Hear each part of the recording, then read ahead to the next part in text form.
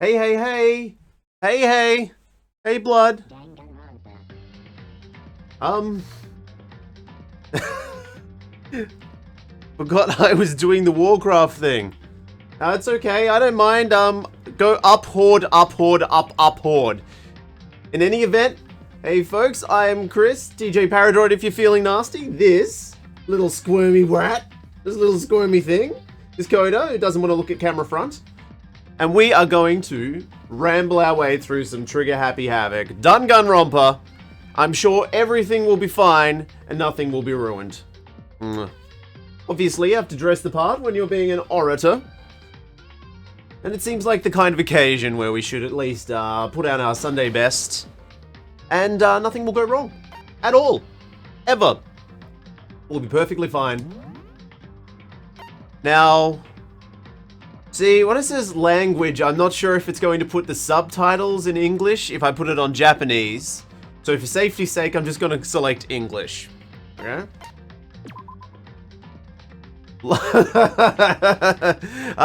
Let's just go for some kind logic and action difficulty. Rather than mean, because, well, we're not in a mean mood. We're here to enjoy ourselves. It's a perfectly good day at school.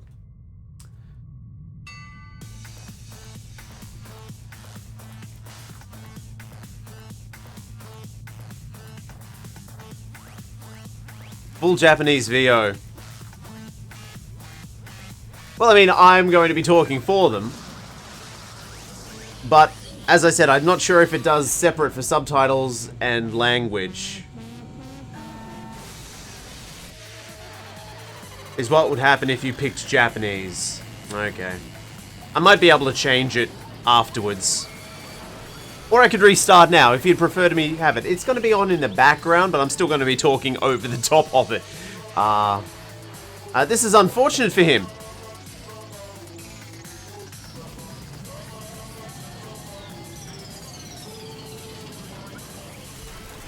Was accelerating back toward the ground really necessary? He was probably going to die anyway. Oh wait, no, he vanished. Oh wait, no, he's a skeleton.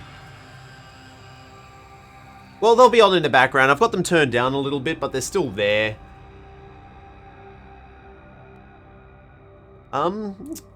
He's not a very nice bear. Trigger happy havoc. Danganronpa. Let's enjoy. Oh dear, I think I'm going to have to move myself. Let's find a mouse first, shall we? Is there a reason that the audio's crackling a little bit? Oh, hey Aunt Jen, how are you, darling? I'm just moving myself. Why I have stream movie right now?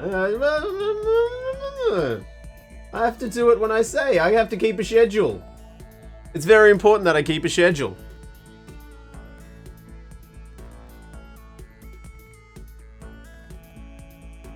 Audio sounds a bit hinky, but we'll persevere. The massive high school towers over all the other buildings in this bustling urban area.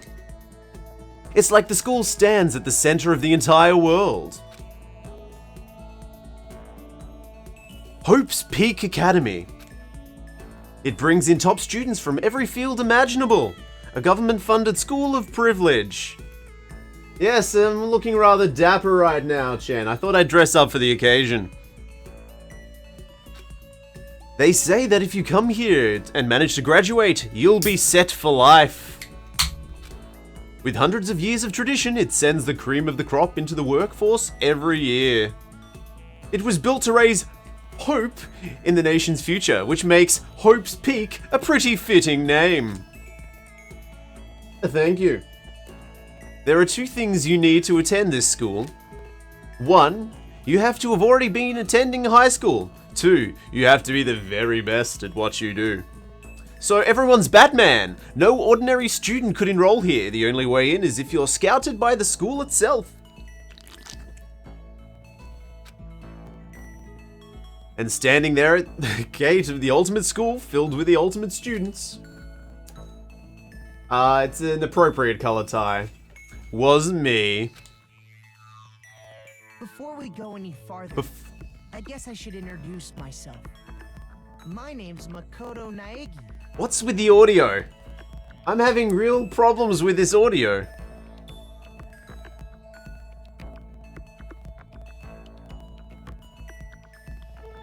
Has anybody experienced this before?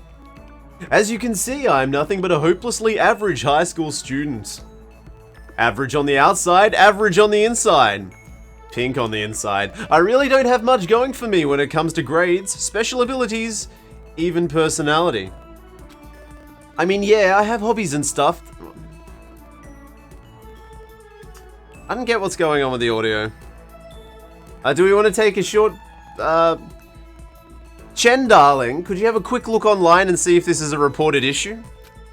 Like, if you ask me what my favorite song was, or my favorite movie or TV show, that'll just be whatever's most popular at the particular moment. Even among the average, I'm completely average, so I can't say I'm your everyday hero type. That's just who I am. Anyway, I figure it's good to introduce yourself right off the bat. But you know, if I have any kind of strong point, so to speak, just see if there's some audio issues, Jen. It might be a reported problem. Oh, thanks, Blood.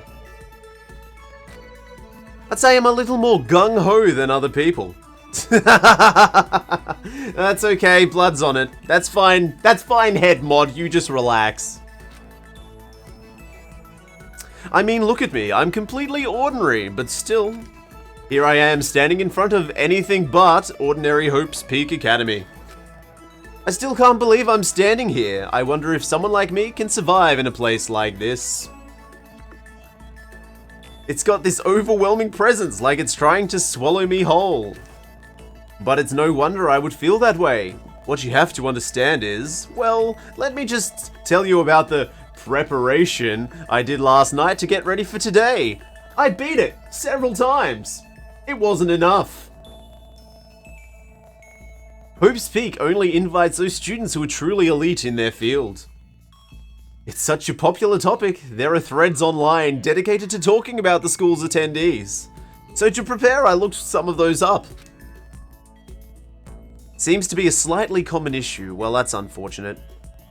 I can always drop the audio a little bit if it gets annoying. And all I saw was talk about ultimate students. Oh, ultimate students. Possible fix 1. Change the sound quality of your playback device to 48 kilohertz. I'm sorry, Chen.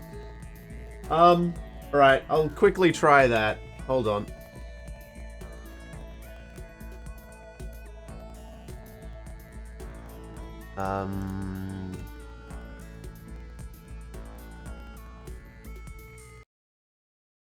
Okay, I might need to restart.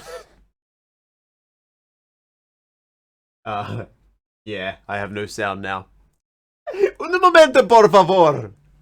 If it fixes it, it fixes it, and then we don't have to worry about it. Boom!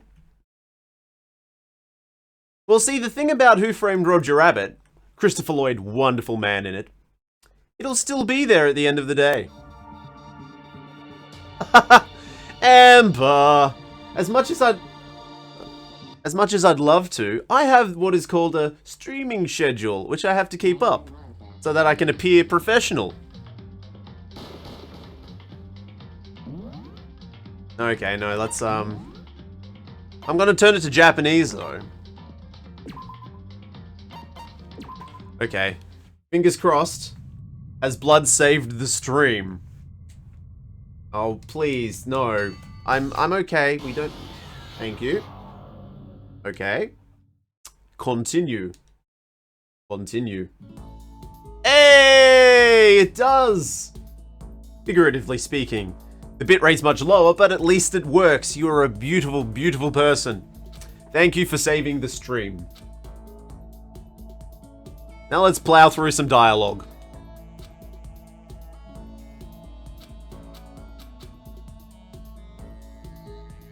Now it actually sounds normal.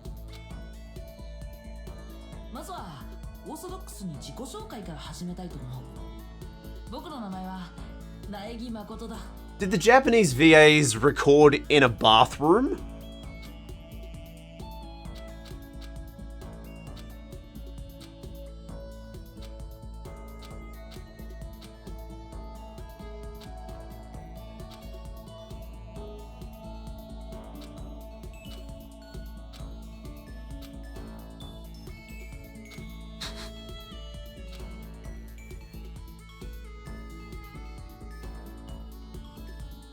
Hey, yes. Yes. Oh, blood. Oh, blood.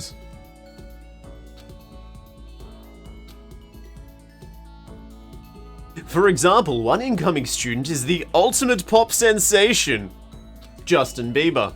I guess she's a high school student who's also the lead singer for a pop group famous all over the country. There's also the ultimate baseball star, who is really angry at baseballs. He was the cleanup hitter for the National High School Champs. Pro teams already have their eyes on him. Bazam! Hit that ball. Then there's the ultimate fashionista. That would be me. Who's on magazines that cost $4.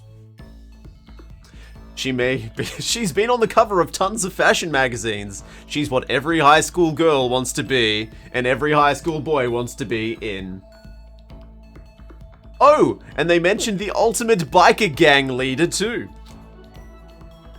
The scary thing is, he's the de facto leader of every biker gang in Japan. Gangs everywhere love the guy.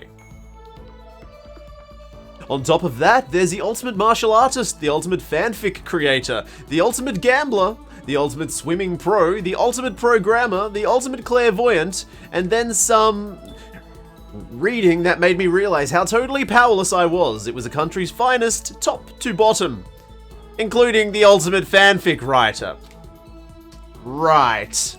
I felt like a tame little house cat who'd wandered into a pride of lions.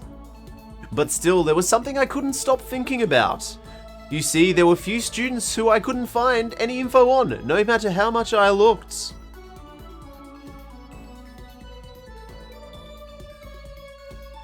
I'm sorry, Chen, I'm sorry, I really am. But take heart, because it'll get highlighted and it'll still be there, so you can watch. You just can't... I don't know. How do you console people? How do you human? With all those ultimate students, I'm the only one without any kind of worthwhile talent. So it's sticking with ultimate blank instead of super duper high school blank. Well, yeah, but ultimate sort of rolls off the tongue a little better. But then what about those other new students who didn't seem to pop up anywhere? Could they be just average students like me without any talent or anything? That thought was kind of encouraging. I mean, I know I don't have much in the way of personality. But beyond that, there's an even bigger issue. My cowlick, it just won't go down. How did such an unbelievably average student like me get picked to come to this ultimate high school? I mean, I guess there is a reason. You just have to take one glance at the acceptance letter they sent me to see why. We recently held a lottery to select one ordinary student to attend our school. As a result, you have been selected, and we invite you to join us as the ultimate lucky student. Thanks, Chen. I'll see you once you watch Christopher Lloyd melt into a puddle, okay? They spelled it out plain as day. I got invited by pure luck. Oh, blood, there's love for you too. Don't worry, you're the one actually sticking around. So, kudos. Kudos. Honestly, I probably would have been better off just declining their offer, but after hearing how graduating was a guarantee for success later in life, I couldn't say no. But then, actually standing there in front of the school, hey Vegan Shark, welcome to the stream. I started to feel lost, like I didn't belong there. I could feel myself losing my nerve. But still, I can't just stand here in front of the gate forever. Frozen in place, murmuring to myself, I looked down at the acceptance letter clutched in my hand. It said there'd be a meeting for all incoming students in the main hall at 8 AM. The meeting still isn't for a while yet, but I should probably just head in. Yeah, let's do this. I gathered up all my determination and tried to act like I'd done this a million times before. In fact, I'm pretty sure he's walked into a school many times before and took my first step toward the main hall. There's some Foley too. We didn't have Foley in the other game. This is where we're supposed to meet, right? I guess I'm the first one here. There's a really elegant clock over in the corner. It says it's 7:10 AM and I apparently have a frog in my throat.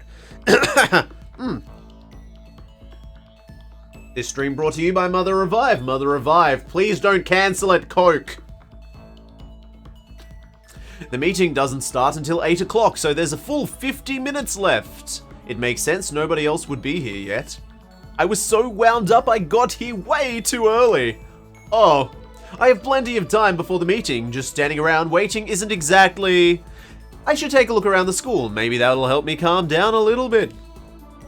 I am a student here now, so there shouldn't be any problem with having a look around, right? It'll help me kill some time, if nothing else. Trying to play it cool, I took my first step into Hope's Peak Academy. It was also my first step towards starting a new life at this new school. At least, that's what I was hoping for. Oh, and then somebody put a Photoshop effect on my screen. What the? But the instant I took that first step toward, my view became warped, twisted. It was like some kind of delusion melting away and mixing together into something else. Spinning, mixing, melting away, then spinning again. And the next moment, everything went black. And that was how it all began. And how life as I knew it came to an end. At that point, I should have realized the reason I was brought to Hope's Peak Academy wasn't because I had ultimate good luck. It was so that I could experience ultimate despair. I thought it was because he had ultimate bad luck. Welcome to Despair. Prologue. Yes, I do, Blood. I remember your corpse party headcanon. And am I the only one looking forward to meeting Byakuya? He's my bae. Ellipsis. A further ellipsis. Anna Eng. Oh no, my cowlick. No, my cowlick's fine. What? Or Nani? Where am I? I woke up with my head resting on top of a hard wooden desk. My body feels heavy. It's pretty normal for me to zonk out in the middle of some boring class or whatever, but what was I doing asleep here just now? This isn't a classroom I've ever been in before. What the heck is going on? Indeed. Welcome to Hope's Peak Academy. First, we'd like to explain the basic wait, do I need to narrate the controls? You can use the left stick to adjust your aim. If you don't aim at an object, you can interact with you. Okay, so I can aim and A. Use directional buttons on the L or R to adjust your viewpoint. Why don't you try looking around the classroom? Okay! It's a camera. Is that a surveillance camera? It's a dangerous world we live in. I guess they would keep these things to keep weirdos from just wandering in. Bams! Geez, I can't believe it's already 8 o'clock. It was just after 7 when I first got here. I tweet sold out to made up for not being here. Thank you, Chen, you're a darling. Has it really been almost an hour since then? Bazams! That's the desk I fell asleep on. I can see a line of drool I must have left there. I'll have to clean that up later. Hey, what's that on the desk? It was written by a child. An orientation guide? It's some kind of cheap-looking pamphlet, and there's something handwritten on it. The next semester is about to start. Starting today, this school will be your entire world. Well, shit. What the hell? Is this some kind of joke?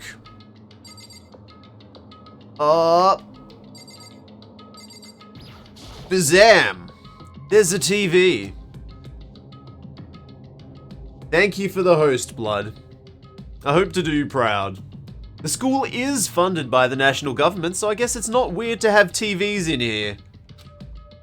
Something feels off. I wonder what it is. Bazams! I'd better look around the classroom a little more before I head out. Wow, it could pan a little faster. Oh, look! I love hardware. What the heck? In any normal classroom, that's where a window should be. but it looks like some kind of metal plate has been bolted over it. But the nuts are on the inside, so in theory I could just take them off. And if it were to knock it off, if I were to knock on it, bang bang, yup, definitely metal, thick too, very solid. Wait, that's not what the matter here. More importantly, why are there metal plates over the windows? Okay, let's see. So what might have happened is, I got myself wound up, I passed out in the main hall, and then someone carried me here. If that's true, it must mean this classroom's inside Hope's Peak. Deductive genius, this boy. But then if that's true, that just raises more questions. This is all really strange. I mean, those metal plates covering the windows, it's like a prison or something. None of this makes any sense. I should probably head back to the main hall. It's already past the meeting time. There might be other students there now. You can leave the classroom by pressing the B button. I don't have a B button. Is it circle? Yes, it is circle.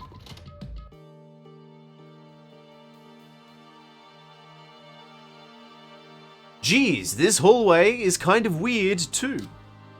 This is getting stranger by the second. I honestly have no idea what's going on. Well, for now, I'll just head to the main hall. Use the left stick to move through the hallway. Hold the B button down to run. Also, you can press the Y button to bring up a map. And Y is triangle? Press the Y button again to close the map. How convenient! It is triangle. Despair Hotel. Despair Hotel? I guess it's a place for people to stay overnight, but anyway, I need to get to the main hall. I can move really awkwardly. Is this death room? I wonder what this, I wonder where this red door leads. Probably to death room. I can't strafe. I can't strafe. Oh my god, what kind of game doesn't allow you to strafe? Okay. Oh, well, that's the exit. Let's go there. By the time I got back to the main hall, everyone else was already there. Whoa, hey, another new kid? I'll just let the Japanese go for now. 希望が峰学園に入学する予定の新入生だよ。これで15人ですか。キリがいいし、これで揃いましたかね。Oh, blood, I don't believe it. Standing before me were the ultimate students that have been handpicked by the school and one sexy motherfucker. I looked around at everyone who'd gathered there, taking their faces in one at a time. Maybe I was just imagining it, but I swear I could feel a kind of aura coming from each of them.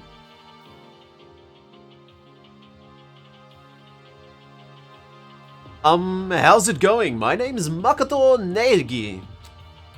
Sorry I'm late. There's a bunch of stuff that happened, and then all of a sudden I was just asleep. Huh? Whoa, you two? Things just keep getting curiouser and curiouser. So strange, I declare beyond a shadow of a doubt that this is a strange situation indeed. What's wrong, blood? Oh, sorry. Yes, my wordplay, I know. Am I really covering anything important? I'm just covering a button prompt. Should I be slightly larger to cover the button prompt? I don't know, that'll be fine. Just a moment, there's something else we must address. Makoto, your tardiness is unacceptable! Surely you were aware that the meeting was to start at 8 AM sharp! To be late on your first day is unspeakable! I must report you. You must accept your due punishment! It's your problem. It's not like he wanted to be late. He didn't have any control over it. Everyone just calm down. Listen, why don't we all go around and introduce ourselves? The hell? Now's no time for friggin' introductions. Maybe, but it may be good to at least find out who we all are before digging into bigger problems here. I mean, how are we supposed to even talk to each other if we do not know each other's names and all sound exactly the same? That's a good point. Okay, so let's get introductions out of the way, and then we can move on to whatever else. Sound good? I'm still totally lost, but I think it's best to just focus on getting to know each other for now. So I guess this is as good a chance as I'm going to get. I already looked everyone up on Hope's Peak Academy thread online, but I still don't really know what kind of people they actually are. Time to find out. It's all flashy and you can push and the things will happen. Yes. I'm sorry, the button is slightly more important than me. You know what? I am jealous of this button now. Hey, button. You can just bite me. There we go. Yeah, I think that's a bit better. Screw you, button.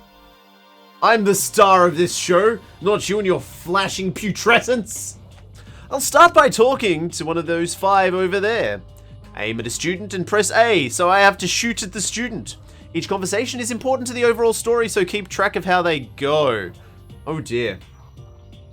Oh dear. Alright, let's talk to the class rep.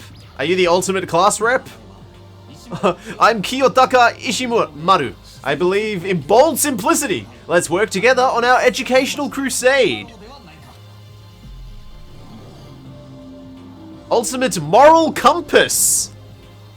He's a member of the Hitler Youth though, so I'm not sure what his moral compass is. So that's Kiyotaka. According to what I saw about him on that thread, he went to a famous private school and won top honors every year. He's basically a flawless honors student. He's also known for work he's done in his community's public morals committee. They say he respects rules above all else, earning him a title of Ultimate Moral Compass. Anyway, you can call me Taka. And your name was Makoto Negi, right? That's a good name! A strong name! You should thank your parents for giving you such an excellent name. And to keep that name from losing its value, you must devote yourself every single day. Life is worth putting every ounce of effort into it, right? Right? This guy is kind of annoying, and it kind of looks like he's got Sharingan. Doko Fukawa. Not that you'll remember my name anyway, but I'm Toko Fukawa, and I write fanfics. Wait, Asura, not Asuma. Got the characters mixed up. Yeah, she wrote a novel when she was 10 and got everyone talking, and launched her literary career. Come here, baby. We've got a few extra new commands in the chat. One is exclamation mark ferrets, which summons me to have to bring a ferret out. It's a pretty good command, I guess. Hey, sweetheart, what are you looking at, huh? Aww. Then 2 years ago, she realized So Lingers the Ocean, a love story she said to be her masterpiece. The book was such a hit with women that fishermen quickly shot to the top of every hottest men poll. Despite her age, she won countless literary prizes and all her books are instant bestsellers. I just did, but yes, it does work. Right? Which is why she's become... Blah, blah, blah, blah, blah, blah. Which is why she's come to be known as the ultimate writing prodigy. What else would you call such a young and talented author? But I figured she'd be the lovey-dovey type. What with her masterpiece being a romance and all. Ellipsis. What? It's not polite to stare, you know. I will at some point. Stop staring at me like that. Stop staring at me like I'm some filthy creature. Filthy creature? No, I just thought... I know what you just thought. You just thought you'd never seen such an ugly woman. You just thought it was so funny. No, that's not what I was thinking at all. Don't bother trying to lie to me. I know it's true, otherwise you... I just can't stand looking at me. Wait. Whatever, I really don't care. I'm used to it. Wow, talk about an inferiority complex. I was way off about what a successful author would be like. I bet that's what Stephen King acts like too. BAMS! Hi, I'm Sayaka Miyazono. I look forward to getting to know you, getting to know all about you, getting to realize that you care. The way she moves is positively mesmerizing, and that pleasant scent I can't quite place.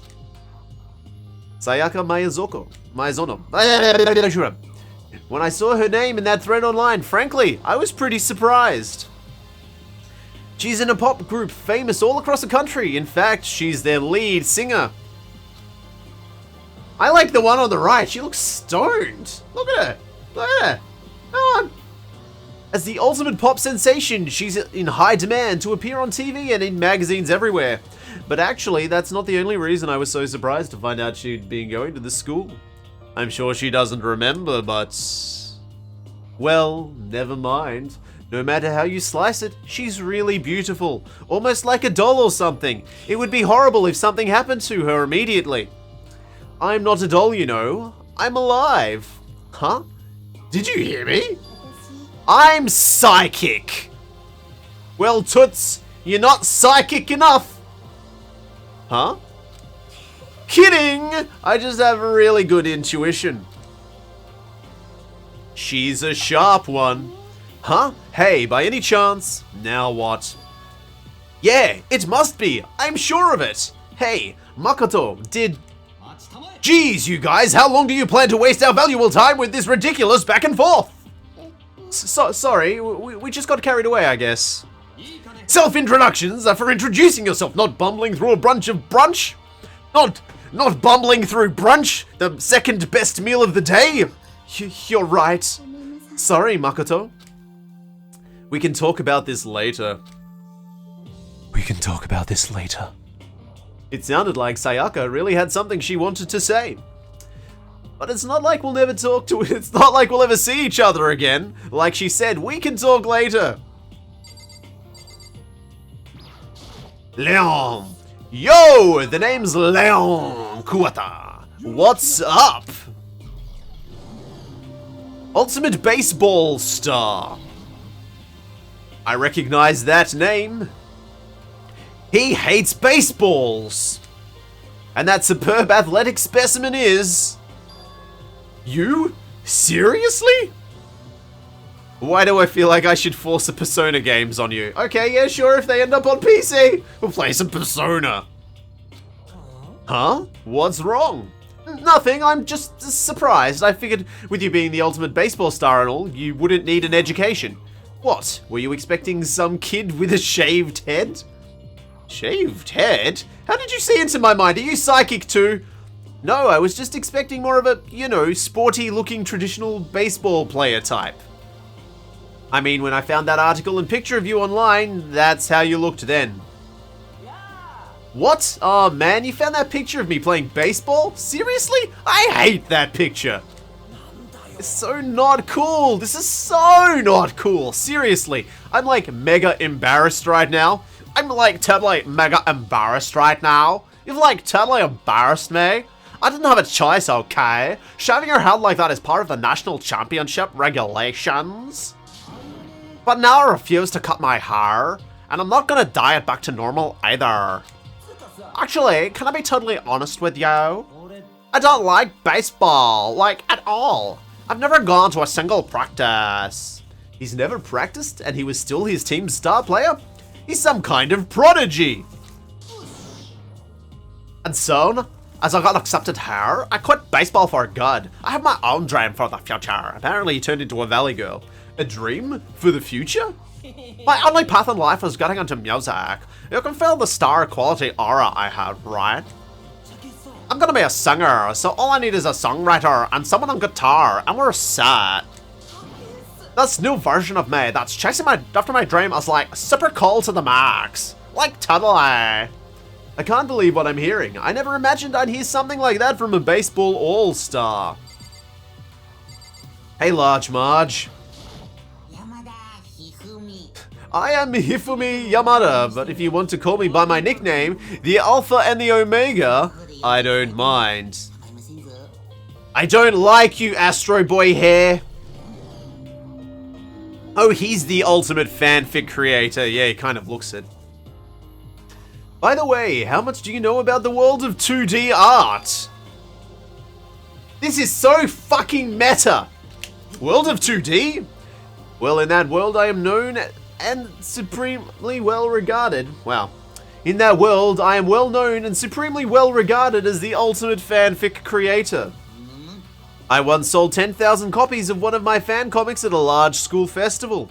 The event has passed into legend. Some of them didn't get it, of course, saying I'd tainted the event. How stupid can you be? That's too bad about them, but selling 10,000 copies like that is definitely pretty remarkable. The words of such idiots mean nothing to me. I am like Van Gogh, utterly unappreciated in my time. Hey, can you do me a favor and do what Van Gogh did as well and just kill yourself? He's a child, I'm sorry. I'm a soldier serving night and day to destroy all mindless preconceptions about fanfiction. I'm sure if you were to observe my work, Mr. Naegi, you would comprehend its greatness immediately. I am known online as Squirrel King. For my work is filled with deepest meaning. What kind of meaning? It's about embracing our basest urges. I don't think I want to comprehend it. Okay, now talk to those 5 people over there. I like how everyone's lining up like this is some kind of meat factory.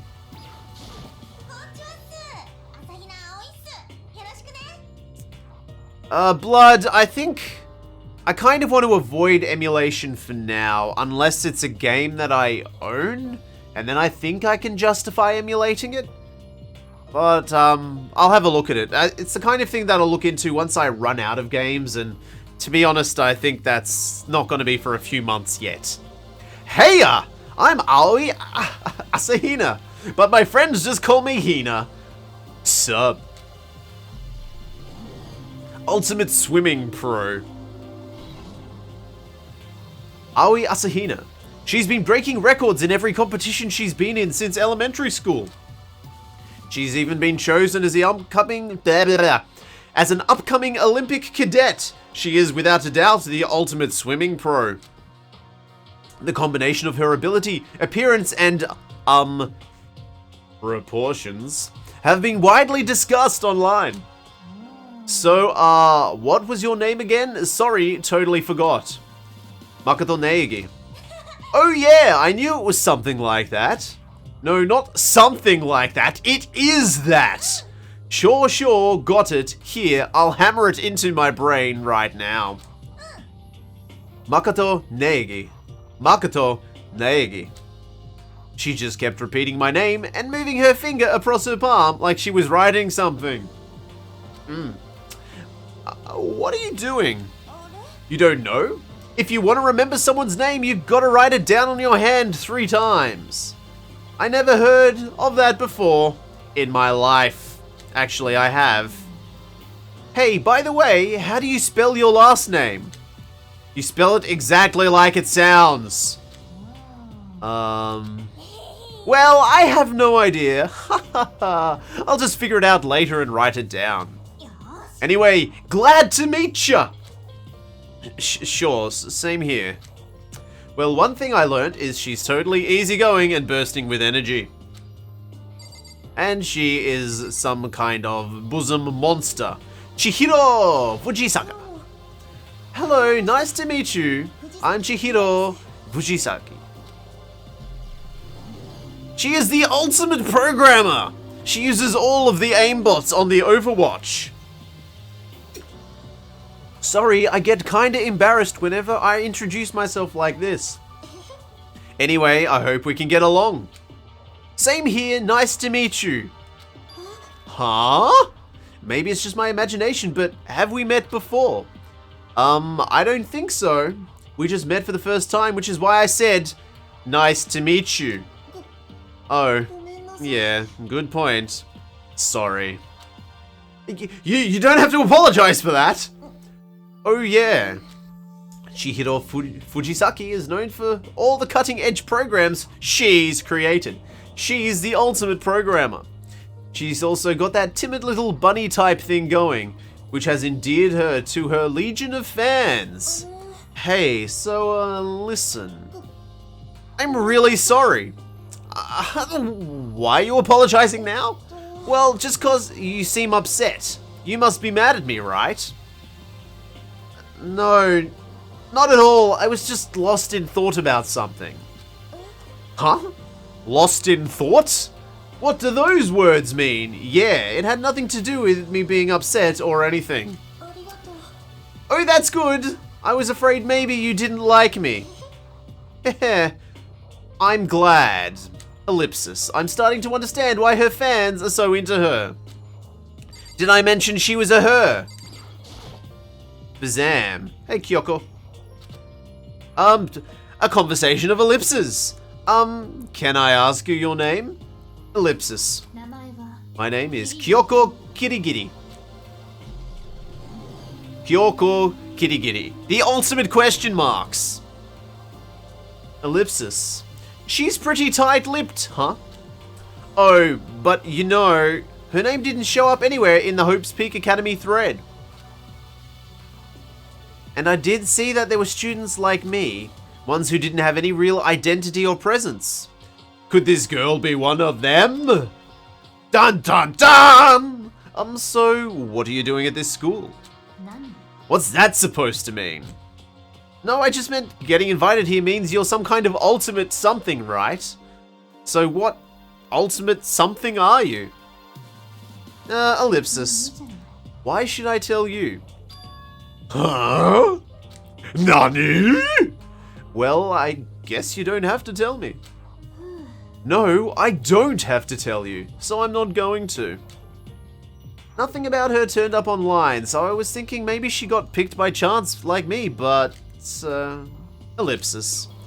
Her face is an iron mask. If she doesn't want to tell me anything, no point in asking. She has the ultimate shortest skirt.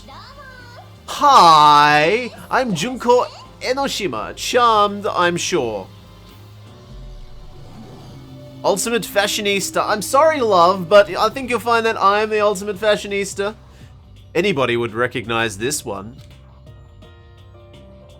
She's got more charm and presence than any high school girl in the country. She's the ultimate fashionista, and she appears on very cheap magazines.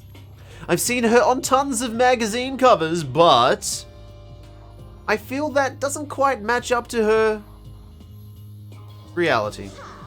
Huh? Oh, are you talking about my cover photos and junk? Well, of course. Those are totally photoshopped. Photoshopped? Yeah, you know, edited to hell and back, like with computers and junk. See, I'd want to give her a Valley Girl voice, but that already belongs to the baseball star. Oh, so they aren't real. Come on, don't act so surprised. You're gonna make me all depressed. It's totally normal these days to Photoshop the crap out of cover photos. You're surprised by that? You'd be totally blown away by a certain dangerous little diva of ours. They make the eyes and junk super big and tweak the skin so it's all ceramic and porcelain. So many dreams are getting crushed today. Hey, tight pants. That voice is very familiar. Wonder who the VA for him is. Name's Mondo Owada. Nice to fucking meet ya. Ultimate biker gang leader. No, really? Mondo Owada, huh? Which means he's the current leader of the largest biker gang in Japan. He's earned respect, even awe from every gang in the country. He's the ultimate biker gang leader. Sounds kind of like, Ichigo from Bleach? Or maybe,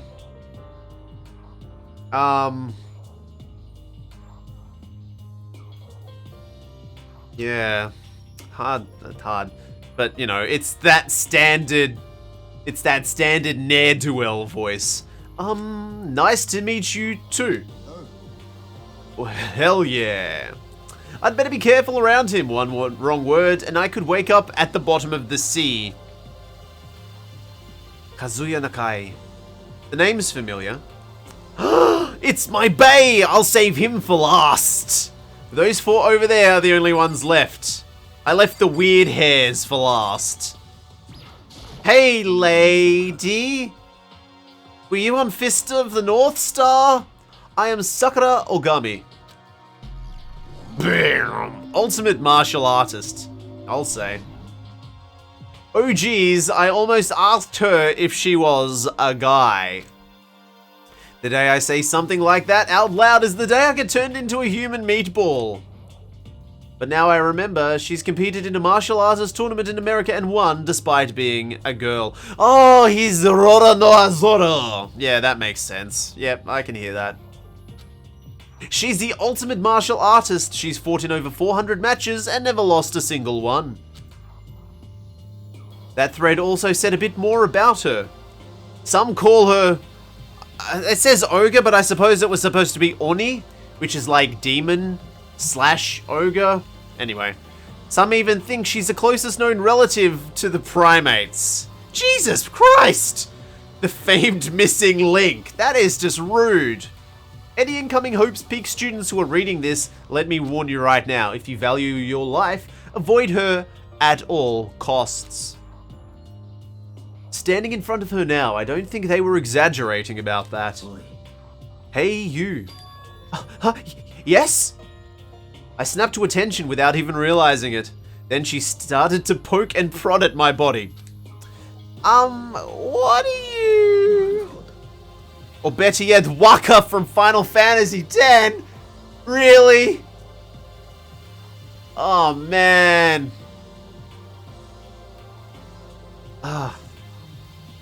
You want to play some blitzball? Muscular quality and quantity is right around that of an extremely ordinary high school student. Ouch!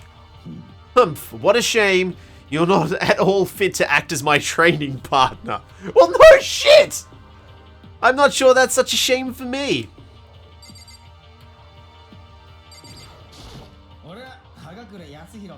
I'm Yasuhiro Hagakure. Hiro for short. Take it easy, yeah? I know I will. He's on that, He vapes. Napevation. Yasuhiro Hagakure, also known as Supernova in the psychic community, the trend-setting ultimate clairvoyant. Honestly, I don't really get all that fortune-telling stuff, it's pretty much beyond me. Still, I can't help wondering if there's any truth to it. Okay, I give up. Huh? What happened? I saw it, it looked right at it. Seriously, I totally saw it. Saw what? A guardian angel with a crazy perm chasing after Bigfoot, running off with a skyfish in its mouth. And that guardian angel is your guardian angel. Nah, I'm just kidding. What? But hey, we should grab some brewskis sometime and get real deep into Lemuria and its civilization. What? We're not allowed to drink, we're in high school. Oh, I'm actually 21. I've been held back a few times, see, and, well, it's a long story. That's why I have this slight amount of stubble. A few times? Yeah, I bet that is a long story. Hey, Celeste. Hey, a name I can easily pronounce. I do not think we have been introduced. I am Celestia Ludenberg. Oh, so much easier than Japanese names. Ultimate Gambler. She's a gambling man. Celestia Ludenberg. Ludenberg. It is my name, but if you don't mind, I would prefer that you just call me Celeste. You are Japanese, right? Huh? Of course, why do you ask? Celeste is my number 2 waifu in this game. Obviously, Byakuya is your number 1 waifu. Am I right? Am I right? Am I right? Am I right? I'm right. If you don't mind, could you tell me your real name? I don't know what you're talking about. Celestia Ludenberg is my real name. But as I mentioned, I would much rather you call me Celeste. Hey Zephyr, come here, baby. Come here. Hey Dave, welcome to the show. Hey Zephyr, welcome to the show. She's polite, but pretty forceful at the same time. I don't think she wants to say any more about it. I guess the rumors in that thread about her were right. The self-styled Celestia Ludenberg, she's the ultimate gambler who never lost a bet. Other than her obvious love of gothic Lolita clothes, everything about her is wrapped in a veil of lies. They say she entered and won an underground gambling tournament, earning the title of Queen of Liars. She totally cleared out all the other players, taking their life savings and laughing as she did it. I look forward to getting to know you better. Heh heh heh. That smile is beyond deceptive. I'd better watch myself around her. And finally, the man, the myth, the legend, Byakuya Togami. Name's Byakuya Togami. Byakuya Togami, affluent progeny. Nice to meet you. Ellipsis. That's the most... Damn it, that's the most half-assed introduction I've ever heard. But there isn't really anything I can do about it. Even among the ultimate students, this one's special. Byakuya Togami. He's the heir apparent of his family's massive financial conglomerate. He's already started managing business operations, and his own personal assets are, well, vast. His title of ultimate affluent progeny is completely accurate. He's the definition of exceptional. That's everything I learned about him from that Hope's Peak Academy thread online. We're done with the introductions, right? How much longer are you going to stand there? Go away. I'm sick of looking at you. His aura says to me, you and I will never stand on the same level. Like a king in training. I don't know, I think Celeste would probably just get some packaging tubes, wrap her hair around it, and just sort of spray. Maybe just wax them. Just use wax and it'll stay. And with that, all the introductions are done. And it only took the better part of an hour. Even though they're all ultimate, they each have their own individual sort of, something. Je ne sais quoi. Okay, time to get down to business. This is no time to stand around making friends like a bunch of dull-eyed baboons. Oh, that's true. I think someone said something about a bigger problem or something. What was that about? Well, you see, Makoto, you said a bunch of stuff happened and then you were just asleep, right?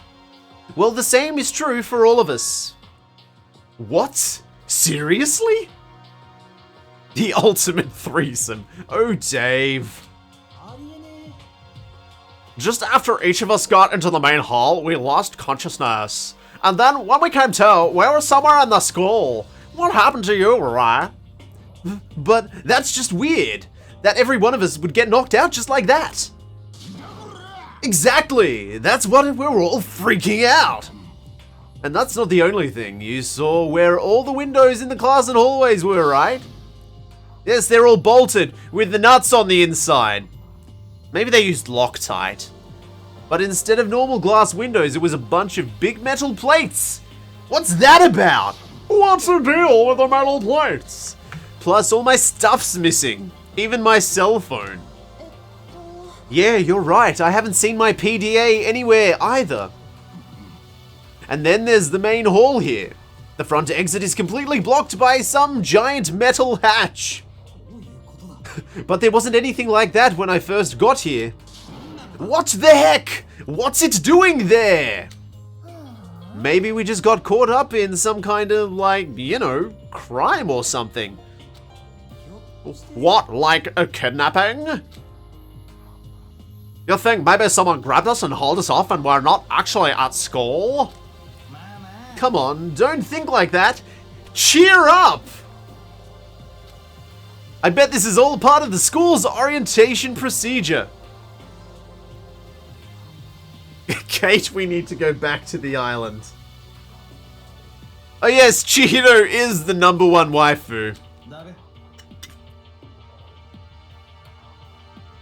Yeah, I'm sure that's it, so I'm just gonna take it easy for a little bit. Oh, so you think they wanted to do something to surprise us? Huh, well, if it's all that, then it's time for a nap. Like, totally. I was up way too late last night, so I could use a little shut-eye. I could feel everyone's tension evaporating. But then, it began.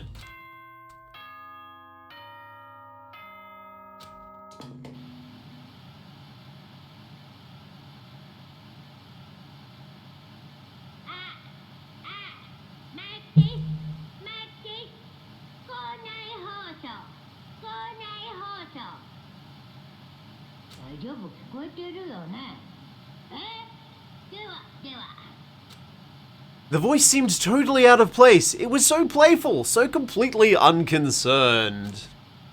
I couldn't help but feel a deep, unnerving dread from the sound of it. It was like hearing someone laugh at the scene of an accident.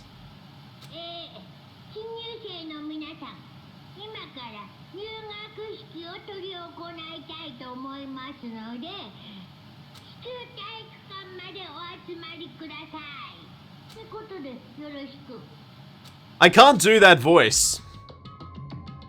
Ellipsis. What the hell was that just now? Well then, if you'll excuse me. Hey, what are you gonna take off just like that? Oh yeah, now I get it. The whole thing was just to get us all pumped up for the entrance ceremony. Man, thank God it was all a joke. Yes, Dave, thanks to Blood, I switched to the Japanese voices, and it actually sounds decent because we had to reduce the bit rate of the audio because it was having some real issue emulating it, so we fixed that up before you joined. I'd be totally freaked out if it was real. Alright, guess I'll head out too. Wonder what they got planned for us next. I ask you, don't even try the bear's voice. Whenever someone does, my ears bleed. I'm doing it. There, I tried. That'll be the last time. Alright, guess I'll head out too. Wonder what they got planned for us next. Damn, I was totally looking forward to that nap too. Why'd I have to go and kill the mood? Well, wait for me. I want to go with you. That is that then. I will see you all there. Not that anyone cares, but I'm going too. Everyone took off for the gym, but I was frozen where I stood. That uneasy feeling I had before, I just couldn't get it out of my head.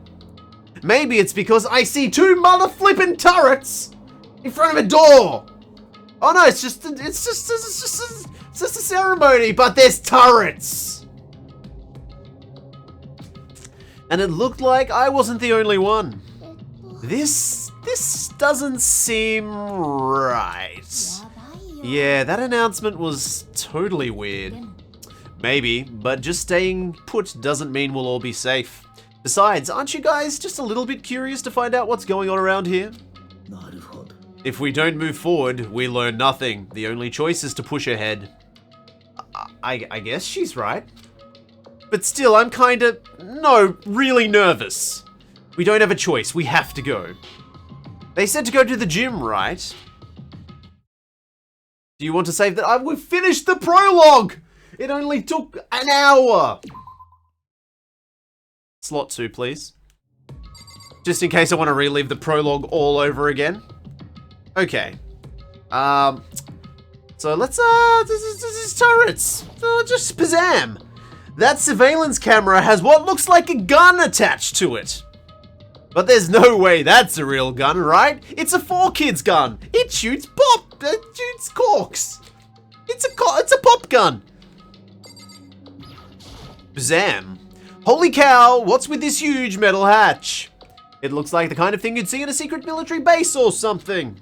This is the same main hall I was in before, right? This door definitely wasn't here then, though. Shit, what the hell kind of game are they playing? What was with that announcement? It was, like, totally creepy. Well, what the hell? Is this some kind of bad joke? Bazams! Something weird is going on, right? It's not just me. Bazams! I know how you feel, but all we can do now is check it out, right? Bazoms. True. If we do not move forward, we learn nothing. The only choice is to push ahead and punch a guy until he explodes. Hey, Large Marge. Are you okay? Is everyone okay? Shut up, Astro Boy. Okay. Bazams. A mailbox. There's nothing inside.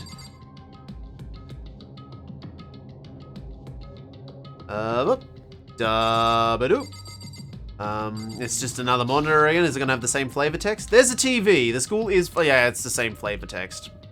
Trophies. Okay, the trophies aren't important. All right, let's leave. Go.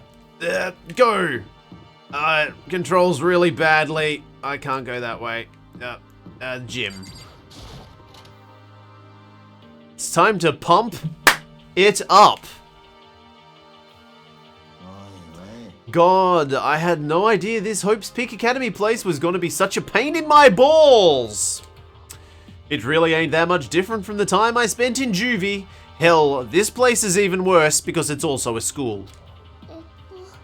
And why isn't there anyone here? Walking through the halls, I didn't see a single person.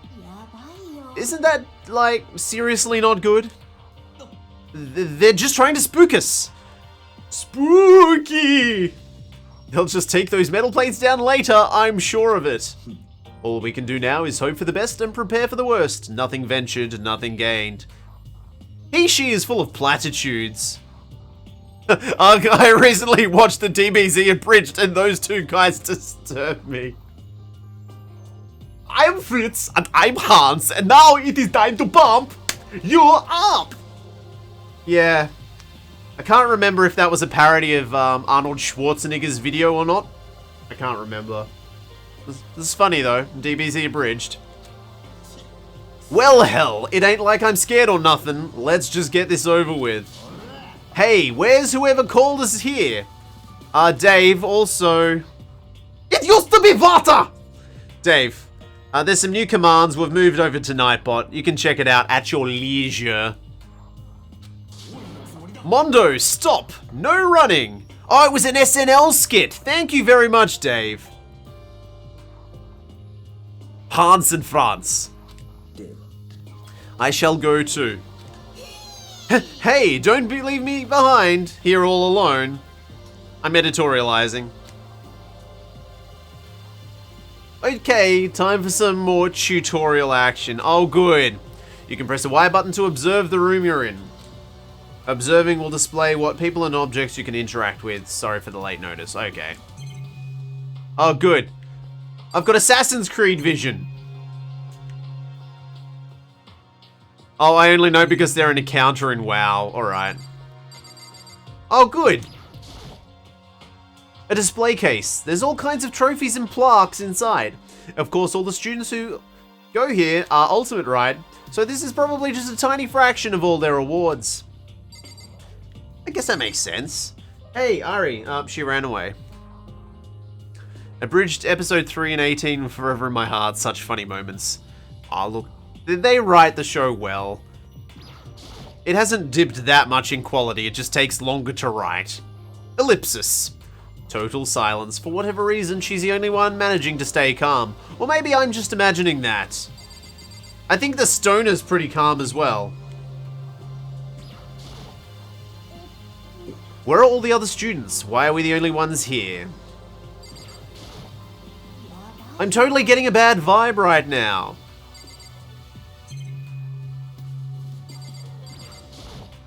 That's Vegeta! He was a prison! Bitch! This school has a lot of TVs. They couldn't all just be for that weird school broadcast, could they?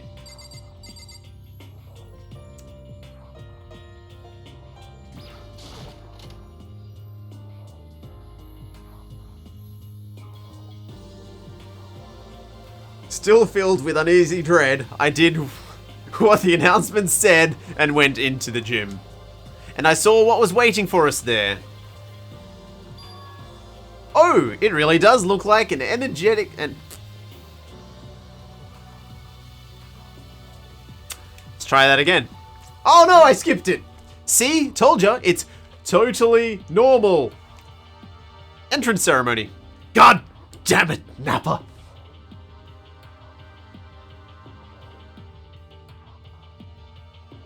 I'm trying to think. What was the line from the Christmas Carol joke? They did it. Oh, tonight you will be visited by 3 ghosts. All of them are me. See, told ya, it's totally normal entrance ceremony stuff. Hiro was right. But in a way, that emphasized, oh god damn it. Now I'm thinking of Dragon Ball Abridged. But in a way, that just emphasized how completely not normal all of us were.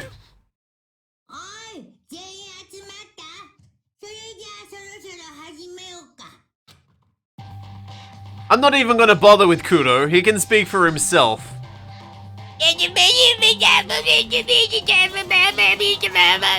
There he is.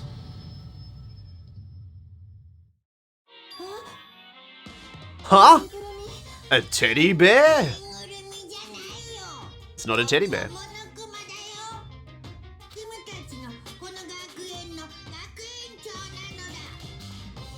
It was the strangest thing I'd ever seen. Right before my eyes, it was... What I was seeing was... It was utterly incomprehensible. Nice to meet all of you. Such a bright voice and carefree attitude was completely out of place. And all that anxiety I'd been carrying with me suddenly transformed into outright fear. What? That teddy bear can talk. Calm down, I'm sure there's just a speaker inside it. I told you already, I'm not a teddy bear. I mean...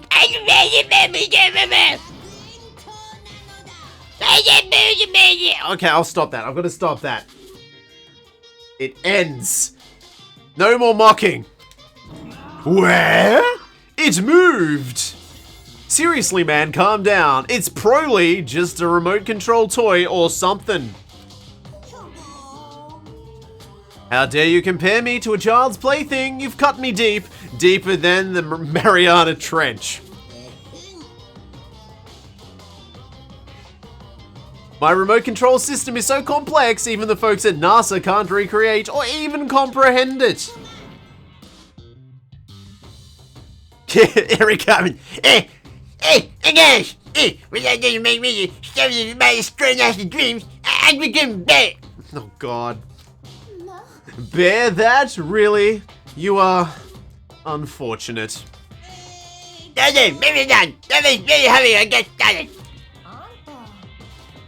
Giving up already? No other stupid bear puns? Quiet down now, quiet down. Okay, so... He has abandoned the gag. Everyone, stand at attention and bow, and good morning. Good morning. You don't have to say it back. Now then, let us commence with the most noteworthy and memorable entrance ceremony. First, let's talk a bit about what your life at school here will be like. Now, make no mistake, you few students, so full of potential, represent the hope of the world. And to protect such a splendid hope, you will all live a communal life together solely within the confines of this school. Everyone will live in harmony together and adhere to the rules and regulations of the school. Huh? And now then, regarding the end date for this communal life, there isn't one! In other words, you'll all be here until the day you die. Well, well. Such is the school life you've been assigned. What did he just say? Until the day we die? Oh, but fear not! We have quite an abundant budget, so you won't lack for all the common conveniences. That's the least of our worries right now. Yeah, what the hell? You're saying I have to live here forever? You're screwing with us, right? I am not screwing with you. I am no liar. Of that you can be 100% sure. Baby, come here. Ah, and just for your information, you're completely cut off from the outside world. So you don't have to worry about that dirty, dirty land beyond these walls ever again. Cut off? So all those metal plates over the school, with the nuts on the inside, they're to keep us trapped in here? That's exactly what they're for. No matter how much you may yell and scream for help, help will not come. So with all that in mind, feel free to live out your life here with reckless abandon. Come on, what the hell is this? I don't care if the school or whoever else is... Oh wait, he's the Valley Girl! I don't care if the school or whatever else is behind all this. This is just a really bad joke. Yeah, cut this shit out. This isn't funny anymore. I'm mentally pairing characters with DBZ abridged characters now. I'm not doing a DBZ cast voice call. You keep saying this is a lie or a joke, a bunch of skeptics, all of you. But I guess you can't help it, huh? You all grew up in an age where you're taught to doubt your neighbor. Well, you'll have plenty of time to find out whether or not what I say is true. And when that time comes, you'll see with your own eyeballs that I speak the undeniable truth.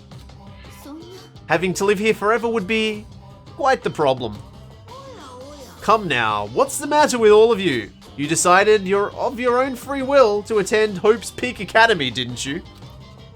And now, before the entrance ceremony is even finished, you've already decided you want to leave. Oh, but you know, I guess I did forget to mention one thing. There is a way for you all to leave this school.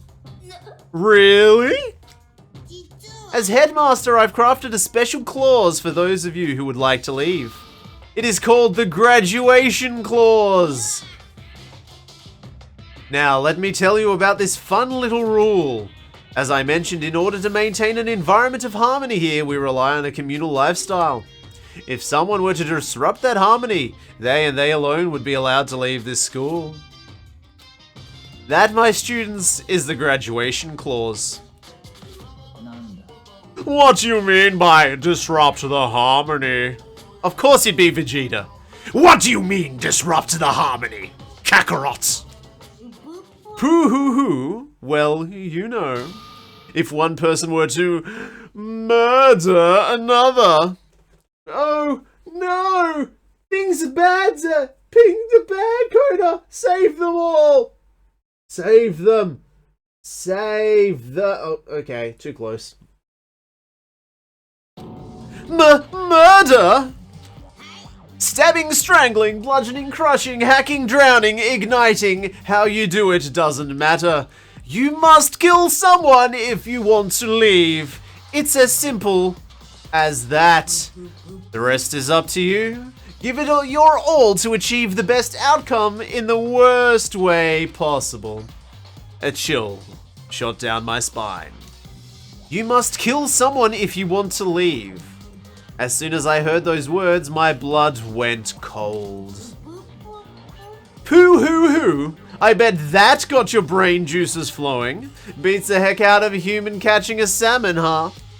Like I said before, you guys are the hope of the world, but, you know, taking that hope and seeing it get murdered creates a darkened shadow of despair. And I just find that so darn exciting. What the hell are you talking about? To kill each other? Uts. Uts. My blood won cold, my memory has just been sold. My angel is a centerfold, my angel is a centerfold. Na na na na na na na na na na na na na. To kill each other is to kill each other. I'm sure there's a dictionary here somewhere if you need it. Oh, you sassy bitch. We know what it means. That's not the problem. Why do we have to kill each other? Leo would be Yamcha. Yes, I suppose he would be. Yeah, stop blabbering on with all this nonsense. Just let us go home already. Blabbering? Blabbering. What do you mean blabbering? Stop blabbering on about blabbering on. You guys just don't get it, do you? Let us go, let us go. You keep on saying the same thing over and over and over and over. Listen, from this moment on, this school is your home, your life, your world. Got it? And you can kill as much as you want to kill! So go ahead! Go on a killing spree! Alright, come on. How long are you gonna keep this up? Eh? You got us, okay? You scared the hell out of us. So you can just go ahead and reveal the trick now. Reveal the trick? Yeah, cause I mean, you know, this is some kind of trick. And alright, so like... Dude, shut the hell up and get out of my way. Shoving Hiro aside, Mondo placed himself in front of Monokuma, his voice rumbling like thunder. Listen up, asshole. This shit's gone way too far. What the hell kind of joke is this? Joke? What? You mean like your hair? Mondo roared out, and then there was a sudden boom. It was the sound of the floorboard as he kicked off and launched himself into the air. He flew at Monokuma, fast and straight as a bullet. He locked on to his target.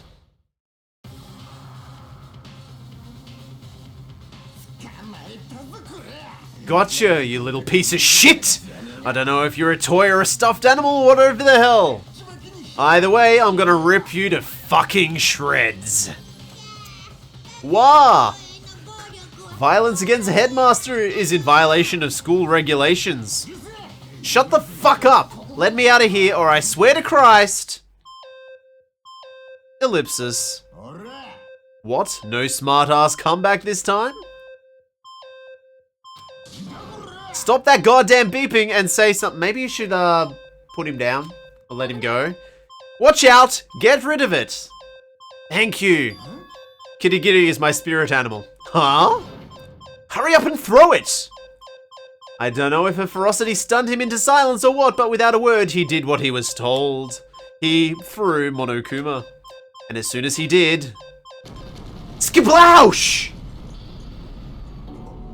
The hell? That sure as shit wasn't a joke. It blew the hell up! Sakura will be Super Kamiguru. There was a painful ringing in my ears and I could smell gunpowder. Explosions might happen all the time in movies or whatever, but when it's in real life, I'd never seen anything like that. But you know, this means that the teddy bear's been destroyed, right? I told you, I'm not a teddy bear, I'm Monokuma. It's not Zura, it's Katsura. Oh wow, there's another one. You son of a bitch, you seriously tried to kill me just now.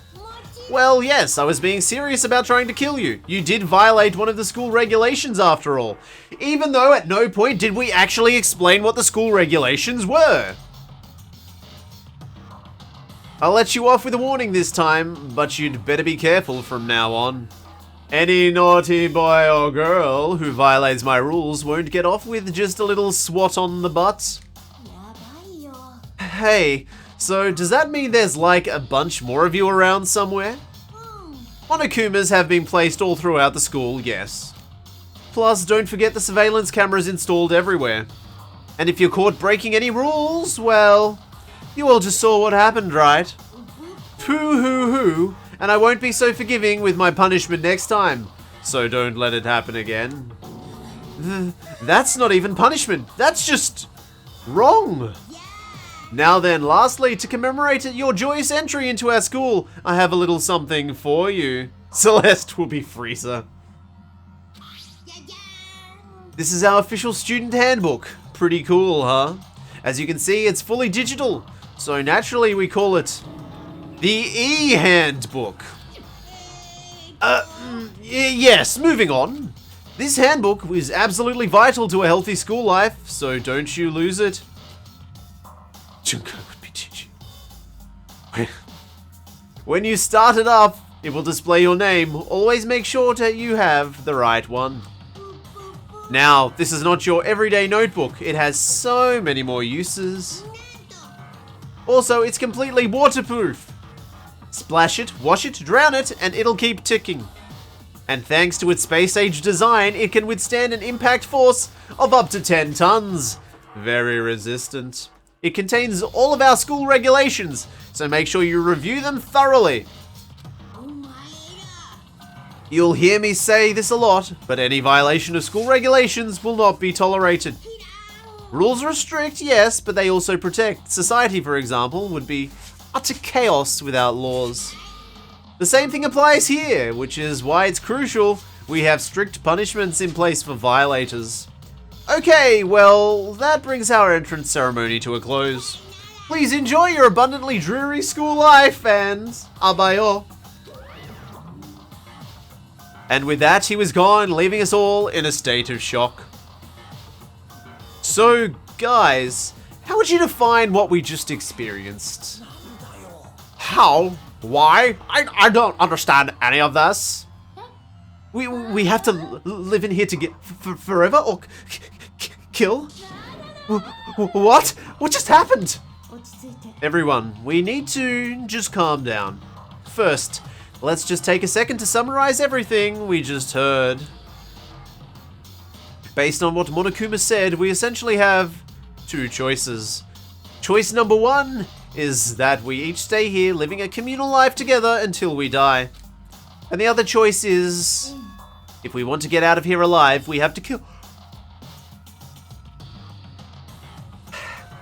We have to kill someone, right? But killing someone, that's... We were abducted out of nowhere and stuffed into this place meant to look like a school. And now we're supposed to start killing each other? This is just, what is this? A lie, that's what it is. All these ridiculous things we've heard.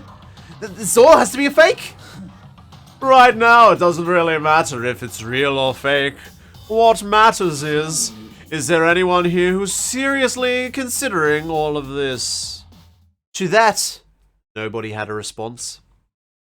Keeping quiet myself, I looked around at all the others.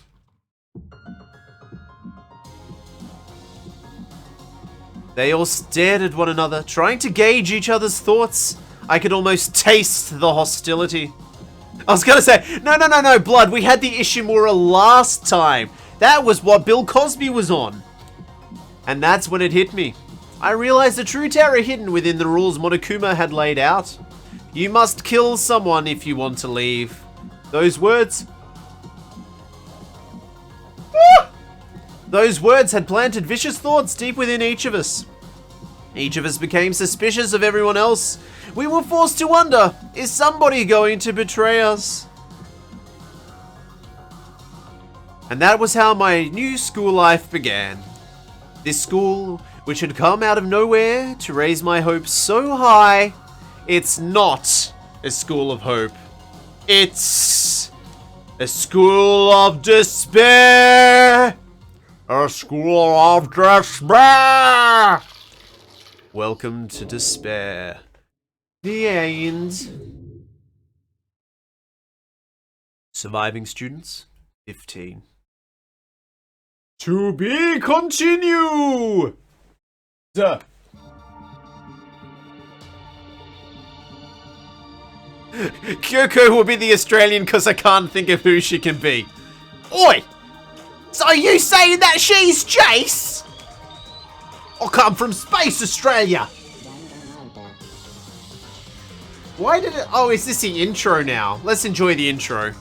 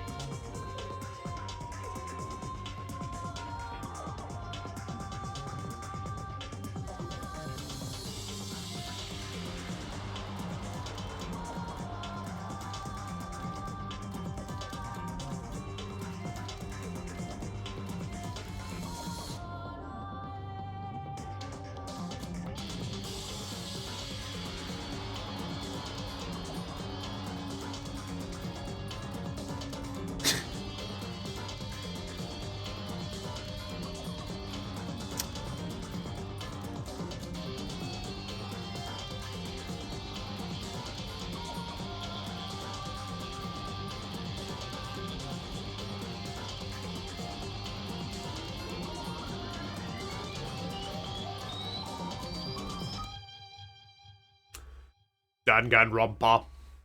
Trigger heavy. Heavy, vabby, babby, babby. Heavy, vabby, babby, babby, bab. Got an item! You received the school crest present. Oh, good. Yeah, okay. So we just prologued for quite some time. You must kill someone if you want to leave. My mind froze and my breath caught in my throat as I thought about that. I could feel a paralyzing fear slowly making its way through my body, dominating every last nerve. The air hung heavy on me, pressing down like a weight around my neck. It took everything I had just to endure that weight. Chapter 1. To survive daily life. Well, personally, I suggest just living in harmony and then nobody dies. The end. But for as heavy as the air felt, all it took to pierce it was her sharp words. So, what are you going to do now? Just stand around glaring at each other? Her pointed comment was directed at everyone in the room. It helped pull us back to reality. Right, she's right! Sometimes, even if you're nervous or afraid, you just have to step forward. Okay, maybe not. I'll be out of frame. To forget such a simple fact, I can't forgive myself. I'm so ashamed. Please, someone hit me. I can't forgive myself. Somebody hit me. Punish me. Punish me. Jesus. If you have time to yell about it, you have time to do something about it. Okay, Mini Nut, you're not here. I understand. Perhaps, but what is the mission exactly? Idiot, to look for a way out, duh. And we totally need to find whoever was controlling that stupid bear and beat the hell out of, But before we do that, maybe we should take a look at the handbook. It's probably best to check out the school regulations Monokuma mentioned before doing anything else, or we might end up dead. True, if we stumble around with no clue what the rules are, something like that might happen to us. Shit. Fine, then let's hurry up and check out the stupid rules already. Here we are. Hope's Peak Academy e-handbook. Makoto Neigi. After turning on my e-handbook, the first thing I noticed is that it sounded like Final Fantasy login music. The first thing that appeared was my name. So just like Monokuma said, the owner's name showed up front and center. Then, from the main menu it popped up. I selected the school regulations icon. An itemized list appeared on the screen. It was the school regulations. In other words, the rules being imposed on us all. Students may reside only within the school. Leaving campus is an unacceptable use of time. Night time is from 10 PM to 7 AM. Okay. Some areas are off limits at night, so please exercise caution. Sleeping anywhere other than the dormitory will be seen as sleeping in class and punished accordingly. With minimal restrictions, you are free to explore Hope's Peak Academy at your discretion. Violence against Headmaster Monokuma is strictly prohibited, as is destruction of surveillance cameras. Anyone who kills a fellow student becomes blackened and will graduate unless they are discovered. Additional school regulations may be added as necessary. Feeling a slight dizziness, I raised my face from the screen. As I looked around, I saw the same stormy impression on everyone's faces. This is bullshit! What the hell kind of rules are these? I'm not gonna let them control me! Well then, why don't you wander around the school without a care in the world and see what happens? Personally, I would love to see what happens when someone breaks one of the rules. But if he got punished like what we saw before, I don't think there'd be a respawn waiting for him. Ellipsis. Ever since I was a kid, I grew up with my older brother pounding this into my head. When a man makes a promise, he has to keep it, even if it kills him. So what? I made a ton of promises that I still have to keep, that's so what. So I can't afford to die in here. None of that made much sense to me, but if what you were saying, you will follow the regulations, is that it? Huh? Oh, well, yeah. I guess you're right. Hey, I have a question. For regulation number 6, what do you think it means exactly?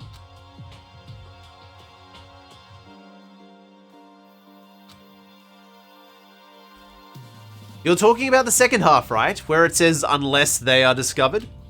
I was wondering about that myself. It's saying that if you want to graduate, you have to kill someone without anyone finding out it was you. But why? Why do we have to do that? I don't see any reason to worry about it. Just worry about following the rules as they've been explained to us. Frankly, I don't want to hear anything from someone who waits for others to decide what to do for them. Don't jab at me. More like a full stab on. Full stab on? Ah! Well, for now, let's forget all this silly junk about murderers or whatever. Now that we know the rules, let's start exploring the school. True, we need to find out where exactly we are.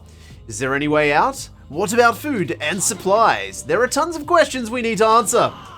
Damn straight. Okay, let's start moving, totally, looking around. Yeah. I'll be going alone. What? Why? That's a pretty stupid idea, don't you think? Someone here might already have started thinking about murdering one of us. Are you saying we should stand around with them in our midst and make it much easier for them? Wait a second. That would never. Don't bother saying it couldn't happen. You can't deny the possibility. That's why you're all seized up in fear when that graduation rule was made clear to us. Am I wrong? But... So, I'm simply acting in accordance with what I think is best for me. Hold on. Like hell I'm going to let you run off and do whatever you want. Out of my way, Plankton. Go back to Bikini Bottom. What the fuck's that supposed to mean? One tiny bit of plankton drifting across the sea. So minuscule, so insignificant that they couldn't possibly have any kind of influence on the boundless ocean. I'm gonna kick your ass! Stop it! We shouldn't fight! The fuck you just say? Some kind of goody-goody little bitch? Who do you think you are talking to me like that? You think you're my fucking dad or something? No, I wasn't. Fuck you!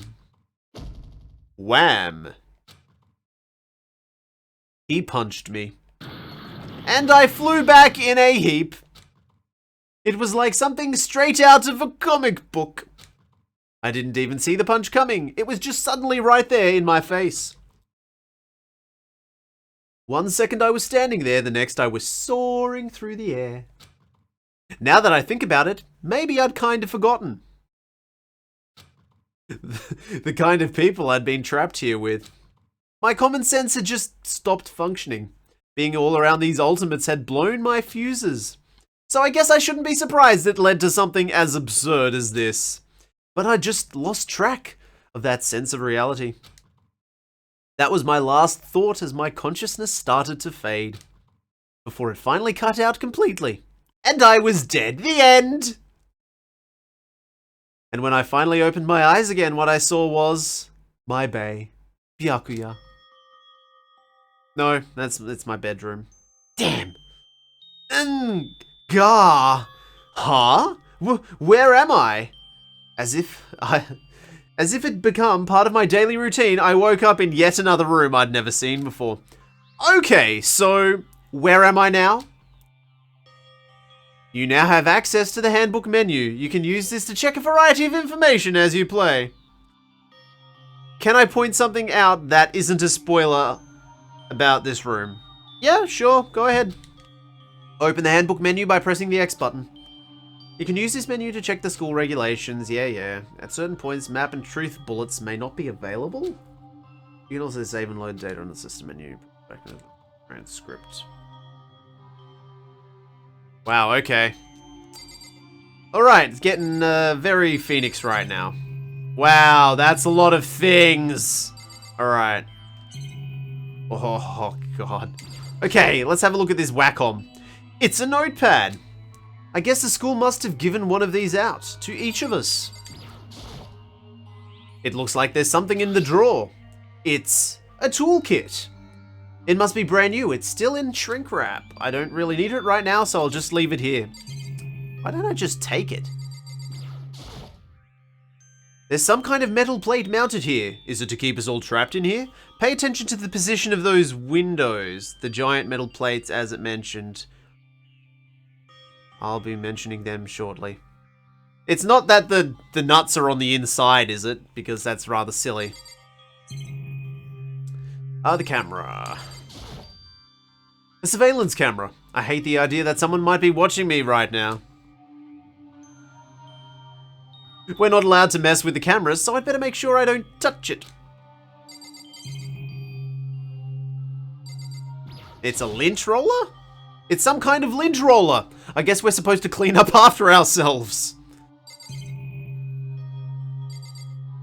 More odd than that. Okay. There doesn't seem to be anything particularly strange about the bed. There's some kind of metal plate mounted here. Yes, there is. Bin? Just an everyday trash can. I don't see any kind of trapdoor or hidden compartments or anything. In a trash can. Oh, are these my keys? This must be the key to the room. My name is written on the keychain, which means it must be mine, right? I'd better hang on to it for now. Now, as far as what I know about this game, I read the transcript of the game on Something Awful while it was being done. So this was a long time ago, before it had been translated into English, and I remember very little about the game, and I think I prefer it that way. I mean, obviously I know some things, but just not everything. There's a piece of paper hanging up on the wall which says, announcements from Headmaster Monokuma, because he's everybody's buddy. Each room's lock has been designed to completely protect against tampering or lock picking. Remaking an individual room key is quite troublesome, so please make sure not to lose yours. Your room comes furnished with a shower, but please note that the water is turned off at night time. Also, the bathroom in the girls' room includes a lock of their own. Finally, we've prepared a small gift for each of you. For the girls, it's a sewing kit. And for the boys, it's a toolkit, because we're verily binary sexuality. Boys like tools, girls like sewing. The sewing kit includes a map of the body's vital organs. One stab will do the job, girls. For the boys, we believe a strong blow to the head with any of the tools should be ample. Don't think, just feel, and let's all enjoy ourselves. Okay, that took a turn. I crumpled up the sheet of paper and threw it in the trash. Are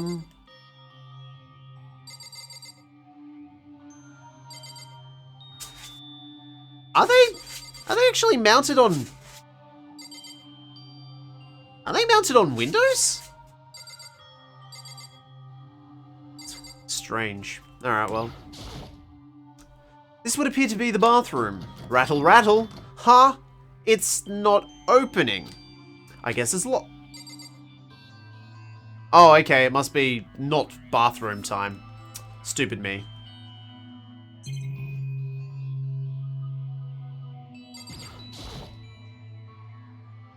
Some kind of monitor. Ugh. Well, if they are, they're not mounted very well. The room is on a list.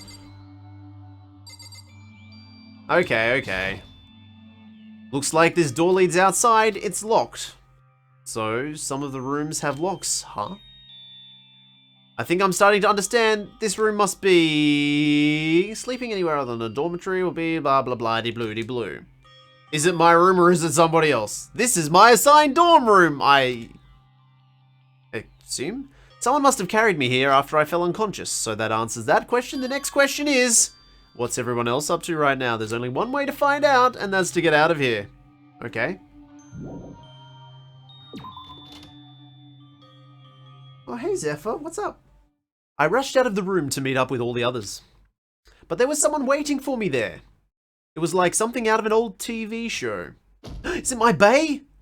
Wham! Oh, it's not my bae. Has she got a piece of toast in her mouth too? Sayaka! Sorry, are you okay? I'm fine. I hope you're okay. Sorry about that. She had an embarrassed smile on her face. I stood up slowly.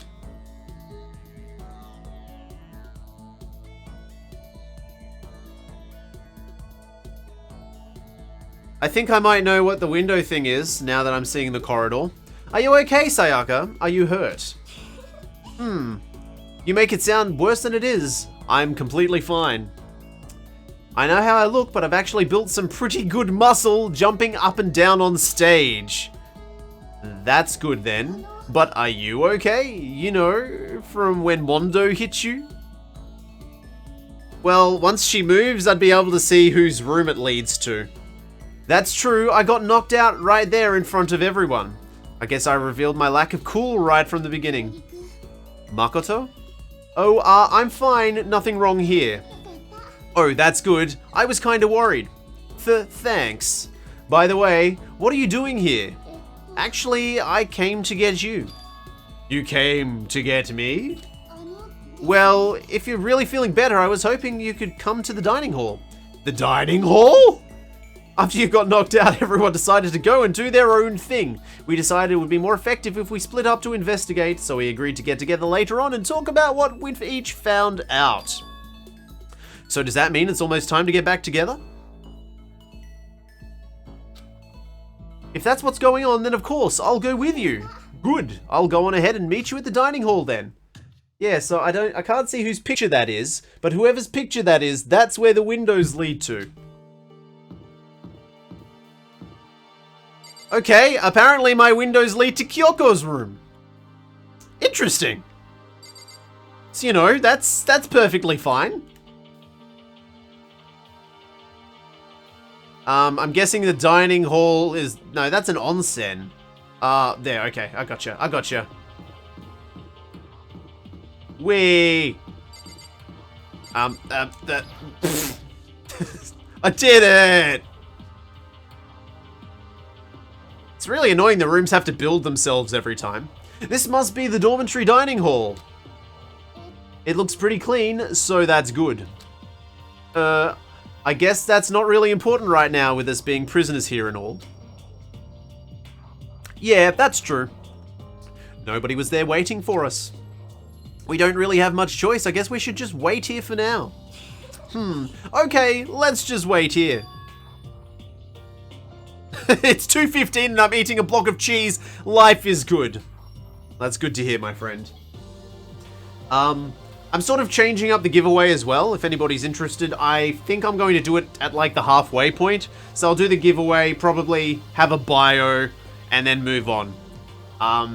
Just because I do know that a lot of Europeans do watch, and I would like to be fair to them and not have them have to stay up until ridiculous times to have a chance to win anything. Huh? You heard that? Like I said, I'm psychic. Come on, I'm just kidding. Seriously, I just have amazing intuition. Is it really just intuition? It's kind of sudden, I know, but here comes a tutorial. Oh man, gonna be talking. Some purple words are going to appear. Press the Y button and you'll go into reaction mode. To make a selection, press A button to confirm it. Also, when it comes to that dialogue... crap. There's some extra keys on there. I didn't add all of the new keys. Shit. Okay. Whoops! Well, that's a shame. There's like... I've got 7 new keys, but I didn't actually add them to the list, so... my mistake. Also, when it comes to dialogue, review what you've talked about and look for more info. Okay, so talking to someone about things like this is called a reaction. Okay, so I have to react to things. I have a bit of Mass Effect going on. Bazams! By the way, Makoto. Huh? What is it? Well, it's just... I know this is kind of continuing the self-introduction thing. Continuing our self-introductions? We kind of got cut off before, but I had a question I wanted to ask you. Sayaka wants to ask me something. I wonder what it is. Now I'm really curious. Exams! By the way, Makoto, huh? What is it? Well, it's just... But I wanted to ask you something. What did you want to ask me? Makoto, did you happen to go to Blackroot Junior High? Hey, Chen's back! Did Christopher Lloyd melt? I bet he melted. Were you maybe in class too? Yeah, actually I was. I knew it! I went there too. I was in class 4 though, do you remember me? Do I remember? I'm sorry, Blood, you don't have a command. Chen got to write her own commands because Chen is wonderful. Do I remember? Even back in middle school, she was a celebrity with all kinds of ultimates surrounding her. He melted like a bitch. How could I forget? Almost as surprising as the question was, that she remembered me. We'd never even talked to each other, but somehow she still knew who I was. Hey, are you okay? Oh yeah, I'm just surprised is all. I wouldn't have thought you'd remember me. We went to the same school for 3 years. Of course I remember you. Sweetheart, I've got a tip for you. Don't build your character too much or you'll die really quickly. It's a trope. Well, that's true, but there were lots of students in our grade, right? Plus, I've never been the type of person to ever really stand out, except for my cowlick. I'm average at everything, and all my hobbies are totally normal. Even normal would call me boring. What are you talking about? You're so strange. Strange? That's accurate. Ha ha ha ha ha ha ha ha ha. She started giggling even louder. That somehow mysterious smile of hers made my heart grow calmer.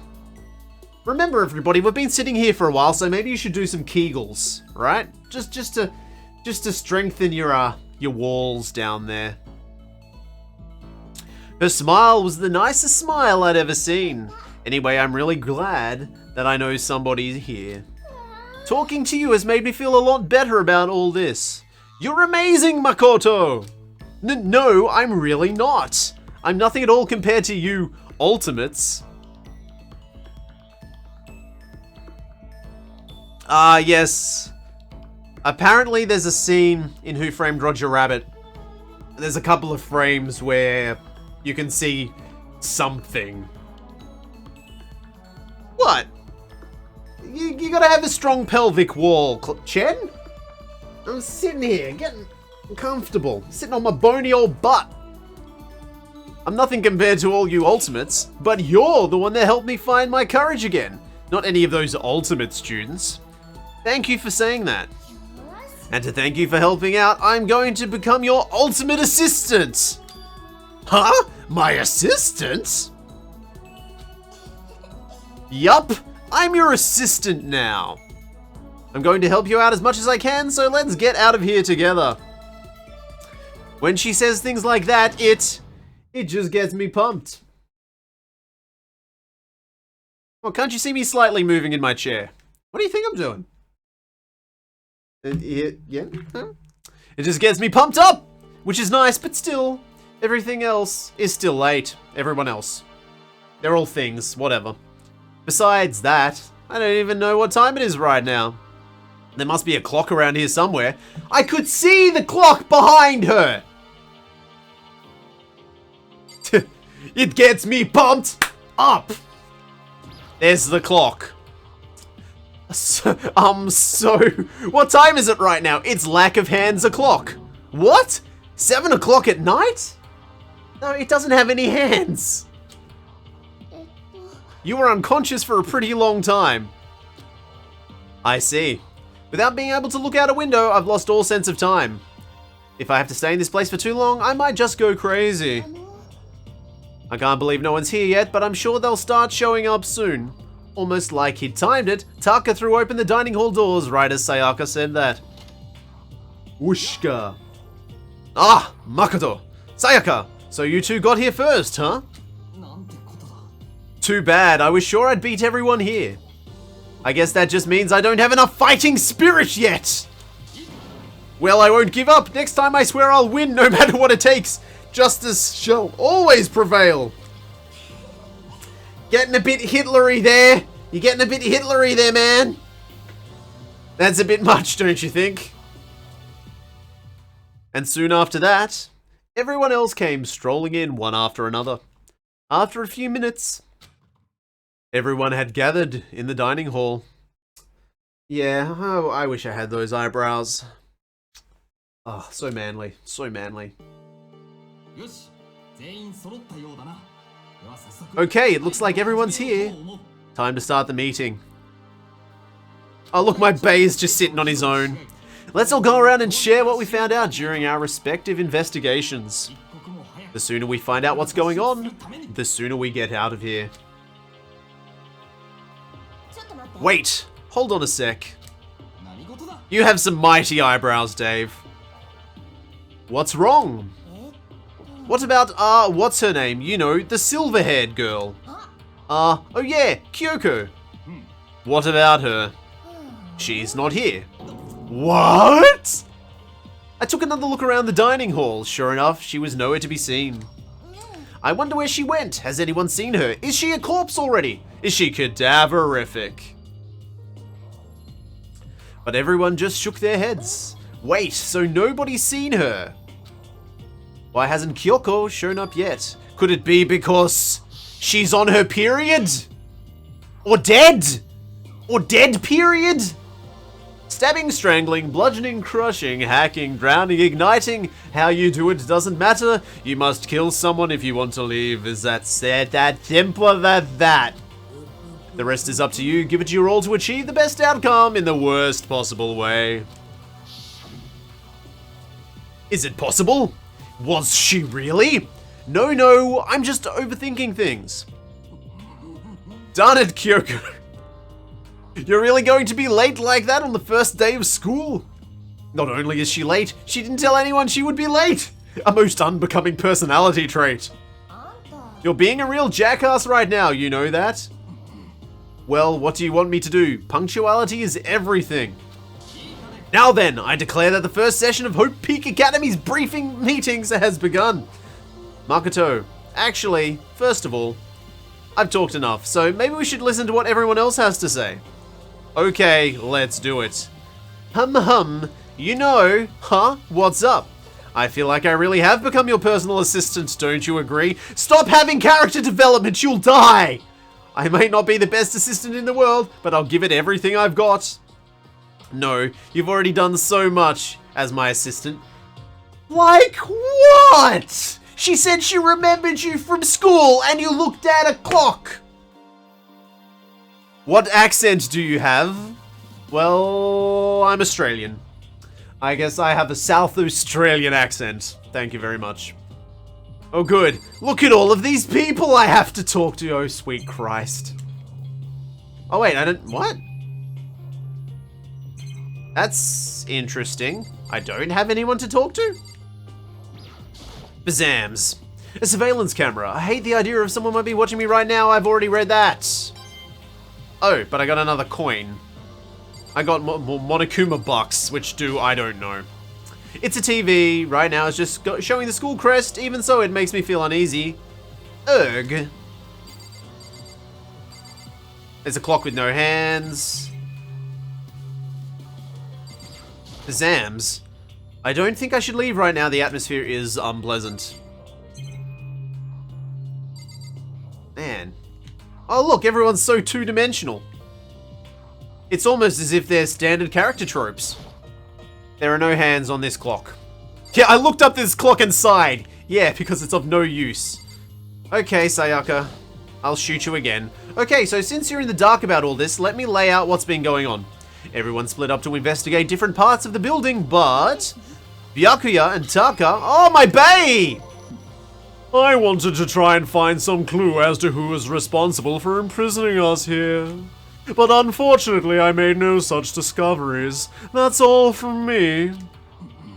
Really? That's it? If I'd uncovered anything, naturally, I would have more to say, but I didn't, so I don't. Right, understood. Talk to you again.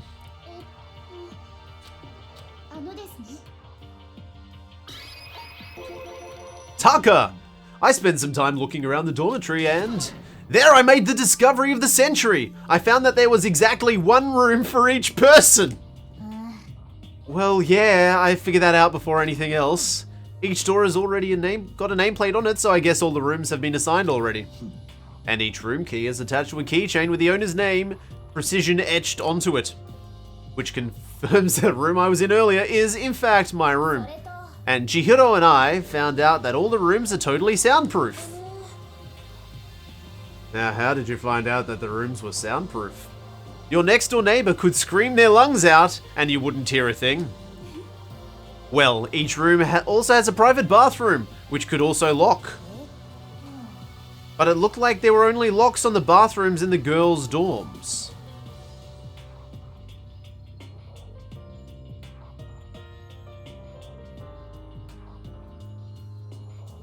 That's a clue!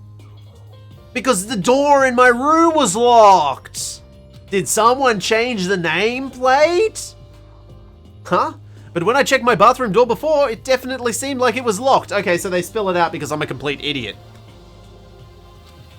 That's weird. I should double check later. Okay, so they got a bunch of rooms all ready for us. They're assuming we're gonna live here for a while. Well, better to have that than not. At least we don't have to worry about surviving like wild animals. That can't be all you have to report, can it, Mr. Honest Student? That's all for my report. Let's move on to whoever's next. Okay, and that, yes, thank you. And that, yes, thank you. Oh, wow. It looks like Leon, Hiro, Junko, and Chihiro all grouped up together. We went all up and down the school, double checking the windows in all the halls and classes. We wanted to see if we could get any of those metal plates to come off. And what happened was... like, nothing happened? Not a damn thing? We couldn't get a single one of them to budge even a little bit. There wasn't any hope of escape anywhere. The school really has been totally cut off. Thank you, Mark, for the host. Also, welcome, Mark. Now we have the dynamic duo back to... Actually, do we have all of... We have almost all of the mods here. That's weird. That's weird. What are you guys doing? The school really has been totally cut off. This sucks. It really sucks. It sucks. Sucks. What the hell are we gonna do? Like, totally, goddamn, calm down. You're starting to make me nervous.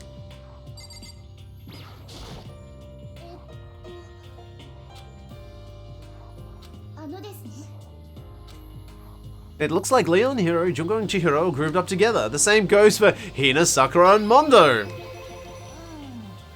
We thought maybe we could find some way to communicate with the outside, so we went looking all over, but we didn't find a thing. Sorry. I went back to the main hall thinking maybe we could do something about the giant hunk of metal. But even with Sakura and me both, it wouldn't budge. We hit it with desks and chairs and nothing. It was hard as like metal. Well, yes, it is metal. Anyway, we're gonna get out of here. It's not gonna be through there. I feel like I could just cry, but no, I have to hold it in. I have to manage my hydration. I shall tell you what happened next. It has nothing to do with communicating with the outside world, but it is still worth worrying about. In both the school and the dorm areas, there were a set of stairs leading up to another floor. But there were gates there, so we couldn't find any way to open them, so we couldn't check it out. In other words, at this point, we are only able to search the first floor. We can further assume that there is potentially something above the second floor as well. Yes, Chen, that's the voice that Leon has. I'm only doing 2 voices. Leon and Byakuya, and that's it. And if that's the case, there is at least a chance it may lead to a way out. I don't like having to go through this dialogue tree every time though, it's kind of stupid. Celeste, Toko, and Hifumi this time. If I am being honest, I can't quite say we acted as one. Rather, we did nothing as one. We spent the entire time in the gym. Honestly, we are not exactly the types to go running around a school like a gaggle of junior detectives. What the hell were you thinking? Just sitting around the gym the whole time? Well, it's not like any of you invited me along. Nobody said, hey, come with us. I blame you for leaving me out. It's your fault. No one's got ghost voice. There are no ghosts in this. There are no ghosts. I get saved from ghost voice until next corpse party. If you wanted to go with someone, you should have just said something. Forget about it. I'd want to go anywhere with a dirty slut like you. Sluts? Your mind is as thin as your body. You make me sick to my stomach. I don't even know how to react. How can you just say something so awful to someone you just met? Alright guys, everybody just calm down, okay? All this stress is bad for your skin, you know. Now look at mine. Yeah, it sounds like you two are so close now, you're fighting like sisters. I don't think that's what's going on, Sayaka. So that's what they have to say, huh? Then I guess I'm the only one left. Okay. Oh, I found a fridge in the back of the kitchen, and it was overflowing with all kinds of stuff. I guess we don't have to worry about food at least. Sure, for now, but even with all that, there are 15 of us. How long can the food last? You can just eat sesame seeds or something. Huh? What am I, a parakeet? What do I have, butt eyes? Check out those butt eyes. I don't think we have to worry about it. All the food gets restocked automatically each day. At least that's what Monokuma said. You saw him? Yeah, he came out of nowhere while I was checking the fridge, told me that, then disappeared again. He was so fast, I can't believe someone could have been moving him around with a remote control. A weaponized toy that can appear from nowhere. I can't tell if we're supposed to be afraid or not. Be afraid, be very afraid. But was everything okay? He didn't try to, like, eat you or anything? Eat her? What do you mean by that? I mean, when you say eat, what kind of eating are we talking about here? Come on, man! Just like, what the hell, fatty? You're acting like some kind of sleazy drunk dude. Not like there's a good kind of drunk dude. Hey, stop screwing around, all of you! Are you still asleep or something? We're prisoners here. We could all just die any second. She's right, we can't be making stupid jokes right now. We got to do something, or... A voice cut through the noise, interrupting Mondo. You're all spending an awful lot of time yelling and carrying on. Do you really think we can afford to do so? Have none of you accepted the reality of the situation? Kyoko! Where the hell have you been? I mean, heck, sorry, he's not a sweary man's. Where the heck have you been? We already started the meeting without you! She didn't say a word. Instead, she just dropped a piece of paper on the table. Splams. Huh? What's this? It appears to be a map of Hope's Peak Academy. A map? She's just calm. What the? Where did you find this? It doesn't matter where I found it. It does matter! You're really freaking us out now! Never mind that, what's it mean? Just look at it. The building we're in now is laid out in precisely the same way as Hope's Peak Academy. So what you're saying is, this is really Hope's Peak Academy? Well, in terms of its construction, yes. But it looks like it had a number of strange renovations done to it. Renovations? I don't know all the details yet. All I found was details about the first floor. But then, this really is Hope's Peak. We didn't get kidnapped and taken to some other place? So stupid, it's not even possible. This is where the country's future elite is supposed to come and learn? But if this really is Hope's Peak, where are all the other students? Hey, come on guys, let's stop talking about all this, you know, negative stuff.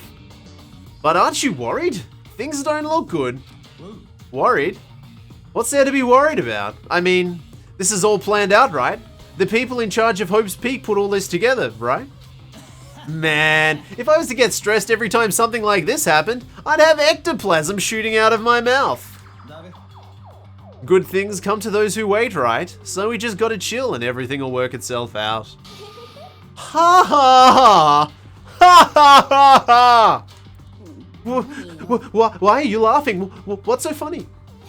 I'm just happy, that's all. It seems splitting up to investigate was a good idea after all. Hey, no tongue.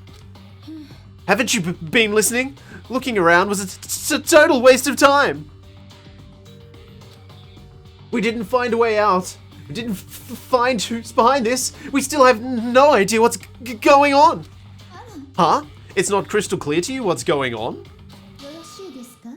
That's not how she laughs. It's... Sorry. It's perfectly obvious that we have been imprisoned in some secret location with no way out. None of us had any response to that. We didn't want to accept reality, but it was staring us right in the face. You didn't have to go out and say it. I was trying not to think about it. No way out. We're trapped here. What are we supposed to do? Yeah, she seems to be, Chen. It's very simple. If you want to leave, you just have to kill. Don't even joke about that. Everyone just calm down, please. We need to stop to think about what to do from here on. Like, totally, there's gotta be something we can do. Like, totally. All we can do is adapt to living our lives here from now on. Live here? Are you saying we should just accept it? A lack of adaptability is a lack of survivability. Survival is not based on who is the strongest or the smartest, it comes down to who can adapt. As someone who has come out of top more than once, I have a suggestion. Huh? What do you mean by that? We all understand that we are trapped here, which means we will be spending the night. However, you all remember the rule regarding nighttime, right? Nighttime is from 10 PM to 7 AM. Some areas are off limits at night, so please exercise caution. Well, at the moment she's trying to dig her way through a speaker, so, you know, healthy enough, Jen. Sleeping anywhere other than the dormitory will be seen as sleeping in class and punished accordingly.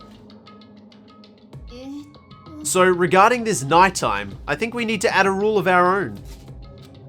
What do you mean? Going out at nighttime should be prohibited altogether. The school regulations do not actually tell us not to go out at night. I would like to make it official. But why? The way things are now, every time night comes, we will all start to get worried and anxious. We will be afraid something might try and kill us. Or someone. What? If we have to worry about that night after night for who knows how long, it will wear us down in no time. So you're suggesting we limit our activity at night as a kind of preventative measure. However, unlike the other rules, nobody can be forced to comply. We all have to agree to follow it. I see what you mean, but I think I can agree to that. It's just like the little goth lolly said. Without something like that, we're just gonna self-destruct. On behalf of all the men here, I agree to comply. Like, hey, you can't just decide to spec for us, like, totally, yeah, totally. That's okay, Blood. It'll all be up on Twitch Rewind or on YouTube. There isn't any music, so it should all be okay for YouTube. So everyone is in agreement then? Good. Then, if you will excuse me. Huh? Wait, where are you going? It's almost nighttime. I want to take a shower before it arrives. So, goodbye. Moving with pure elegance, Celeste left the dining hall. Her behavior seemed so natural, I couldn't imagine anyone even trying to stop her. So, I guess it's pretty obvious where to go from here. We'll be spending the night, it looks like. Freaking butt eyes. Adaptability. So, Mr. Chairman, what next? One person already left? Well then, what say we call an end to today's meeting? Like she said, it's almost nighttime anyway. We can reconvene first thing tomorrow morning. Do we really have to stay the night here? We don't have a choice. We can't go for long without getting some sleep. So we just have to give up. That's all fine and good for today, but what do we do tomorrow? Our only option is to split up and look around again, and let everyone know if we find anything. Yeah, okay, let's do that. Then we're done for today? Good, I'm exhausted. With heavy movements, everyone headed off to their private rooms. Makoto, are you ready to call it a day? Yeah, let's go. Da da da da da da da da da da. Ellipsis. Is this really where I'll be staying for the foreseeable future? Oh, that's right. I should check the bathroom one more time before I go to bed. Only the girls' bathroom should have locks on them, right? Baby, please stop scratching at everything. Alright, let's open it up. Rattle, rattle. It's no use. It's really locked. Ban. Wrong. Not locked. Holy crap. Geez, talk about an overreaction. It's like you just saw a ghost or something. You didn't see a ghost, chat. Like some kind of robot bear ghost. No. What are you doing here? Makoto Neigi. This is super duper majorly bad. So bad it's almost magical. Ultra magical awful attack. In point of fact, I acknowledge that the bathroom in your room has a problem with the door frame.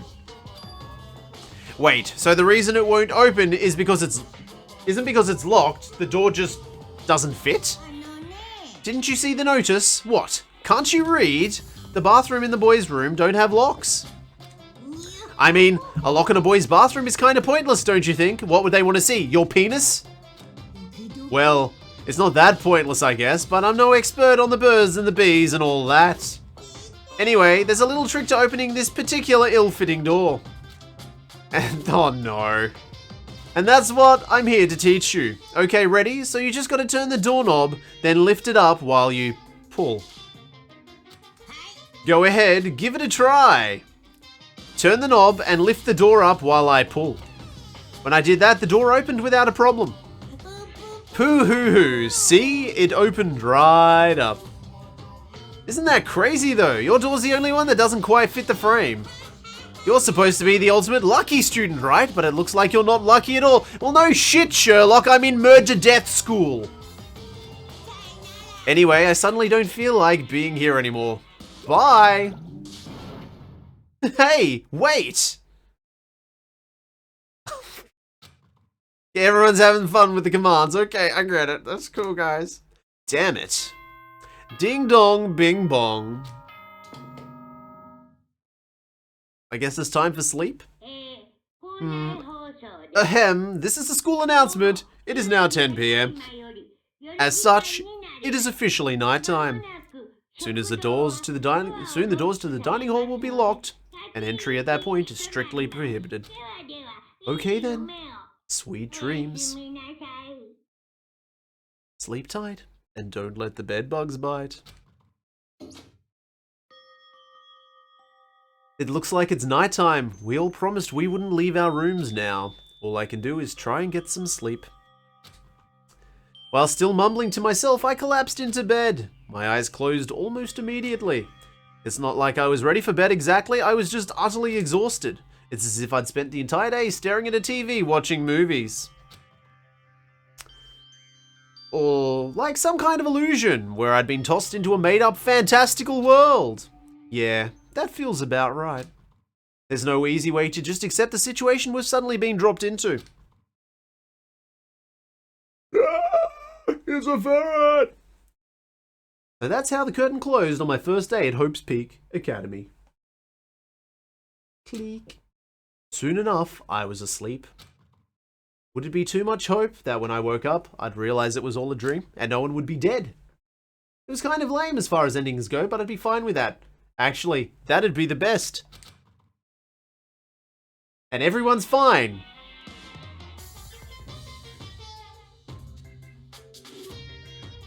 In any normal school, Mr. Monokuma would be a kind teacher, but when I think about what's coming up, I'm just so full of pride and joy.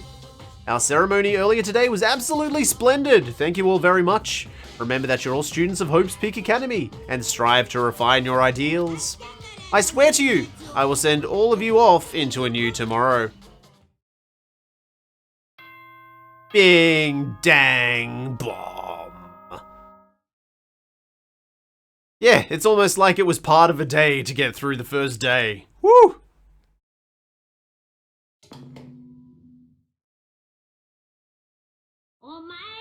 Good morning, everyone. It is now 7 AM and nighttime is officially over.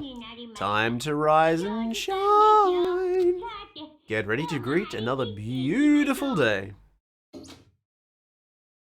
Apparently, it's morning, but thanks to the total lack of windows, there's no way to be sure. Anyway, what should I do now? Maybe I should go find Sayaka and we can figure out where to go from here together. She did say she's my assistant now. Okay, it's decided. I'm gonna head to her room. Yay! Let's go to a girl's room. With a newfound determination, I left my room. I didn't even get to do anything in my room. Well, no, let's go to my, yeah, here's my friend's room. I guess this is Byakuya's room. I don't really have anything to talk to him about right now, except that he's a hottie totty. So Spice. Good morning, Makoto. Good morning. Yes, morning greetings are quite a delight. Such an energizing way to start the day. Now then, let's make sure we both do our very best throughout the day. Sure. I wonder if he's always like this. Now, which one is supposed to be my friend? They all kind of look a bit the same. Sakuya.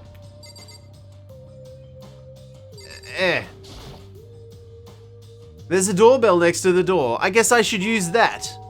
Ding dong. Ellipsis. Hello?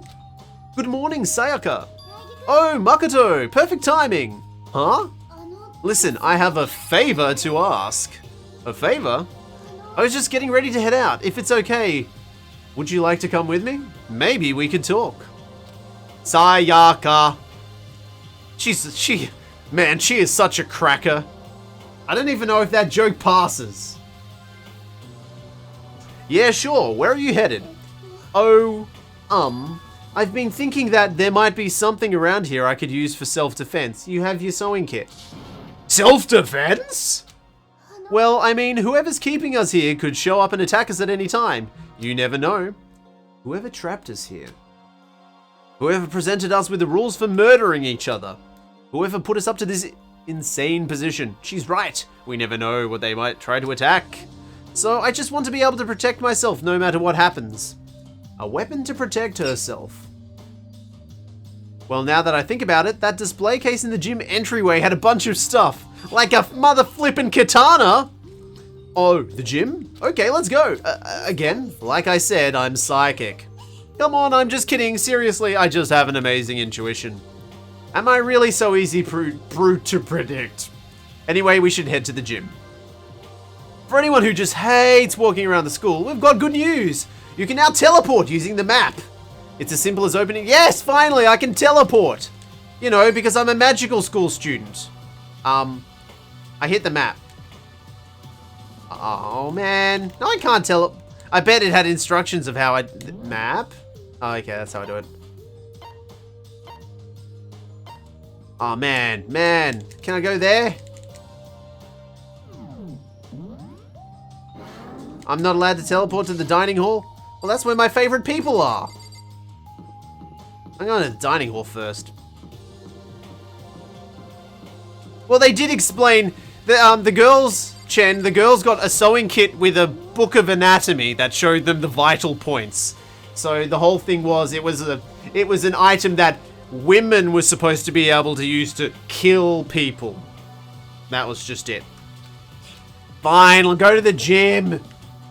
What should I... Okay, so that's the bath. Where the hell is the Gime? Laundry? Storage? Garbage bin? None of these look like a gym, do they? None of these look like a gym.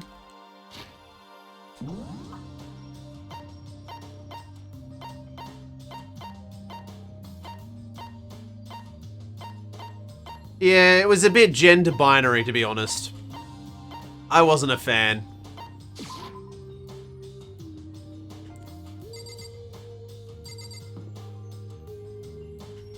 Where the hell is the gym?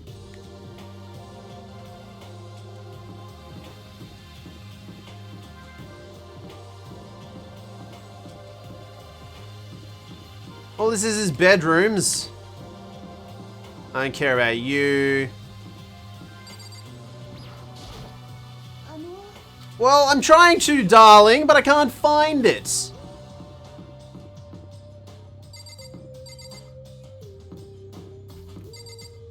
I have now put my dog to bed. Okay. Did it need to be sleeping?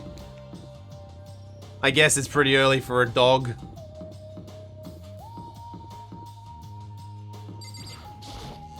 Is this the way to the gym? Of course it is. Stupid me.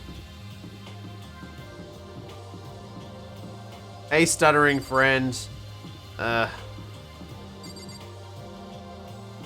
Nightblood, thanks for hanging around. Is this the Gime?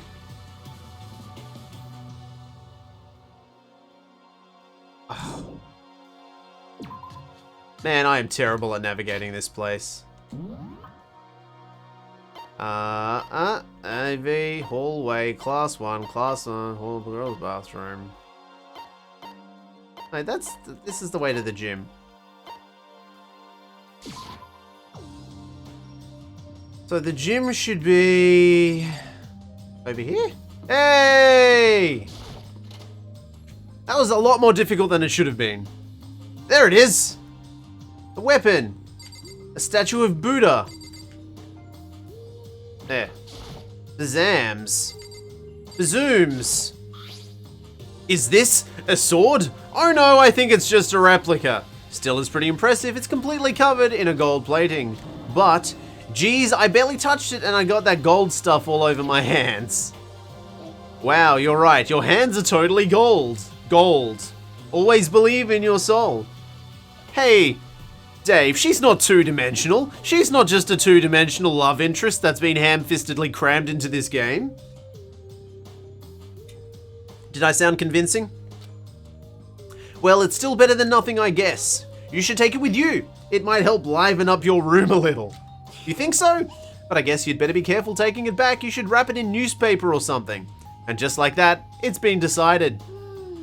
I don't see anything I could really use for self-defense. Hey, don't worry about it. It's not like you need it anyway, right? Right? Plus, if anything were to happen. Did I call you Dave? Aren't you the same color as Dave? No, I don't know. You both start with duh. You both start with duh, man. You'll protect me? Thank you for saying that. If I've got you on my side, I guess I don't need a weapon after all. Oh my, oh my.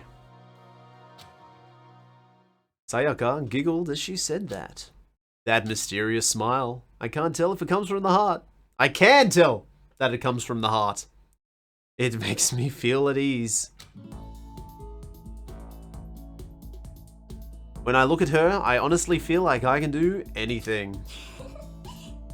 Okay, we can stop looking for a weapon then. But as long as we're here, let's hang out for a bit more. Why?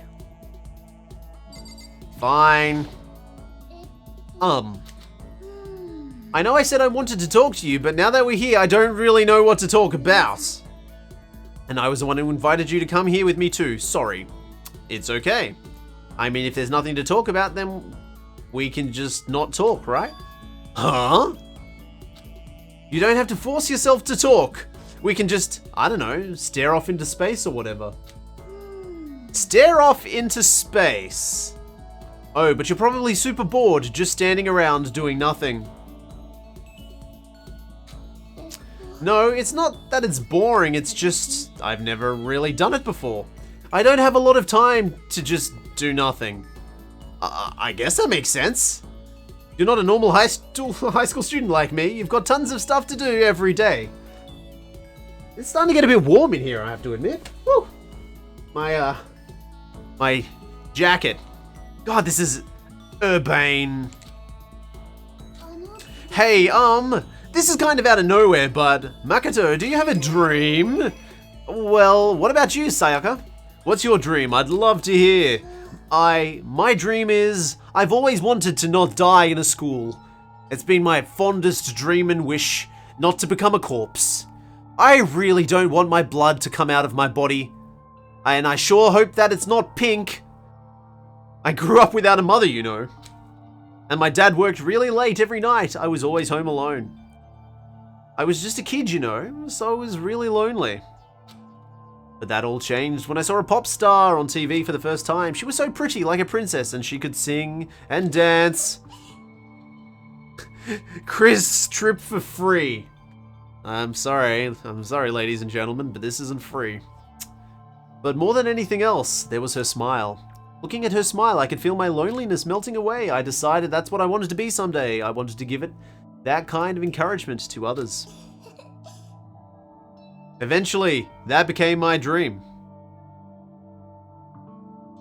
Now, I'm a fan of tropes. I really love the idea of tropes because movies need some sort of grounding that everybody feels familiar with. The trope she's following at the moment is a very deadly trope. That's so amazing though, you were able to actually fulfill your lifelong dream. Honestly, it's really incredible. Ellipsis. I did whatever it took to reach that dream. I killed. I murdered. I threw babies at walls. I mean it, even some things that weren't so pleasant. Huh? I honestly believe that as long as you kept chasing your dreams, someday they had to come true. But to do that, you can't just take your eyes off that dream, not even for a second. But even if it's a bad dream, whether you're awake, whether you're asleep, to make your dream a reality, you have to keep your gaze fixed on it, no matter what. In that world, if you lose focus even for a split second, you get left behind. You have to keep on swimming against the current without even taking time to breathe. That's the kind of world my dream lives in. Is it really that tough? It's not fun at all? Oh no, don't get the wrong idea. It's super fun. But that's exactly what scares me. Huh? I enjoy every single day I wake up and get to do what I do. Everyone in our group is amazing. We're rivals in a way, but they all mean so much to me.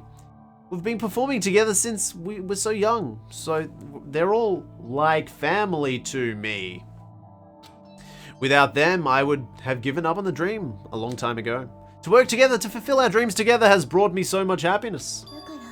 But that's the thing that scares me the most. If the world gets tired of us, then what happens? What happens to us? Then the dreams die.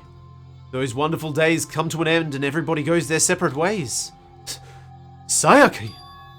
She's trembling. She must be terrified. She worked so hard, sacrificed so much to get to where she is. She must be terrified of losing it.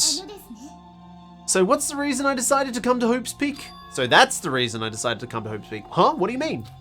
Well, they say that if you graduate from here, success is basically guaranteed. Which means I could keep on performing with my best friends forever and ever. At least, that's what I thought. I really did believe that, but now we're trapped here with no way out. And ambient music that sounds like a space simulator. They're probably waiting for me. While I'm in here, the world out there is forgetting about me. Minute by minute, we're all disappearing. But still, Sayaka, I can't afford to be stuck in here. That was the first time I heard her cry out. From deep within herself. From deep within herself. She sounds desperate. But I can't understand why she'd feel that way, trapped in here this way. The dream she put so much effort into is on the verge of disappearing forever. And this isn't something that can be fixed with a few kind words. The weight she's carrying, I can't even imagine it. I'm sorry. I didn't mean to complain. I kinda killed the mood, huh? Yeah, I'll say. I mean, no, not at all. I'm really sorry. Ellipsis. Sayaka. Actually, are you hungry? Before we head back, why didn't we go to the dining hall and get some food? So... You want me to make us something to eat? I might not look like it, but I'm a pretty good cook. Wow, really? What's your specialty? Chili oil. You mean the condiment? Ha ha ha! Just kidding! Ha ha ha ha! She burst out laughing. Her earlier mood disappeared, replaced by the bright smile I'd quickly grown used to. It's almost as if she was performing, something I would know nothing about. But how did it happen so fast? It was almost like a mask, like some kind of neutral expression. I just said that. I said those words. Anyway, we headed to the dining hall to get something to eat before returning to our rooms. Okay. My sword. The only thing in my room is a fake sword covered in gold. All it does is make me feel much more uncomfortable. Anyway, there's still plenty of time left in the day. I don't really feel like just sitting here. Maybe I'll take a look around.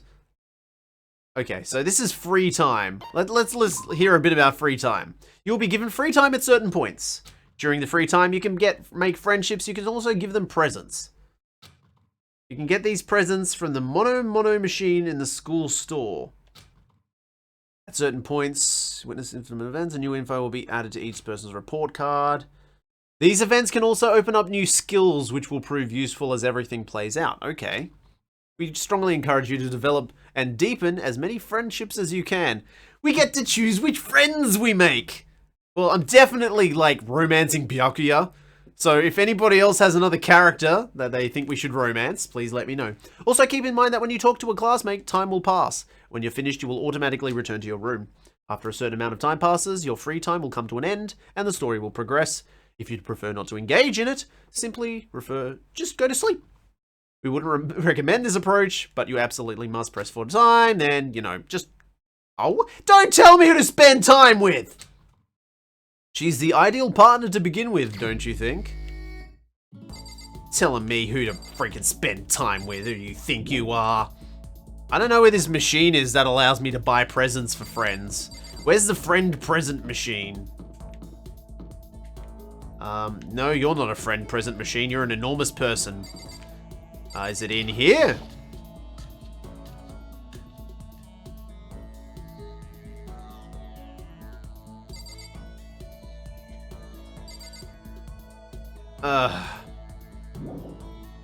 Yes. Okay, presents? Oh yeah, no presents.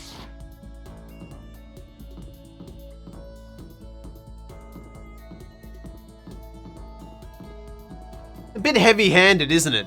Hey, maybe you should make friends with who we tell you to make friends with. Well, maybe you should go to hell. I don't know where this thing's supposed to be.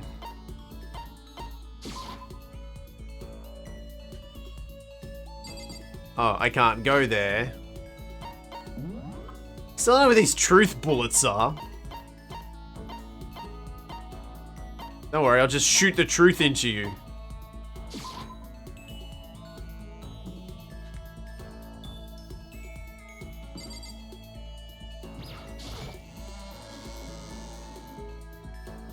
It's just a little heavy-handed. Oh, wait. No, it's... Where the hell is it? I want to buy people things so that they'll like me. I don't know how to engage with people other than to give them gifts. Truth bullets are only during the investigation. Okay.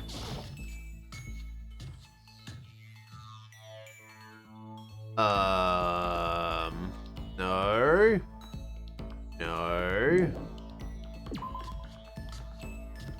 No. Does anybody know? Oh, store!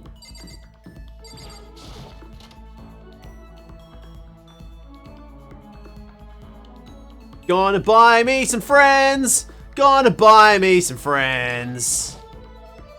What's this? Oh, maybe if I turn the knob, a prize will come out.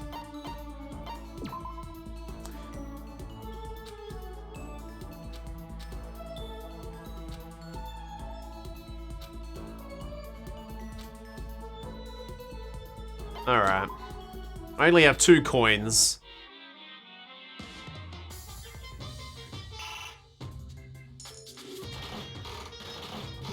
Let's see. I got, aftershave? Maybe? And I got some smexy glasses. Okay. I should probably get going. Oh, so because I'm poor, I should probably get going, huh? Well, screw you too, buddy. Oh, wait, there was another machine. Okay, alright. Let me out. Alright. Now, for a start, I'm gonna find my bay. And then I'll worry about other things. Like talking to the girl it told me to talk to. Ha! So let's see what I have. Oh, there's 114? Blueberry perfume, very popular with men these days, but to be honest... What? Although it does attract the ladies, most guys hate the smell. Okay.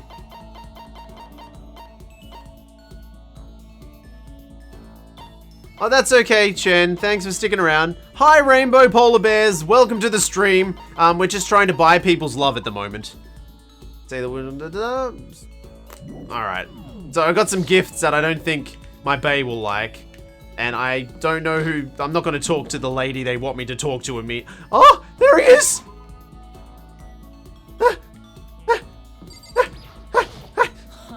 Hello there, listen, who are you again? I apologize for my poor memory.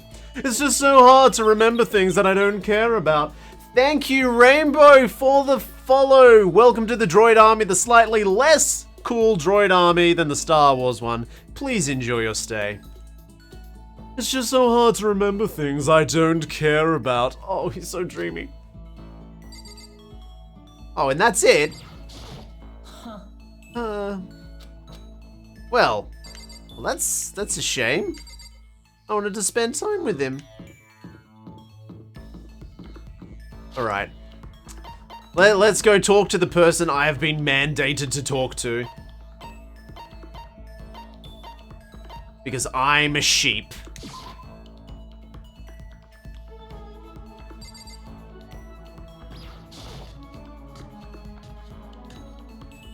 Where are you? Where are you, friend? Where are you, forced friend? That's no. There she is. Oh, okay, I can't fast travel to her room. Let's run then. Please run towards your forced friendship. Hi, I'm here to be your friend, I guess. You know, Makoto, I'm so anxious. I really am afraid. Should I talk to Sayaka for a while? Spend some time with Sayaka. Are you going to try and cheer me up? Sorry for making you take time out of your day like this. Yeah, you should be. The computer told me to like you. I did my best to comfort Sayaka. Sayaka and I grew a little closer today. Would you like to give Sayaka a present? Not really. Makoto?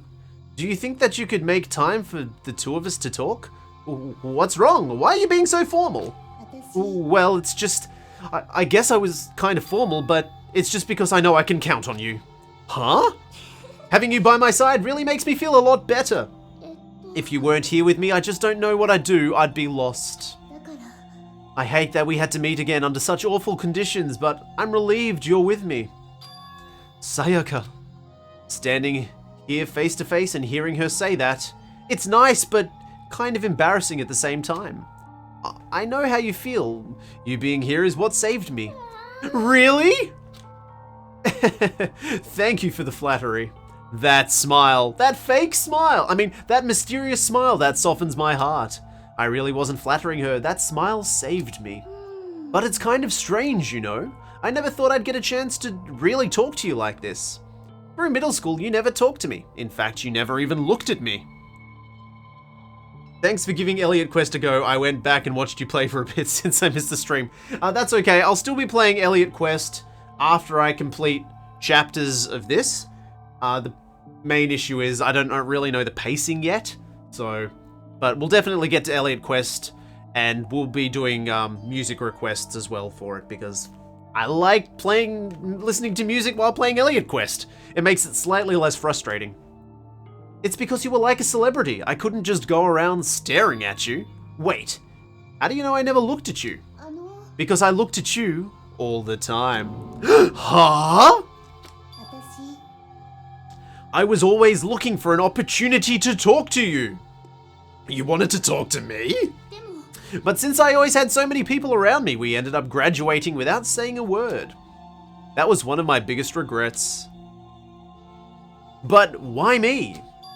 Do you remember during our first year of junior high, that huge bird wandered into the school pond? Actually, now that I think about it, I do sort of remember something like that. It was like out of a fairy tale. The turtle once every million years, that bird once every 1,000. A huge bird wandered into the school pond during our first year of high school. It might have been... Well, it probably wasn't a sparrow. You're not going to have a huge sparrow. Cranes and herons are rather large, but my Japanese lore is pretty low. If it's a water bird, I would think that it was a heron. It was a heron, wasn't it? Damn it! It was similar, but even bigger than that. Like a heron, but bigger, it had to be a crane. I need a crane. I need a crane. It was a crane. It just walked right into the pond. That's right. That's what it was. You got it on the second try. It was so big. The teacher had no idea what to do. Oh, hush, Mark, I've answered. But you led it into the forest behind the school. You helped it find its way out. Well, only because I was already in charge of taking care of the animals at school, they made me do it. I should have said thank you, but it's okay if I do it now? Thank me? I'm that crane, you see. I've come to return the favor. Here, let me make you a cloak. Oh, just kidding. Yeah, I kind of figured. You're a weird lady. Honestly, though, I was so impressed. That's why I always wanted to talk to you, even just once. I never imagined this would be how I got my chance. In a murder-death school. In Battle Royale school. Yeah, if we'd met again at a train station somewhere downtown, that'd make for a nice dramatic reunion. But instead, it's this weird school. Maybe, but still. I'm sure you'll help me find my way out just like that crane. You'll save me. It's just intuition, I know, but I still believe it. I'm going to save her? I'll do my best, I promise that. I'll make sure it's more than just intuition. If there's anything I can do, I'm going to do it. I believe in you. Besides, my intuition always turns out to be right. There's so many red flags waving here, I can't see anything anymore. 'Cause I'm psychic. Well, she says because I'm an Esper, but you know. Oh, just kidding. Kidding. She laughed out loud as she said it. The closer we get, the stronger that smile of hers makes me feel. I was glad to feel that way. Sayaka's report card has been updated based on your experience with her. You just unlocked the skill Melodious Voice. Give yourself a pat on the back. You earned it. Okay, everybody, come on. There. What a good thing that we did what we were told. Once we're all done, I headed back to my room for a little while. Is it the next day now? Did that take all day? Ding dong be- I talked to her all day! I want to protect that star. Dave! Dave! Dave! This is a school announcement. It is now 10 p.m. As such, it is officially night time. Soon the doors to the dining hall will be locked, and entry at that point will be strictly prohibited. Okay then, sweet dreams everyone. Good night. Sleep tight. Don't let the bed bugs bite. In 10 minutes I'll do the giveaway as well. We'll have a little break. Today's already come to an end. But I swear tomorrow I'm going to find some kind of clue. I swear! My lint roller hasn't been used, it's just sat there the whole time. As my eyelids began to slide closed, the conversation I'd had with Sayaka that morning began to replay. In a way, it's almost frustrating. Even if I understand where her desperation is coming from, I can't share in it. The pressure she's under is way different from anything a normal high schooler like me goes through. She didn't just stumble into this school the way I did, so I can't say I feel things the way she does. Compared to her, no. Compared to everyone else here, there's no doubt I just don't match up. I guess that explains my own frustration in skipping dialogue accidentally by pressing a button.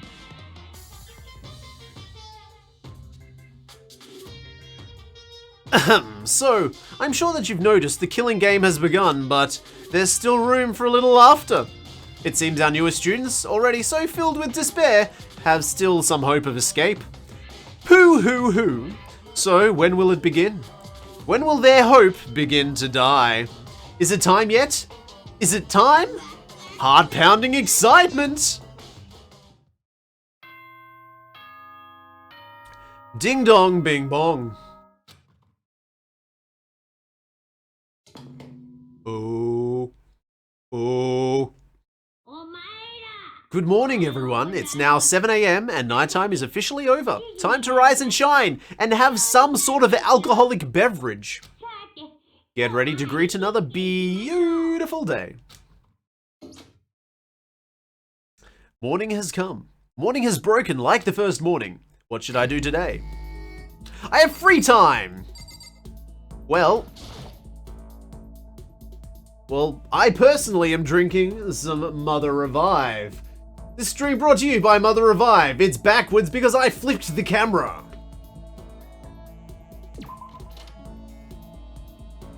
Well, I was thinking, well, morning has broken like the first morning. Songbird has spoken like the first... bird? Why can't I remember that song? Map.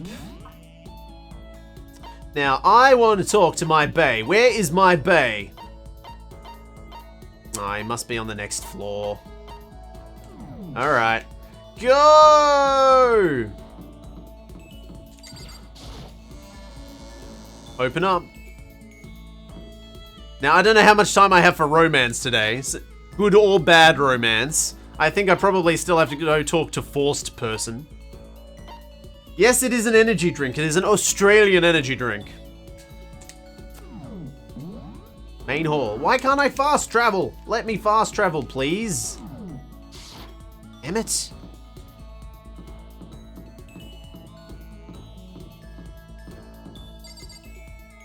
Was this it?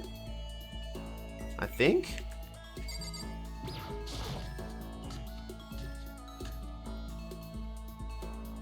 Yes! Yes! Set on target. No, don't leave the area. Let me... Oh, wait, that's right. I have to aim and shoot at him. Pizzams! Don't address me as if we were friends. Did I not make myself clear? I don't like you. Should I talk to Byakuya for a while? Spend some time with Byakuya. How many times do I have to tell you? You're annoying. Feel free to crawl off and die. I refuse to get discouraged and spend some time with Byakuya. Byakuya and I grew a little closer today. Would you like to give Byakuya a present? Yes, definitely! What would you like to give him? I will give him some glasses, because he's obviously not wearing any. What kind of chair are you sitting on? I need a new chair. It's in the FAQ, but it is a good old DX racer. The link for it is in the FAQ.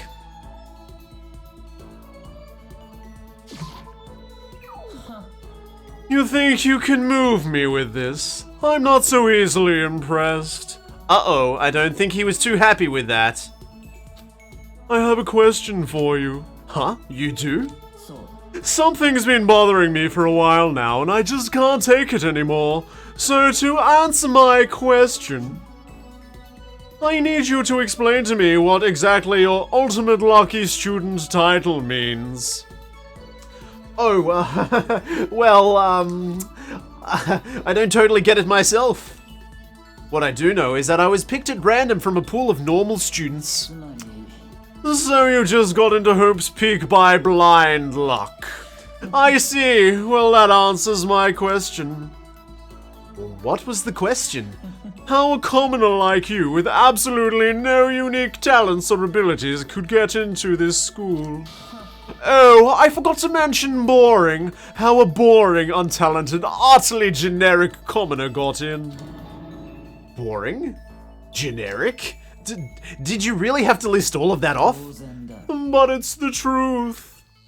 Maybe compared to you, the ultimate affluent progeny and all. But even I...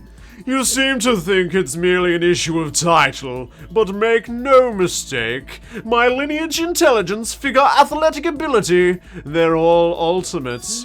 Which is to say, I am the ultimate perfection. Feel free to begin calling me that, in fact. He's gotta start sounding like Cell. He's really taking this to the extreme. You who have nothing, I who have everything. We are living proof that means all men are not created equal. You have my pity, Makoto. Life can be so cruel indeed. And because I pity you so much, perhaps I'll someday allow you to hear my tale of glory. Consider it a blessing, a gift from me to you, to allow you to bask in my glory. Having finished his mean-spirited lecture, Byakuya left me standing there in silence. I learned one thing about Byakuya today. Anytime I talk to him, I need to be prepared for extreme psychological trauma. Byakuya's report card has been updated, and I unlocked the skill Cool and Composed. Give myself a pat on the back. Yes, that's good. I did my best to keep my spirit from shattering like glass and went back to my room.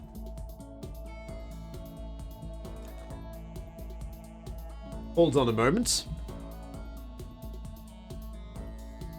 We are now going to do the giveaway. We shall now do the giveaway. Okay. And you may notice that's very embarrassing. But don't worry about it. That's nothing. You don't have to concern yourself with that. We're just going to do the giveaway now. Now, I'm not sure how Nightbot's giveaway works. You've probably all seen the prompt by now. Blah. There are no... Wait, what? Hold on a sec. What's going on here? Apparently, it says that there's no one eligible to win. I don't think that's right. Let's see. No, apparently we have eligible people. Does anyone know how Nightbot's giveaway works? Because as far as I see, I should press roll it and it says there's no one eligible.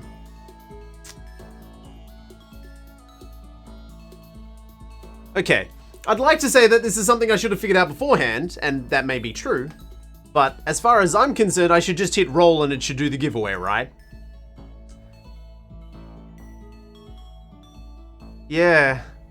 Change the settings. The settings say that regulars, subscribers, and users can enter. I can click mods as well.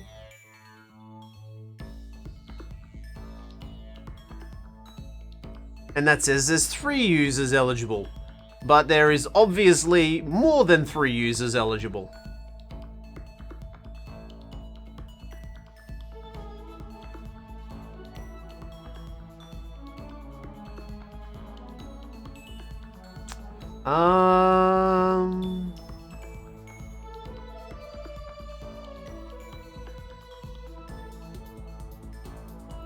Alright, okay, let's try this. Just enter... exclamation mark enter. I don't know if this will work. I'm gonna try it. But type that, and then I'll roll. I'm not sure if it'll work. I have no idea.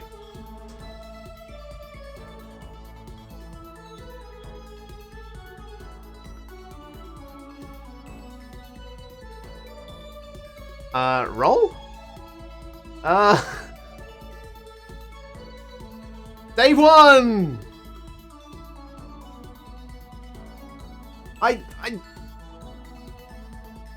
Winner, chicken dinner. There you are, Dave. You can either accept the win or you can cede to somebody else. It's your choice entirely, as you are a mod. But yeah, that's that then, okay? We've done the giveaway. Congratulations. There are a few more games, but I'll have to add those to the list after the stream's ended. I did get some more keys, but I did forget to add them because I'm an idiot. Back to this. Everyone was entered. As I said, Dave has the ability to seed if he wants to. That's up to him. Now let's continue with this wonderful journey where nothing's going to go wrong. If anybody has a choice on who to romance next, please let me know.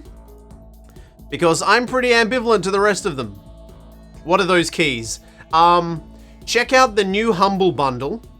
And it will be everything in the first 2 levels are the keys I got. So you'll be able to see. And they'll be the extra ones. Okay. Zams. Yeah, let's go romance someone else. Do we have to go to our forced romance person now? Probably you. Out for a walk, Makoto? I wouldn't mind if you invited me along. Should I stay and talk to Sayaka for a while? Yes, because it seems mandated.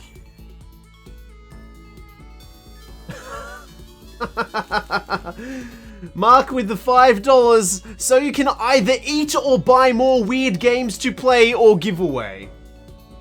Fair enough then. That also probably goes to the cosplay goal. So, what is it? $105 left until I have to buy a costume and play dress-ups.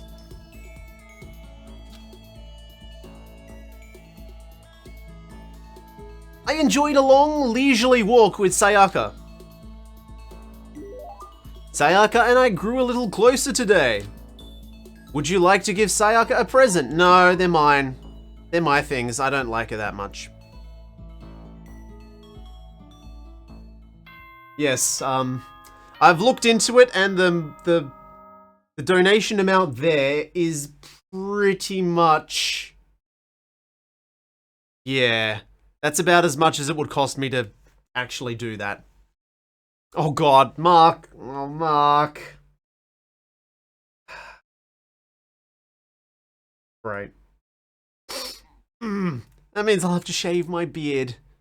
I really don't want to shave my beard. Ding dong bing bong.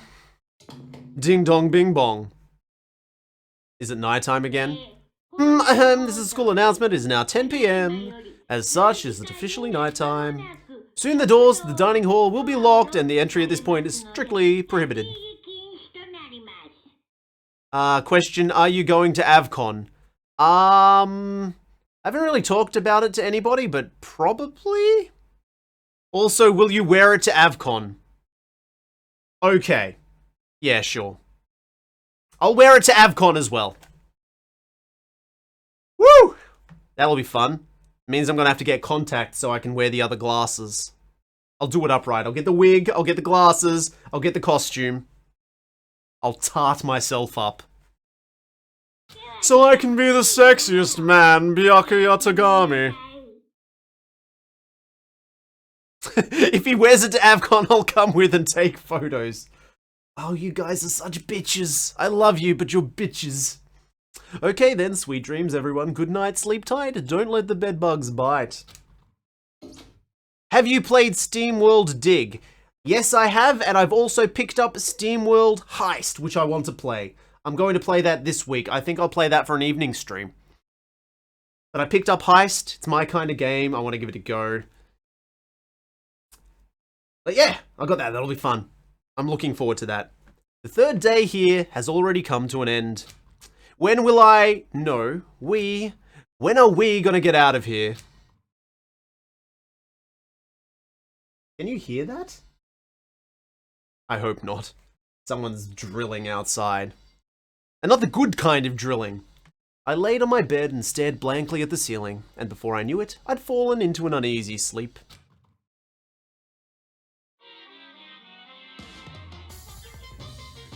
Just keeps going, my friends. I need an immediate fast-acting pick-me-up. Much like this, Mother Revive. If it doesn't act now, it's the same as giving into regret. What do you think guides the world? Speed, of course. That's why Formula One drivers are so popular. Any idiot can accomplish something if they take it slow. Even a human piece of excrement could create a masterpiece if they spent their entire time on it. Someone who does things in a timely fashion is both wise and admirable. Straight is better than a curve or an angle. Freestyle is better than the backstroke or breaststroke. Drive-through is better than sit down. A Sunday comic artist is smarter than a graphic novelist. What I'm saying is, speed is the gold standard of the standard world. Which is why I said, I need that pick-me-up. Mark, I read that as exclamation mark piss sponsor. Meanwhile, 0.00002 seconds later, Monokuma likes those speedrun strats. He just sleeps through the entire game. Doesn't talk to a single person.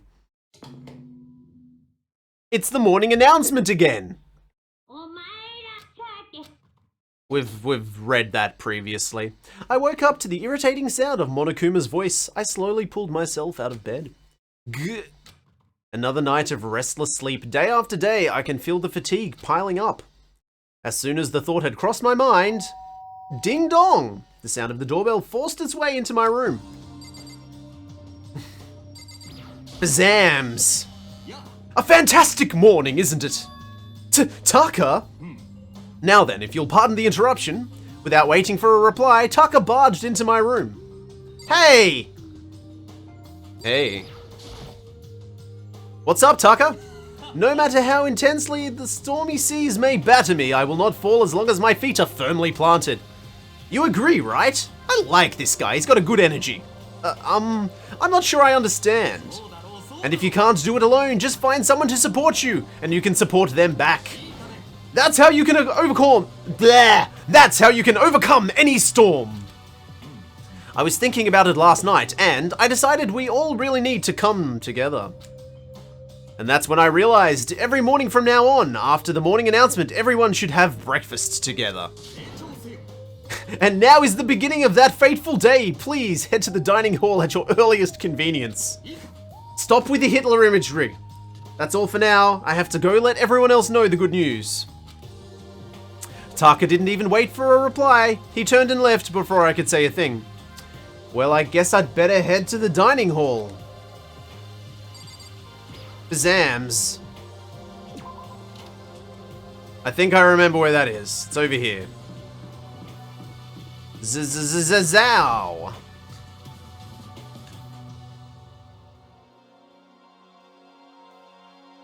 Well, oh my god. Hello everybody. Holy crap. Okay, here we go. Junko. Okay, if I absolutely must talk to you, let's just hurry up and start the stupid meeting. Taka's gonna throw a fit if we don't. Did you like point-and-click adventure games as a kid? Monkey Island, Zork. Mwah! Oh, Sam and Max. Gorgeous games, wonderful, fantastic. I don't know how good they'd make for stream games, but yeah. That's what you do as a kid. And I guess to a lesser extent, like the Quest games, like Space Quest. Not King's Quest, but definitely the Space Quest games. Taka's gonna throw a fit if we don't. Well then I should talk to Taka last, probably. Wait. Yeah, I'll talk to him last. A breakfast meeting, eh? Perhaps it will keep me entertained and make life with everyone here a bit more bearable. Yeah, I guess, what else? Day of the Tentacle? Full Throttle? Discworld Noir? The Monty Python one? The original Discworld one? With Rincewind? I played a lot of adventure games.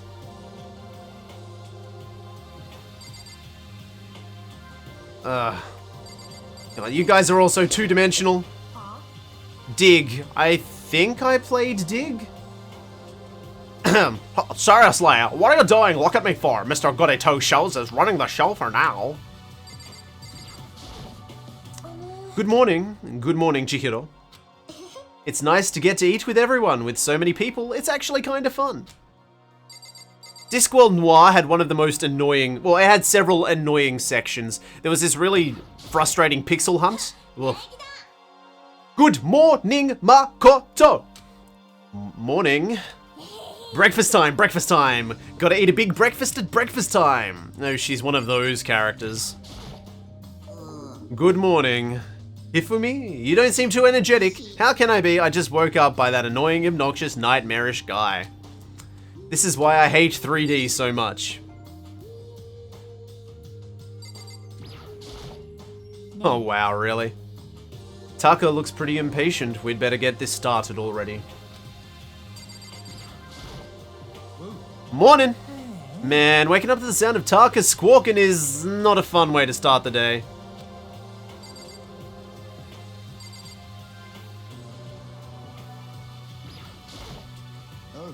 Yo. Good morning. Let's just hurry up and get this over with. Tucker's getting antsy. Alright, it looks like everyone's gonna start saying the same thing. I'm gonna talk to my bae, and then I'll talk to Tucker.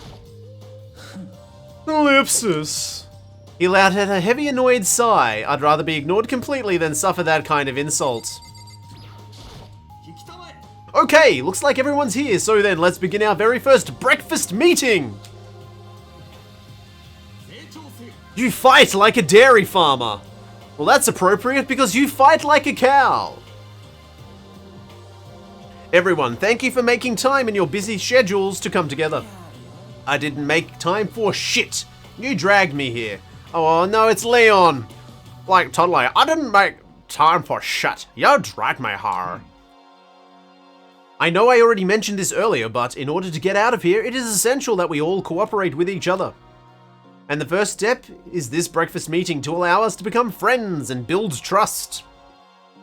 So from now on, let's all meet here in the dining hall every morning after morning announcements. Now then, let's eat. Yeah, she's like totally lumpy space princess. Like, oh my glob. You want to eat breakfast with other people? I've never done anything like this before. I'm not sure. Yeah, it's like, been a while for me too. Well, anyway, did anyone happen to come up with any clues? Silence echoed throughout the dining hall. Seriously? Nothing at all? Anything. It can be about how to get out or who's doing this. Nobody has anything? You are going to die. Huh? If you can't stop yourself from showing weakness in front of others, you will die. What the hell? Don't even freaking joke about that. I'm not joking. Adaptability is survivability. Did I not say so? So you'd better hurry up and adapt to your new life here.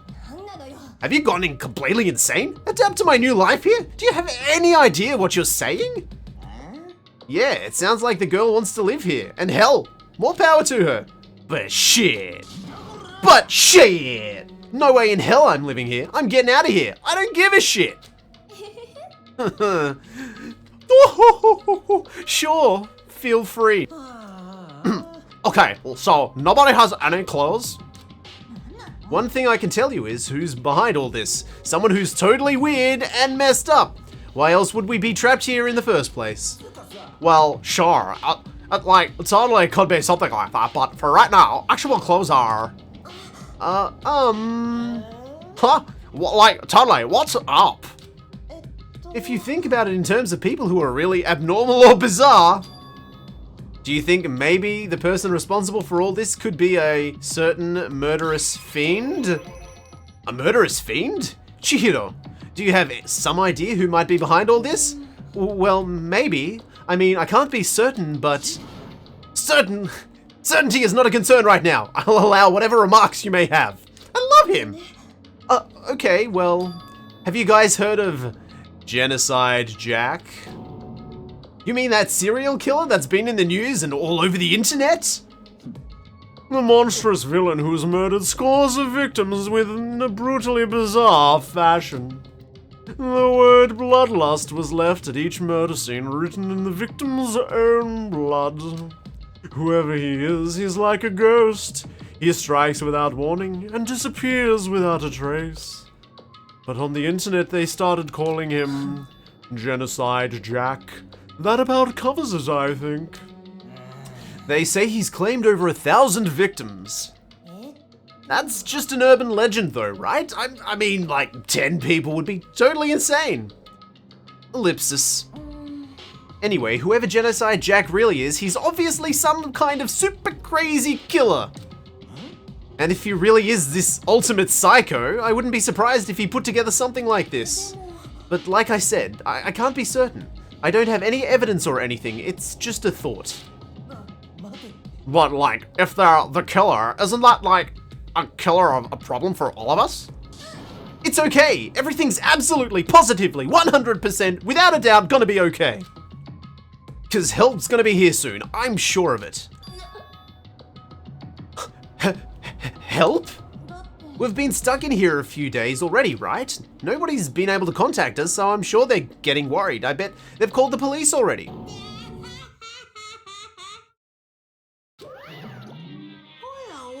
The police? You're putting your faith in the police? Sting's not gonna do shit! What are you talking? What are you doing here? You guys, seriously, do you understand what role the police exist to fill?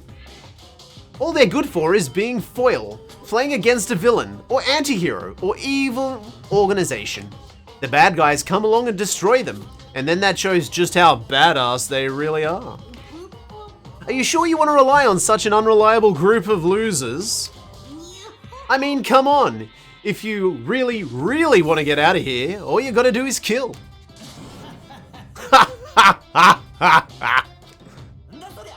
Like, what the hell are you all laughing about? I'm just impressed at the total commitment to this whole act. You're still going on about that? So, Mr. Serial Killer Psycho Freak Bastard, what the hell do you want? Mr. Serial Killer Psycho Freak Bastard, huh? That's a pretty long name. German, maybe? We know who you really are. Maybe if I ignore him, he'll just go away. Hey, don't ignore me, asshole! Okay, let's get down to business. Your life here has already begun, and a couple of days have gone by, and nobody's killed anybody! I thought all you kids were lazy and selfish, and here you are working together. But I'm totally bored. There's nothing you can say that'll make us start killing each other. Wait, I think, yes! Ding ding ding, I figured it out! All the mystery ingredients are here, right people? Right place? So why hasn't anyone killed anyone yet? That's what I couldn't understand, but I just realized there's one very important piece missing.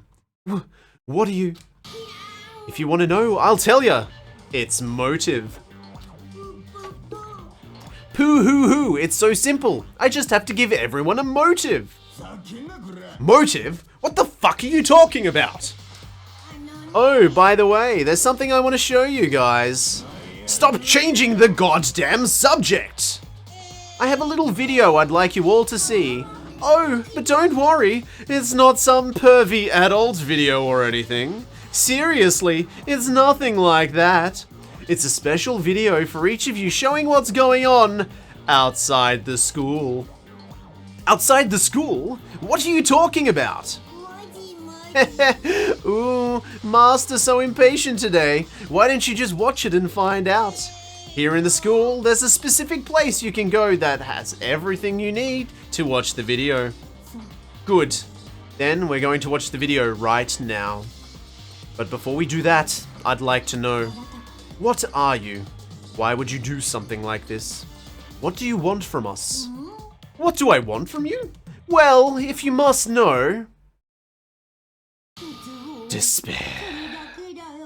That's all. If you want to know more about that, you'll have to figure it out yourselves. Won't you, dear? Mwah. Do whatever you need to do to uncover the mystery hidden within this school. I won't try and stop you. Cause, to be honest, it's entertaining as heck watching you guys search so desperately for answers. I guess I want amusement from you two. He's gone. And once again, he's left before we could find out anything useful. Really? I think we learned something very useful. He has no intention of standing in the way of our pursuit of the truth. Interesting. Perhaps, but what about the video he mentioned? I'm very curious to see what's going on. Same here. Okay, so Mondo started glancing around the dining hall.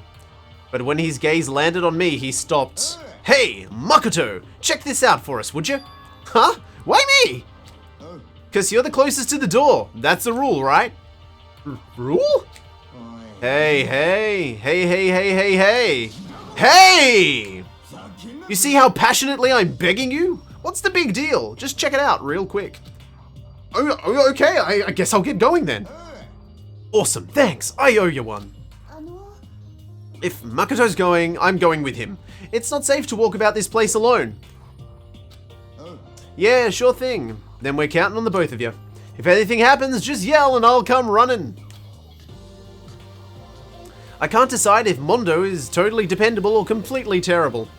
Yeah, I'd have to say he's kind of both. He's not exactly a bad person, but I definitely can't say he's a good person either. So then, what's this specific place Monokuma mentioned? It must be somewhere you can watch DVDs, but if it's a place set up to watch DVDs, then it's probably some kind of media room.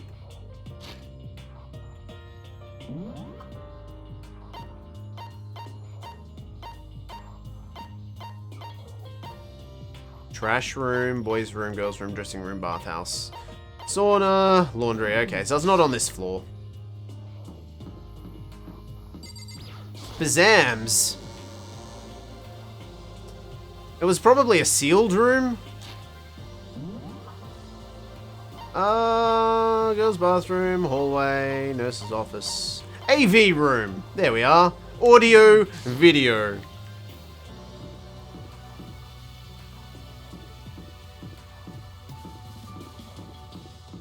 AV room. Here we are. Nice.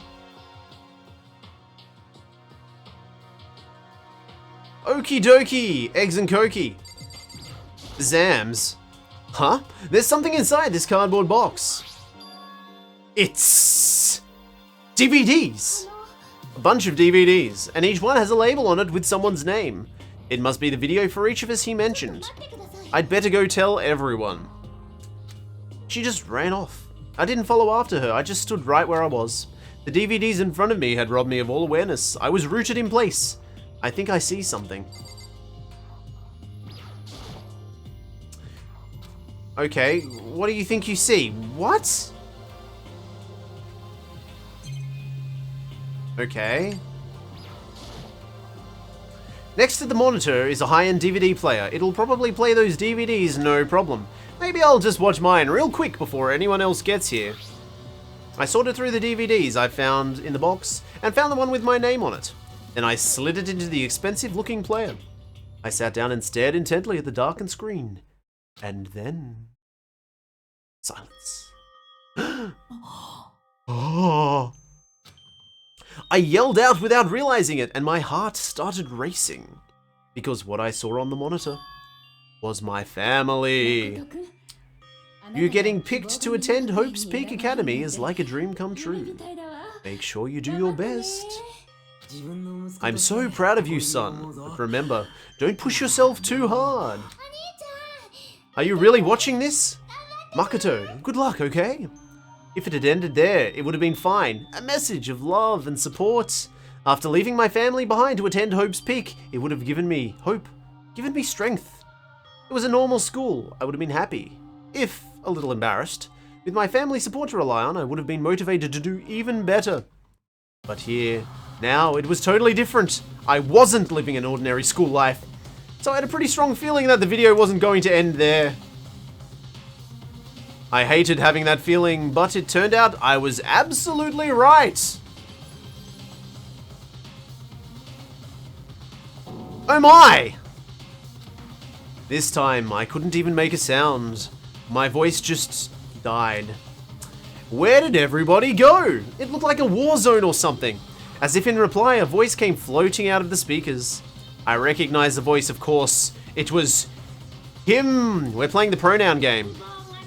Makoto Naegi, accepted into Hope's Peak Academy, and his family, who supported such a lucky boy. But it seems like something's happened to this family's well-being. Oh boy, this is bad. What could have possibly happened to the family's well-being? Look for the answer after graduation. What is this? What happened to everyone? I started trembling.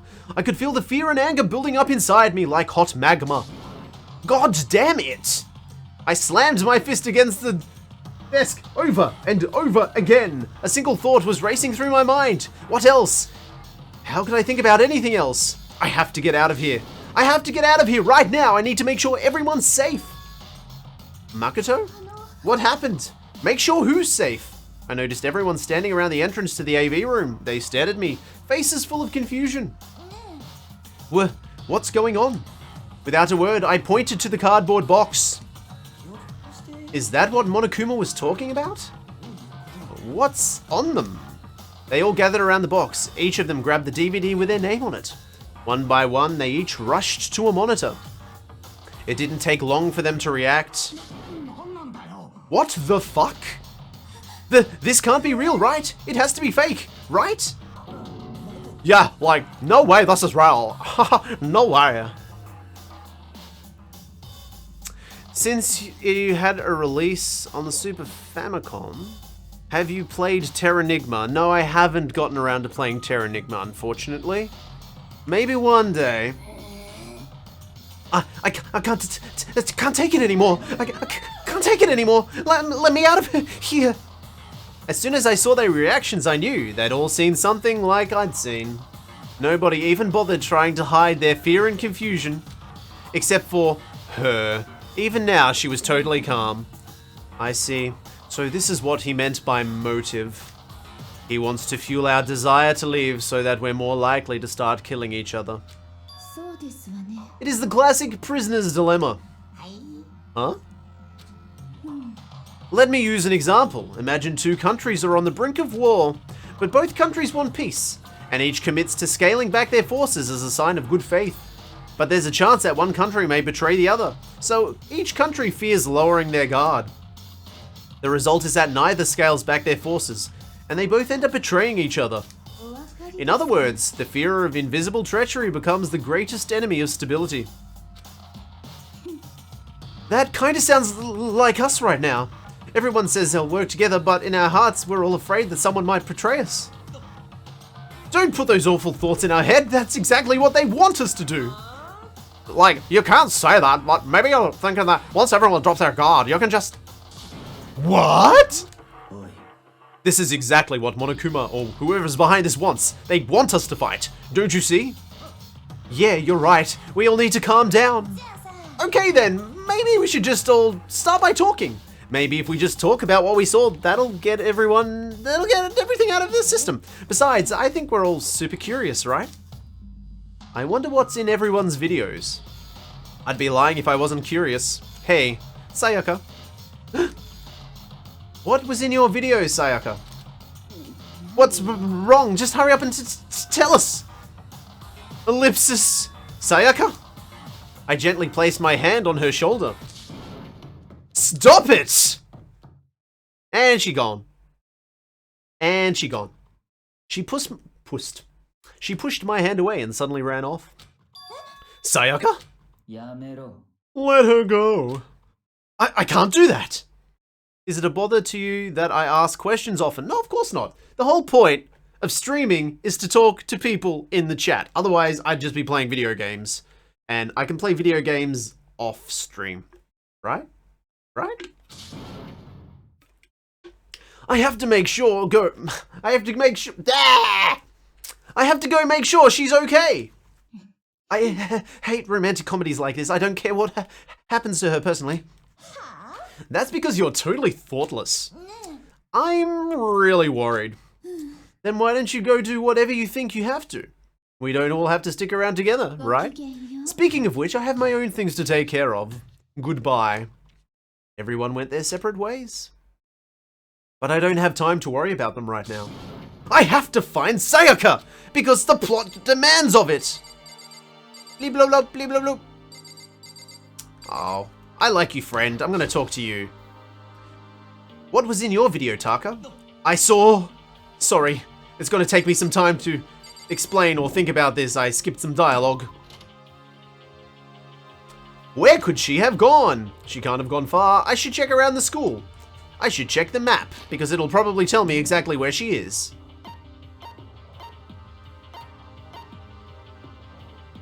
Okay, so she's not on this floor.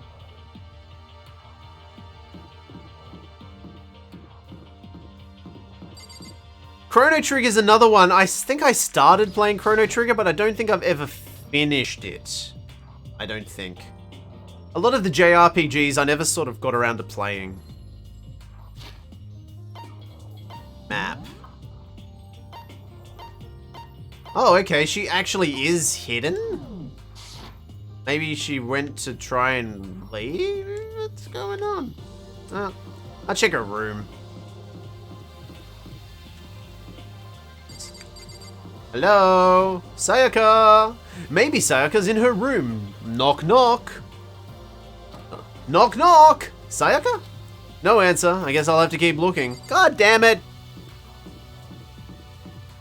Welcome back to the corpse party times when we ran around looking for stuff.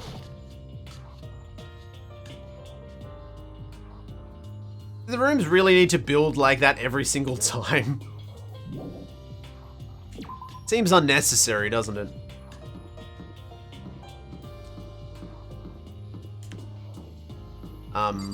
Have you seen her? What was in your video, Celeste? Oh, it is you. You really want to know, don't you? That smile. It's strangely scary. There are many, many things in this world you are better off not knowing, don't you think? Yes. Is there anything I need to do in the girls' bathroom? No, definitely not. Dang it. Where is she?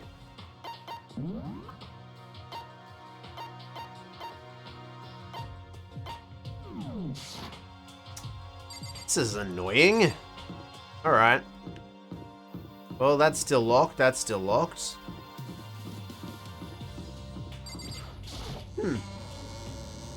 Like they really needed to stretch the playtime of the game out anymore? There's so much dialogue. It seems unnecessary. What is this? Oh, it's a classroom. This blackboard belongs to us now. Okay.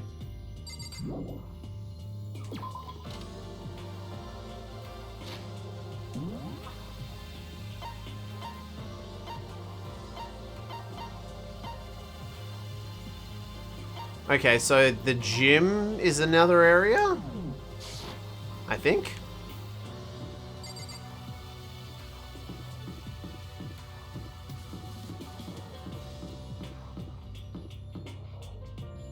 So yeah, experiencing this game on something awful was very interesting. Their Let's Plays were very detailed, everything was written down, the community got into it, everybody talked about it, they did theory crafting, and it just brought another element to the game. One that I wasn't really expecting.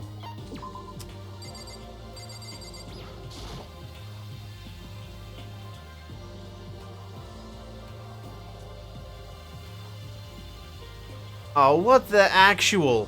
Where are you? You sassy pants?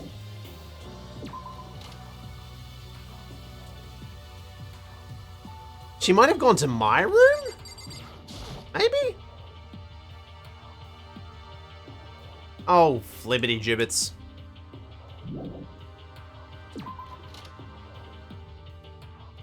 Seems so unnecessary.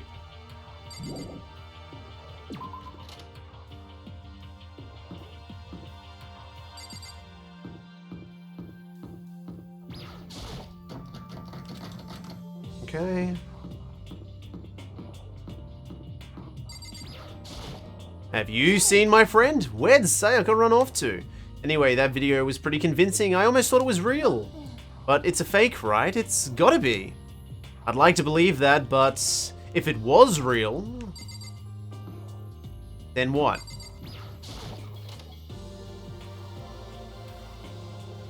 If it was real, then what? So what? I mean, we're already in kill death place. Do you think they're not above killing and deathing our families?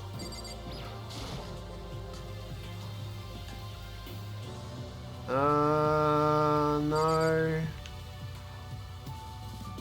Oh, this is frustrating.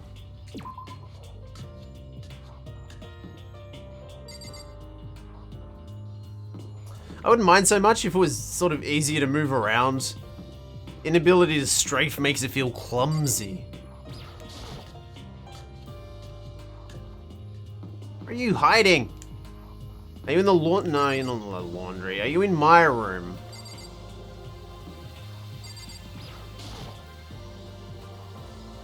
Isn't she? Of course she isn't.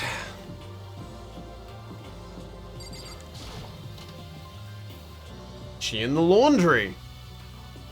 So, you know, this is where someone would run off to. They'd run off to the laundry.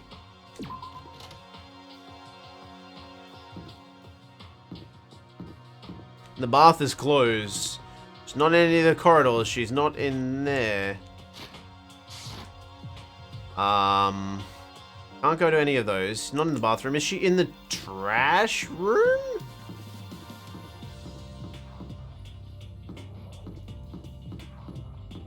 Trash room. I haven't been in here. She could be in the trash. No. There's a hatch on the floor. Rattle, rattle, the door won't budge. It must be locked. I mean, I can see a padlock on there, but it must be locked. It looks like some kind of switch. I wonder what it does. Maybe you should activate it. No?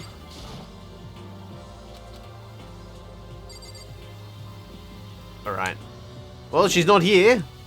If anybody knows, feel free to tell me. This is not an interesting part of the game. But yes, anyway, experiencing this on... Maybe she went to cook something? Experiencing this on Something Awful was a bit weird. They're very thorough in the way that they do their playthroughs. And because of, like, the self-auditing that happens in Something Awful, only things that matter get said. Which is, it's a very oppressive environment, but it did introduce me to this game, which I never would have seen before, because why would I own a PS Vita? Or Vita, or whatever you want to call it.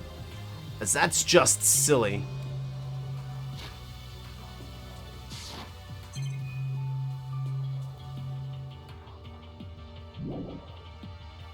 The area, please. Where is she?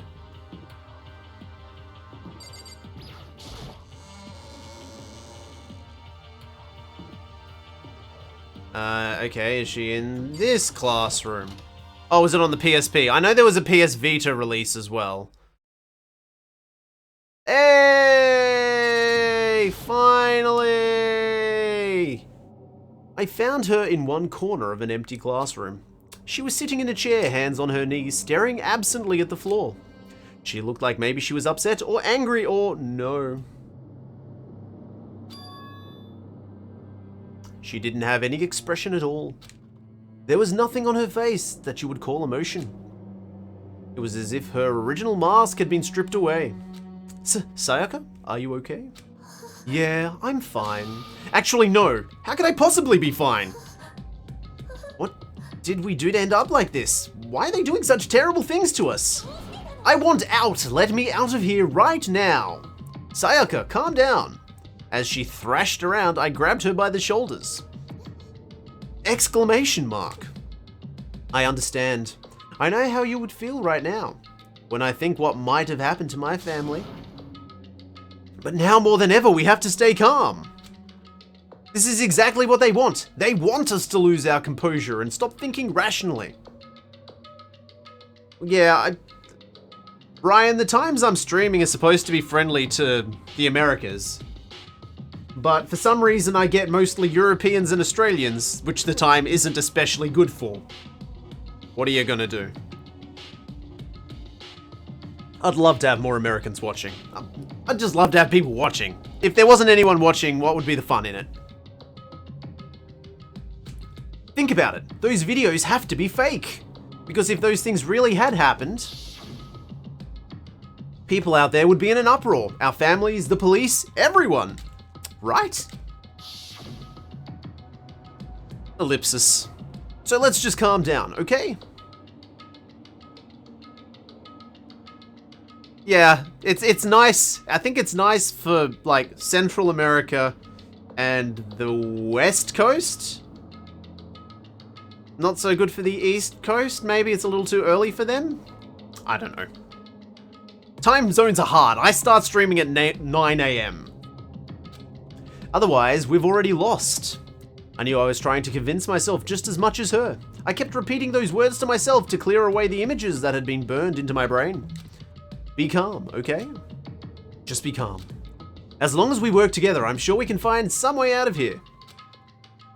And it might even come before that. But what if there isn't a way out? What if help never comes? If that happens, then I'll get us out of here myself, no matter what it takes. 2 hours earlier in the West, 1 hour later in the East. So it's probably better for East Coast and Central, and not as good for West. Might be a little early for West. At least if people have real jobs. If they're just students, it's probably okay. When I said that, I paused. I had no idea what had come over me. Sayaka? She actually did say, please help me. Her voice was small and shaky. Why? Why is this happening to me?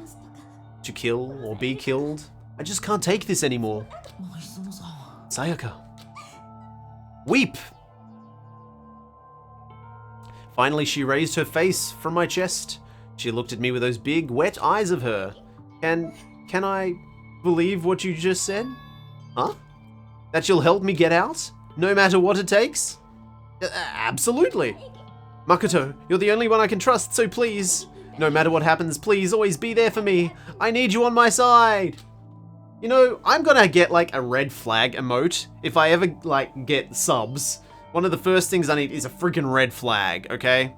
There's bloody red flags on everywhere. Red flag here's red flag over there, there's red flag everywhere, just red flags. Of course I'll be there for you. No matter what, I'm always by your side. I mean, where do you like to go on holiday to? When I used to take holidays, it was generally just taking a holiday away from work. That was always good enough for me.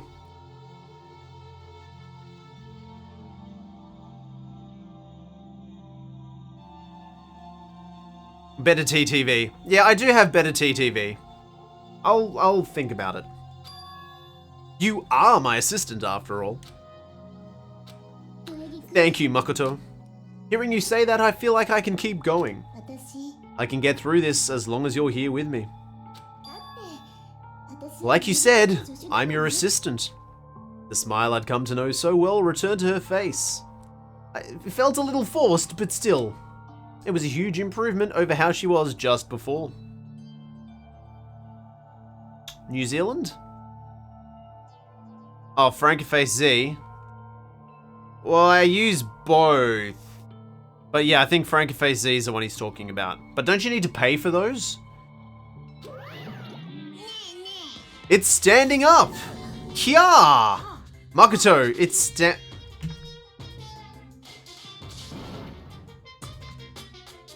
What's standing up?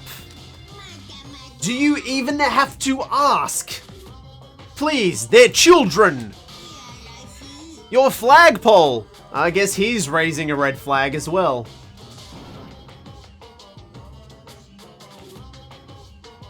Get the hell out of here! No, I want to join in. Damn it. Well, if you won't leave, then tell us what the hell is up with those videos. Ah, it's about to come out. It's gonna come out, my pristine, pure white stuffing. My honest, innocent stuffing is about to come gushing out. I balled up my fists, took aim, and swung as hard as I could. I had never put so much energy into a single motion before in my life. I leaned back, channeling all my power, and let go with everything I had. Goo-ah! Are you okay? If I hadn't avoided your punch, you would have just violated school regulations. But boy, are you slow. I could have downed a $1,000 full course dinner in the time it took you to finish your swing. Nah, better TV, you can upload your own for free. Okay, your speed, agility, alertness, passion, boldness, sense of despair, antagonization, it's all lacking. Ellipsis. What the heck was that just now? He just wanted to mess with us. Well, for now, you want to just head back? Yeah. I think it's time to have a cold shower. Monokuma had come along and swiftly destroyed the good mood we'd just created. Sayaka and I head back to the dorms. You should get some rest, Sayaka. You still look shaken. I'm sorry for making you worry about me. You're right, I'm going to lay down for a bit. With a nod and a small bow, she disappeared into her room. Is it free time now? Now on my own, I headed off to tell everyone that Sayaka was okay.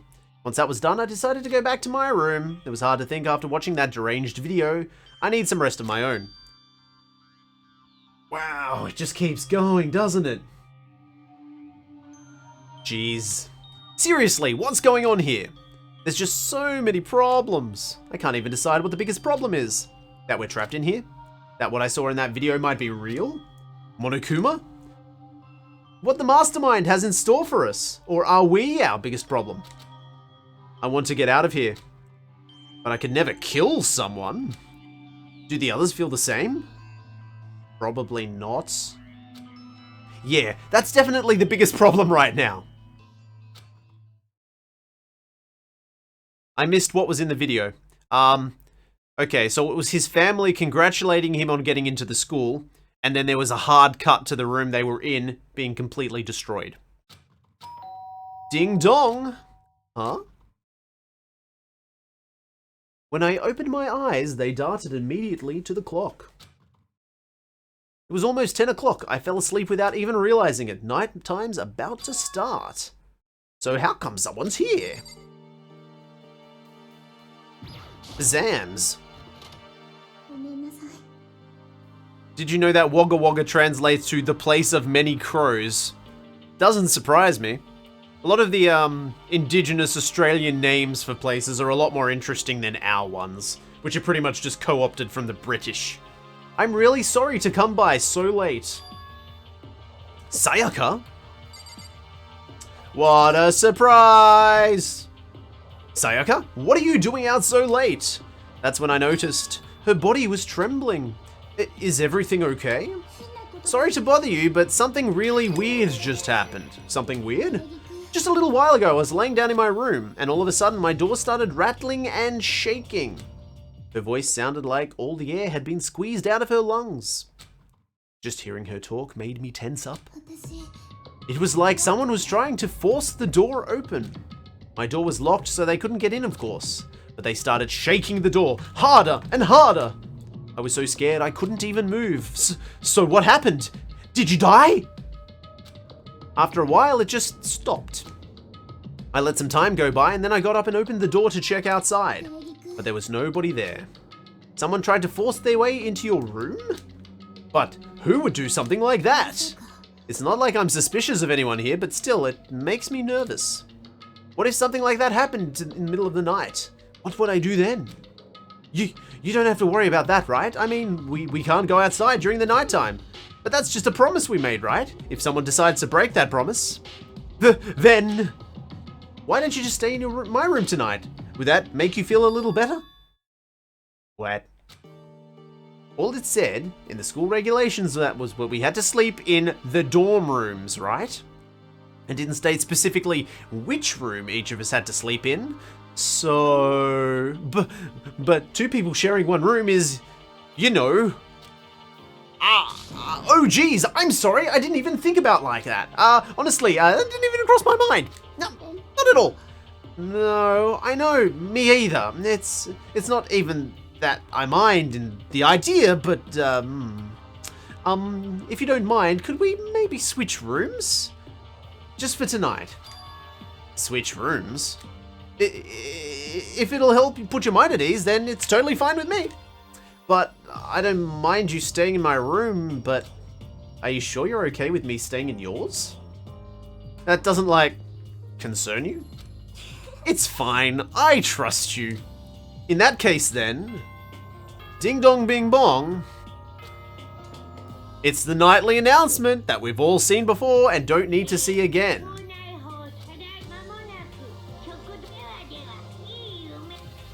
Thank you. Oh man, it's already nighttime. Okay, so that's settled. I'll head to your room right now. Oh, and if we're gonna trade rooms, we'd better trade keys too. Ah, that's right. We'll have to trade keys. Again? Like I said, I'm psychic. Huh? Hey, aren't you gonna say you were just kidding?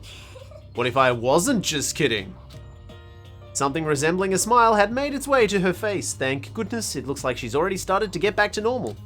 Okay, we'd better trade keys then. Yup, let's do it. We exchanged keys, and when I looked back at her again, there is another worried expression there. Makoto, please be careful. If someone comes to the door, don't open it, no matter what. I won't. The same goes for you, Sayaka. No matter who it is, don't open the door for anyone. Even if I'm sure it's you, I absolutely won't open it, otherwise what's the point of even switching? Oh, and by the way, just so you know, my bathroom door tends to get stuck. There's a little trick to opening it. You have to turn the knob, then lift the door up while you pull it. Just do that and the door should open, no problem. Okay, but the showers don't work during nighttime anyway, right? Oh, that's right, I totally forgot. But I guess I might use it when I get up in the mornings, so thank you. Okay, well, I better get going. See you tomorrow, Sayaka. Oh, and about what I said before. When I said I was psychic, it really was a joke. Honestly, I'm just very perceptive. Yeah, I know. Good night then. It's her only joke. Leave her alone, guys. See you in the morning. Sayaka gave me one last parting smile, and I headed off to my room. I looked around as soon as I got out into the hall. Everyone else's doors were closed, and there was no sign of life. Good, there's nobody here. Making sure nobody was around to spot me, I rushed into Sayaka's room. And I immediately went through her drawers. So this is Sayaka's room. It doesn't really look like any different to mine. It smells nice though. Well, I guess we'll just have a look at the drawers.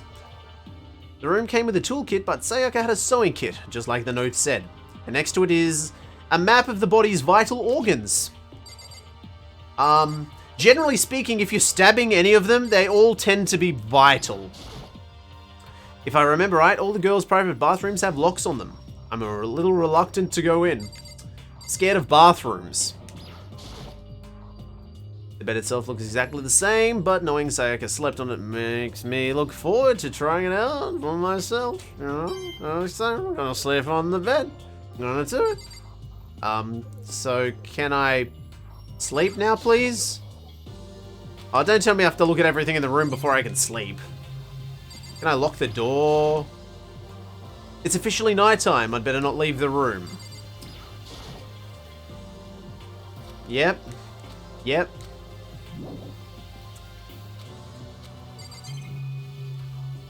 What do you want from me? A surveillance camera? It makes sense that there'd be one in here. Seriously, what do you want from me? Game? Game? It's kind of weird to dig through other people's trash, but I couldn't help taking a quick peek. That's... There wasn't any doubt about it. It was the DVD with her name on it that we'd found in the AV room. That reminds me, I never did get a chance to find out what was on her video. But it's probably best if I wait until she brings it up again. I don't think Sayaka would want me snooping around too much. I should probably go to bed soon. As I lowered myself onto Sayaka's bed, a pleasant fragrance enveloped me. Sayaka's scent. Maybe it'll bring me some sweet dreams. And absolutely nothing will go wrong. Feeling a little better than before, I fell asleep. Well, wellity, well. Imagine you're all in a big spaceship in the middle of an intergalactic adventure. You've heard of Noah's Ark, right? We're sort of like that. We've set sail and left Earth behind. Here you don't have to worry about crazy neighbors, corrupt cops, drunk drivers, or pyromaniacs. So you don't have to worry about the ozone layer or asthma-inducing air pollution. And of course you don't have to stress about studying for finals or practicing for the big game, but... even our divine world of freedom has a few rules. After all, freedom can only exist because of rules. If you're really dead set on returning to that tiny piece of dog poop they call Earth, please do your best to follow the rules. I hope I've made myself perfectly clear. So then, let's everyone do our best and follow these new guidelines and live happily ever after together. Yes, it's annoying to... it's like, let's look at this thing! I can't use it! Monokuma, he's a wordsmith. He's like Mark Knopfler. Okay, good morning everyone. It's now 7 AM. Yes, same as always. Thank you, Monokuma. Normalcy. It's all about normalcy. I sat up, still half asleep, and rubbed my eyes. Slowly, I pulled myself out of bed. I remembered I was in Sayaka's room. I just remembered I promised to eat breakfast with everyone else. I'd better get going. I left Sayaka's room and made my way toward the dining hall. Is everybody in here? No. A few people had already gathered at the dining hall by the time I got there. Hello, Makoto, and good morning! Can you believe it? I was the very first one here this morning. Yeah, I can believe that. Good morning. Morning! I suppose I'm early.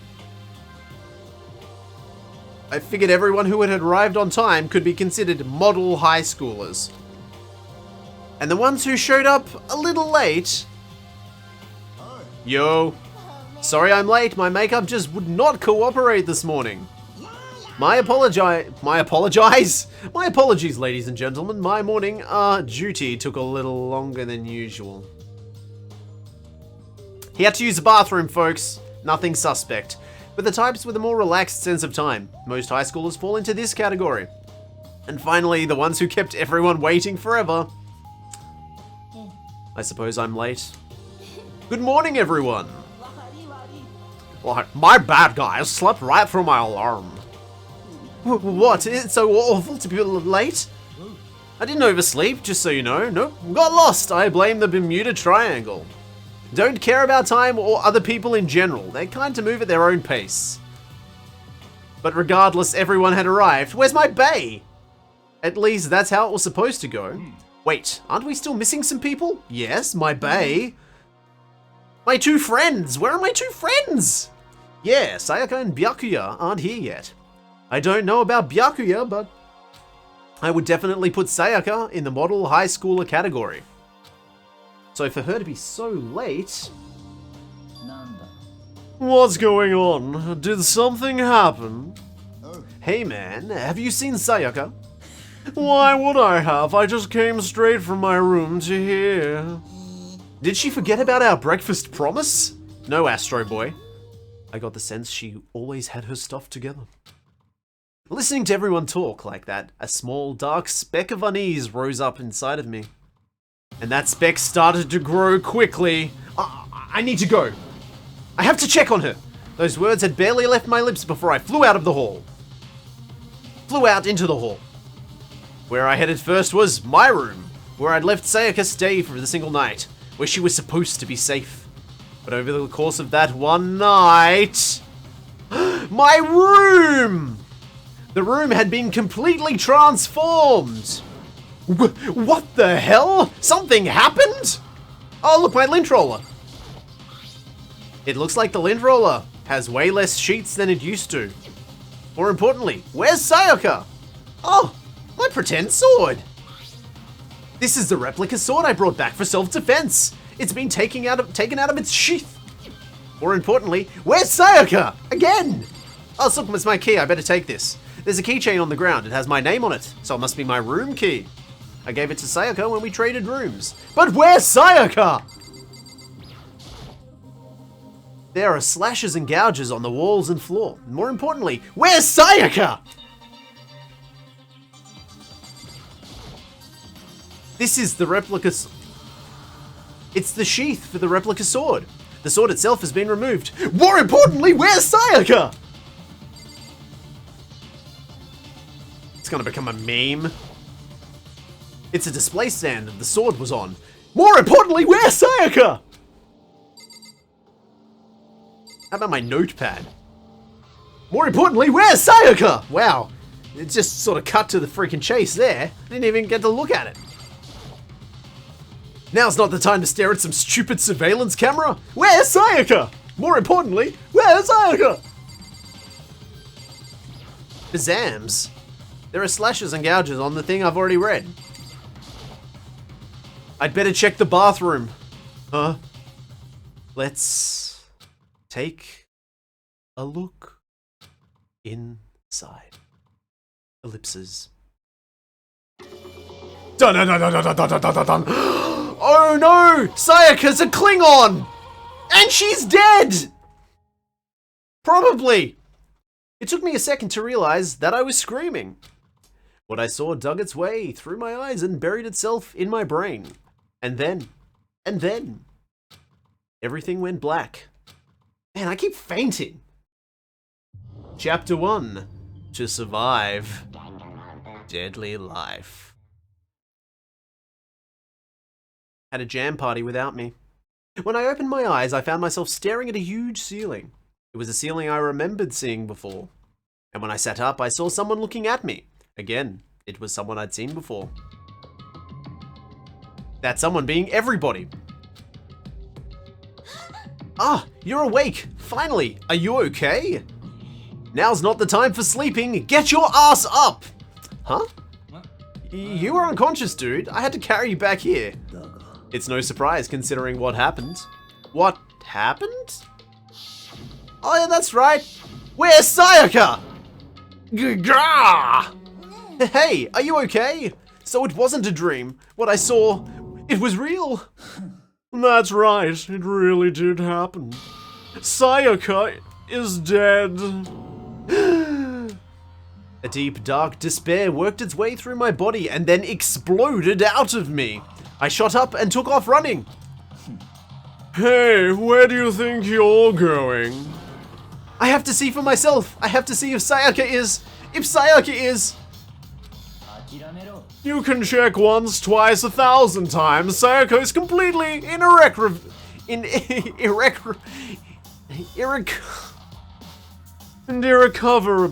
dead.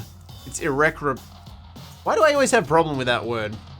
Also, why do I have problems saying the word problems? Irrecoverably dead. No, I have to see for myself. Listen to us, man. What do you think's gonna happen if you go out there? Well, what good is it gonna do just sitting around here? I mean, why are we all hanging out in the gym at a time like this? Our friend, Sayaka, she's... More importantly, where's Sayaka? She's dead. Oh yeah, that's right. Dead. When I said that, it finally hit me. I knew where she was. I realized she really was gone. None of us want to be here right now, either. Then why? Shouldn't it be obvious? Monokuma told us all to come here. Well, hold on, don't talk like that. We all protested it. I mean, we remember the terrible price Sayaka had to pay, but... I'm the one who convinced them to come. Right now, we need to do whatever he says. We're his prisoners, right? It's not a good idea to defy him without reason. We don't need to make any more sacrifices than we already have. Why should we listen to anything he has to say? It's obvious he's the one who killed Sayaka. More importantly, I would never do that. If you can believe anything, you can believe that. He's here again. Unless someone violates a school regulation, I absolutely will not interfere. I can promise you, I won't do anything that goes against the purpose of your school life here. I'm famous at safari parks throughout the world for following the bear times one rule. Then who did it? Who killed her? You already know the answer. The one who killed her is one of you. Nobody had a reply to that. One of us killed Sayaka? Don't be stupid. That's... Huh? What's the matter? You guys all look like you... You guys all look like you're about to see a dove get shot up with a Gatling gun. Don't you remember what I told you when all this began? One of you decided to kill Sayaka so that you could graduate. Someone's just following the rules. There's nothing wrong with that. You're lying, right? Of course he's lying. I'm telling you, he killed her. Nope, sorry. One of you is now a bona fide killer. If they wanted to, the one who did it could testify to that little fact. What? Without thinking, I looked around at everyone. They all had the same look on their faces. Everyone looked at each other with a combination of fear, suspicion, and confusion. Are you serious? Someone killed someone? It is amazing what some people are capable of. Hey, hold on! Don't just assume he's telling the truth. That's enough. Before we do anything else, I'd like to confirm something with the stuffed animal here. If one of us really did kill her, that person gets to graduate from the school, right? Huh? Don't play dumb. That's what you said, isn't it? If we killed someone, you get to leave. Poo-hoo-hoo. Poo-hoo-hoo. Poo-hoo-hoo-hoo. Wah-ha-ha-ha-ha-ha. Like, why are you laughing? Poo-hoo, it's cause. Naive, you're just so naive. You think it's really that easy? You can just kill someone and waltz on out of here? You're super naive, devilishly naive, hellishly naive. No, no, no, the real thing has just begun. The real thing? You mean we're about to start playing a video game? Are you ready? Allow me to explain the second part of the rule regarding graduation. Just like I explained before, you must kill someone if you want to leave, however. Even if you do that, there's still one part to the agreement you have to uphold, remember? You are referring to rule number 6 of the school regulations. Anyone who kills a fellow student becomes blackened. Will graduate unless they are found out by the other students. This is what you're talking about, is it not? Bingo! It's not enough just to kill someone, you have to actually get away with it. Which naturally means you need a system in place to assess whether or not it's been gotten away with. So, a certain amount of time after the murder has taken place, a class trial will begin. It's a banana court. Class trial? Yup. It'll begin in a few hours after the murder. Everyone will gather together, including the blackened who committed the crime. And they and the spotless students will all engage in one big debate showdown. During the trial, you will present your arguments about who you think the blackened is. And once everything comes to an end, the outcome will be decided by popular vote. If the answer you arrived at is correct, only the one who disturbed the peace will be punished. The rest may continue their communal lives. However, if you choose poorly, then the one who got away with murder will survive and the rest of you will receive your punishment. Which of course means your school life will come to an end. As far as class trial rules go, that's all there is to it. You know, it's either 14 of you, 13 will you die or one of you will die. Whatever. So, what exactly is the punishment you keep talking about? Well, to put it simply, it's execution. Execution? By execution, you mean... execution is execution. Execution. I didn't even get a turn to drink it, Mark. There we are. Electric chair, buzz buzz, poison gas, cough cough, torn apart like a paper plane in a hurricane. So, to make sure I understand, if we get the culprit right, then only they die, but if we get it wrong, all of the rest of us get executed? What a smart little chimpanzee you are, looking at you, implying you didn't do it without actually saying it. So it's basically what the outside world calls a lay judge system, or an inquisition type thing. Which means you'll be deciding who you think the killer is. But judge carefully, because all your lives are on the line. Okay, so let me just add the rule I just described to your handbook. Make sure you keep it in mind. Thanks. Well, wait, hold on a second. You're freaking insane, you know that? What? A class trial? What the hell is that? I don't want anything to do with it. Why not? What do you mean, why not? Why do I have to waste my time trying to figure out who murdered someone? What? Are you saying you're not going to participate in the trial? Only punishment awaits such blasphemy. What? Punishment? I don't recall any punishment. I might, I don't know, throw you in a deep, dark, scary prison or something. Shut the hell up. Say whatever you want. I'm not going to be part of this. Don't be so selfish.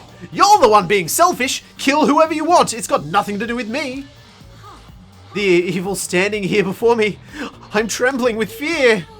But I won't give in to such evil. It's my style to stick it out and resist to the very end. If you really want to get out of here, you'll have to go through me first. As he said that, he came charging at us. Although it was more of a waddle. But then...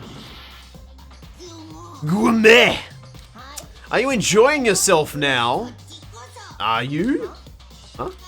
Violence against Headmaster Monokuma is not allowed. You violated a school regulation. I invoke the mighty summoning spell. Help! To me! Godly Spear Gungir. Well, whoops! That was a mistake. I think she got Gungir'd. Oh no, the jam came out. Ellipsis. What? Huh?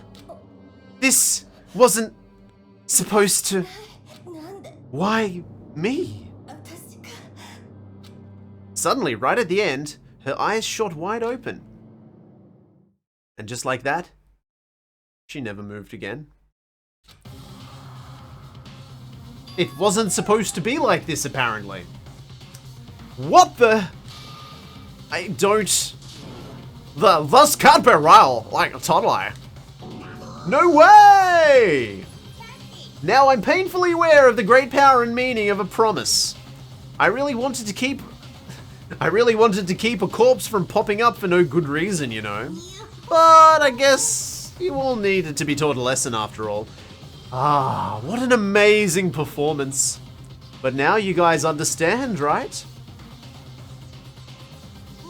Now you see just how serious I am. Defy me and you'll get shot full of holes, exploded, buried alive, disintegrated, etc. So if you don't want that to happen to you, you'd best obey those school regulations. Junko's body had been impaled with a bunch of spears. An unbelievable amount of blood started pouring out of her body. It was the first time I'd ever seen the moment someone's life came to an end. Nobody there could deny what they'd just seen. Junko, who just until a second ago had been our friend, was dead. She'd died to death. She'd been murdered. In simple terms, it was the death of a human being. Yeah. It's really not all that shocking. She just died, that's all. Just went and died. It's no more remarkable than the inevitable demise of the entire human race. It's just as natural as the eventual end of the world itself. Entropy, right? This isn't some superhero comic. It's not like when you die, you didn't really die. This is reality. Oops, there goes gravity. Why did you have to kill her? Didn't you say you would put her in prison or something? I changed my mind. No, you've been wanting to kill this entire time. Kill this entire time? Don't be silly. You can't just kill time. Or are you being metaphorical? Are you saying I wanted to waste time this whole time? Come on! What do you take me for? I'm Monokuma! Anyway, none of that matters right now.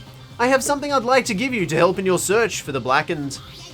This little file has all the information I've gathered about the death in question. I'd like to call it the Monokuma file.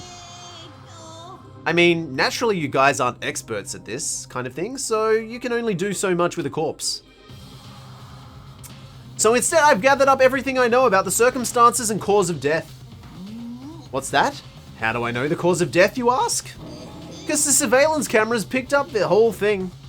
Gotta see it all go down. Wait, so then you know who killed Sayaka? Of course I do! If I didn't, I couldn't possibly pass a fair and accurate judgment during the trial now, could I? That's a good point. The judge has to be able to make the proper decision. That's somehow comforting. Now then, please put your effort behind your investigation. After all, you don't have any choice but to give it your best shot. Seriously, you don't have a choice! Okay, so we'll meet up for class in a little while. For the trial. And with that, Monokuma disappeared once again. He left us stunned and confused. He left us at a total loss. He left us with Junko's dead body growing colder right in front of us. Okay guys, let's get my assistant to... And for who knows how long, nobody said a word. The fact that Sayaka and Junko were dead was a huge shock, of course. But there was more to it than that. It was also the idea that one of us had actually murdered someone. And that if we didn't find out who it was, we would all die here. We'd found ourselves in a situation where we couldn't help but look at each other with open suspicion. It was the worst situation imaginable.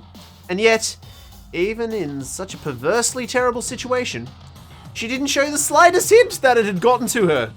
No. Now's not the time to wallow in your desperation. The worst thing we can do right now is lose faith in each other. That would lead to the same disastrous result as having total faith in everyone else. Huh? Like what? Cooperation is absolutely key at this point. Who you decide to trust or not trust is, of course, up to you. Continuing to think and talk about the deceased certainly isn't going to help anything. Saying things like that is just... How many times have I told you, anyone who can't adapt will die. Death is the only thing awaiting those who are unable or unwilling to adapt. If that happens, you only have yourself to blame. What an awful thing to say, especially after what happened. Right now, exposing the killer is the most important thing. Because if we don't, we're all going to die here. She is right. We need to begin our search right away. Either way, we can't run away from the situation, so we have no choice but to move forward. We just have to do it, I guess. What other choice do we have? Like, no way in hell I'm letting someone kill me. Alright, damn it, let's do this. We just have to do it. Everyone kept repeating that sentiment. They were using it like a mantra to give themselves strength. But they're right, we just have to do this. No matter how much we don't want to, we have no choice. If that's what it takes to survive, then that's what we have to do. On top of that, there was something I needed to find out. I had to know why Sayaka had to die. Why she had to be the one. I'm terrified to find out, but still, I have to know. Otherwise, I knew I'd never be able to accept her death. Which is why I don't have any choice. I have to do this. I have to play the game. Okay. Wow. Wowzers. Oh my god, okay. I'm gonna speak to my favorite people and then I will speak to Kyoko. We need to hurry up and figure out who the culprit is. If we find out who did it, then only that person dies. But if we get it wrong, then the rest of us are to face execution. That's what that ridiculous school regulation said, right? So stupid. Okay, Kyoko, let's do this thing. Before we start searching for Sayaka's killer, we need to decide what to do about securing the crime scene. What do you mean? You're thinking of putting someone on guard duty so nobody can disturb the area, aren't you? After all, if the culprit decides to destroy the evidence, we're pretty much screwed. In that case, I don't mind doing it. I don't like having to think anyway. I'll let you guys figure out who killed that chick. Okay, then we can let Mondo look after the scene.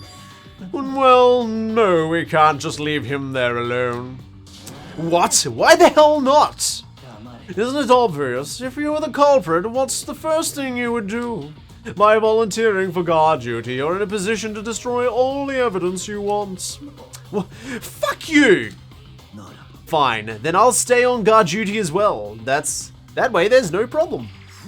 2-player co-op base defense with the two of them. With their stats, they're totally OP. Since we won't be able to help investigate, we're putting our faith in the rest of you. I'm still pretty freaked out, but I'll try. Okay. So can I go, hold on, huh? Before we begin the investigation, isn't there something else we need to discuss? Oh yeah! We're going to find out who the killer is. Because if we don't, we're all going to die here. Wait, so what do we need to do? Zams. I gently placed my hand on Junko's lifeless body. Yeah, I did. I touched her wrist to check for a pulse. Like they do in movies and stuff, but she really is dead. There wasn't anything else to say, she was gone. I don't know why you even bothered to check. After those injuries and losing that much blood, frankly, I'd be shocked if she did survive something like that. Huh? Hold on. Hold on. Just wait a second. She's dead? Then that means everything that's happened so far is real? This is not a joke or whatever? It's really real? Hell no! Someone save me! Let me out of here! Somebody help me! You're just now accepting that? So, can I leave now? Can I please go? You're gonna let me leave? Hold on, huh? Before we begin the investigation, isn't there something else we need to discuss? Oh yeah. Is there? Didn't I? Okay, I'll just click on everybody else. Is this really happening? Screw that piece of shit bear. Come on, man, let me out of here. Come on, just someone let me out. Bazams. Ellipsis. Hifumi. Consciousness has crashed. Restarting now. Please wait a moment. We can't run away from the situation, so we have no choice but to move forward. Ayah. Someone got right in front of us. They... is it... Am I supposed to check the, where? No, not that.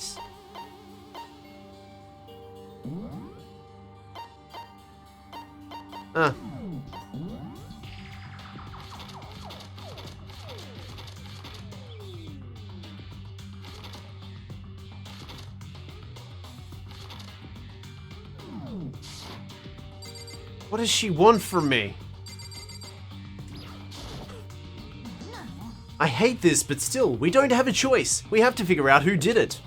Or else we're all dead.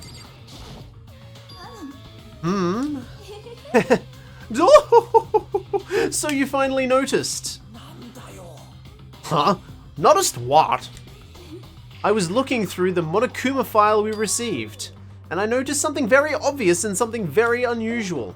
Huh? What are you talking about? Go ahead, take a look. Notice anything interesting about where Sayaka died? She died in Makoto's dorm. Yeah, I know that. She's right! Then, could it be? All at once, everyone's gaze turned to me. Hold on a second, you've got it all wrong. For just one night, I traded rooms with her. I did it because she was afraid. You expect us to believe that? Just tell us the truth. The look on everyone's eyes had done a complete 180 from just a few minutes earlier. The feeling of suspicion and fear had returned. In other words, you think I did it? But I'm the main character. Are we all done talking? We need to begin our investigation soon. At this point, we should split up. We need to get to the bottom of this and find out who killed Sayaka. We'll have to collect clues to form a foundation, then construct an argument to come to a final decision. If we get this wrong, well, do I really need to say any more? I'd rather you didn't, no. Everyone, pray for good luck. With that, Kyoko hurried out of the gym. I'll be going too. And just like that, Kyoko, he was gone before we realized it. Oh yeah, I'm on guard duty, huh? I'd better head to the scene of the crime. Ah, that's right. Let me just say this right now. Which game has given you the greatest challenge? The greatest challenge, and I've still finished it? Or just the greatest challenge in general? If whatever son of a bitch did this is here right now, and they're thinking of destroying that evidence, they'd better not let me find them. I'll skip the trial and cave their goddamn skull in myself. Yes. Yes doesn't really help me, Ryan. I'm not sure what part you're saying yes to. I'm serious. I will fuck them up. Completed. Hardest game I've completed. That gave me the most challenge. I'd probably say, based purely on time alone, I'd probably say Swords of the Stars The Pit. Only because it's such a long-winded game and there are so many opportunities for you to do something wrong. And you have to learn so much getting up to the point where you can actually clear it. Letting his deadly words hang in the air, he and Sakura ran off. But, I mean, we're not detectives or anything, you know, and we're gonna investigate a murder? How do we even do something like that? Well, we don't really have anything in particular. We already know who killed Sayaka. What are you implying? It was you. I'm telling you, it wasn't me. Don't come any closer. Are you gonna kill me next? Oh dear. Well, I guess it wouldn't hurt to give it a shot. It's not for sure that Makoto's guilty yet. That's true. We may as well check just to check. Even if I wanted to, I couldn't help investigate. Like, wait, why not? I'm no good with blood. All it takes is one glimpse and I black out. Well, how about the corpse that's in front of you? Like, well, whatever. I don't think anyone was expecting much from you anyway. Alright, I guess I better get going. Well, wait. Don't go yet. You have to hear me out. But it was pointless. Everybody had already left. And their parting looks at me had been filled with suspicion. Does everybody really think I'm the killer? How did it turn out like this? Seriously, they've got it all wrong. Why do they have to suspect me? I have to do something. Otherwise, everyone will... Execution is execution. Execution. Electric chair, buzz buzz, poison gas, cough cough, torn apart like a paper plane in a hurricane. I can't let that happen. I can't let things turn out the way Monokuma wants. All I have to do is find out who really did it. Who really killed Sayaka. Okay. Can I play the game now, please? I guess I should look through the Monokuma file we got before. The victim was Sayaka Miyazono.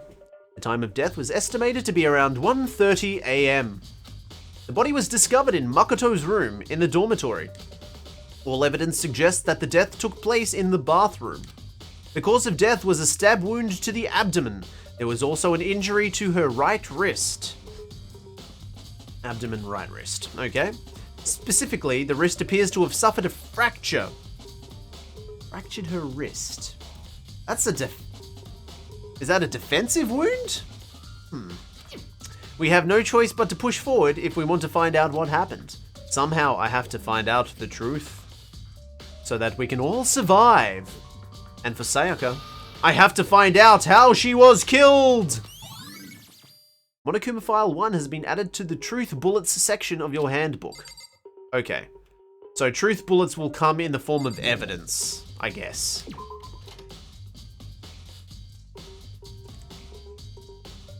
Come on, I want to get to investigating. Let's play the game, shall we? It took... how long? 4.5 hours to get to the part where we played the game. First of all, I should head to the scene of the crime. My room. We won't make any progress without investigating there. Well, that's what I'm trying to do. So I headed to my room where Sayaka's corpse still remained. I'd better examine the state of my room a little closer. That might reveal something new. Okay, so I should probably get a truth bullet from this, surely. Huh? Looking at the lint roller, it looks like there's way less than before. Did Sayaka see how dirty my room was and decided to clean up a little? This is the replica sword brought back for self-defense. Does it mean it was used in the attack somehow? And plus, it has been taken out of its sheath. I hadn't actually looked at the blade itself now. I shouldn't be surprised that it's coated in gold too. On top of that, some of the gold coating has come off the parts of the blade and the handle. Yeah, the handle especially is missing a lot of coating. I remember the coating sticks to you, even if you just touch it a little bit. Nice. Okay, so somebody touched it, it's been used, that's evident with the scratches, and whoever used it probably has crap on their hands. Maybe. They might have cleaned it off. There's a key on the ground. It has my name on it, so this must be my room key, if I remember correctly. Ah, that's right. Ah, that's right. We'll have to trade keys. It's a memory, so it echoes. When we switched rooms, we switched keys too. So Sayaka would have had the key to my room the entire time. But wait, if that's true, then how did the killer get into the room in the first place? Could Sayaka have forgotten to lock the door? No, that seems impossible. The same goes for you, Sayaka. No matter who it is, don't open the door for anyone. Even if I'm sure it's you, I absolutely won't open it. Otherwise, what's the point of even switching? After saying that, there's no way she would have forgotten to lock it or opened it for any reason. Do you have any idea how long a playthrough of this game would be? I had a look into it before I started. The time said it's an average of 24 hours. But that probably doesn't include saying all of the dialogue, so... Well, maybe she dropped the key somewhere and someone else grabbed it or something. No, that's not possible either. Sayaka was in here when we switched rooms. And with how scared she was, she wouldn't have gone walking around, so she couldn't have dropped it. So how did the killer... Switching rooms has been added to the truth bullet section. Okay. Can I check the... not the garbage bin. Oh, hi. Sakura, do you think I'm guilty too? I try not to make assumptions like that. I simply don't know whether you did this or not. Whether the decision the rest will come... Whatever decision the rest of you come up with, I will follow your lead. I see. There are scratches and gouges on my walls and bed. Is that evidence of a struggle? Yes. It looks like there must have been some kind of fight in my room. Damn it. I was right there in the other room. If I'd only heard something. That would not have been possible. Huh? Don't you remember? All of our rooms are completely soundproof. So something could happen in the room right next to you and there's nothing you could do. Perhaps this was another of Monokuma's strategies, creating an ideal setting for murder. Evidence of a struggle has been added to the truth bullet section of your handbook. Where else do I need to look? Okay, my drawer. Was anything removed from here?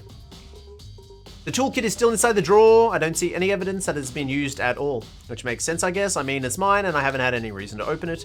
I can't imagine a situation where I'd need a toolkit like this. Except for murder. Yeah, seriously. Oh, Mondo. We ain't exactly in the mood to be building fucking furniture, right? So you haven't used yours either, then? Not just me. Nobody's busted theirs out yet, as far as I know. Actually, we were talking about it yesterday. None of us guys have opened their toolkits yet. Because, like, why the hell would we? Toolkit has been added to the truth section. Okay, so no one has used the toolkit, apparently. The notepad is still here, but I don't think it's relevant right now. Oh, come on. It's very stereotypically Japanese that he has a pompadour because he is a delinquent. Delinquents have pompadours or dyed hair.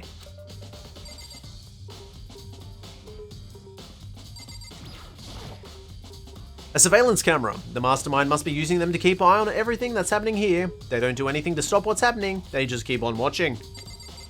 Like the final episode of Seinfeld. Oh no, I don't want to leave. No! Please, stop. What else is booming? Oh wow. It's just a mess of color. I didn't click the scratch marks on the wall. Yes, it is. We already did that. Okay, okay, yes, thank you. This is the replica sword I brought back for self-defense. Does this mean it was used in the attack somehow? And plus, the sword's been taken out of its sheath. Huh? There's some scratches on the sheath. They must have been made with something sharp. But how did the sheath get scratched up in the first place? Even if someone used the sword during the struggle, it doesn't make sense for the sheath to be damaged. I mean, if you're going to attack someone with a sword, the first thing you need to do is unsheath it. A heavy sheath like this would only get in the way, and it could just slide off in the middle of a fight. So why are there scratches on the sheath? Okay, so someone was protecting themselves with the sword before they removed it from the sheath? Perhaps? Bazams! I should look around here first. Okay.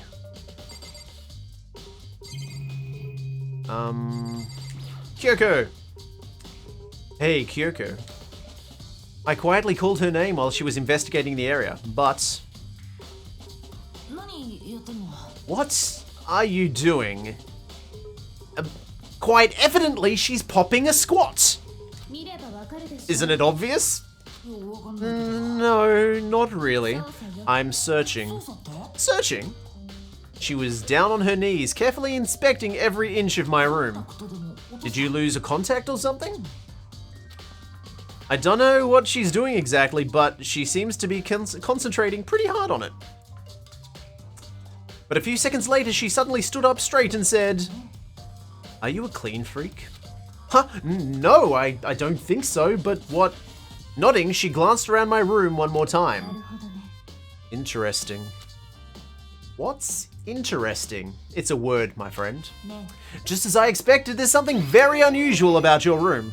Unusual? What do you mean? I've searched your floor from one corner to another, and I didn't find one single strand of hair. Alone in the Dark was another great point-and-click game. Yes, Ryan, but it was a terrible movie. Really? Not one hair from the victim, and not one hair from you, even though you've been living in here. You know, now that you mentioned it, I noticed something while I was looking around before. It looked like the lint roller in my room has been used, but I never touched it.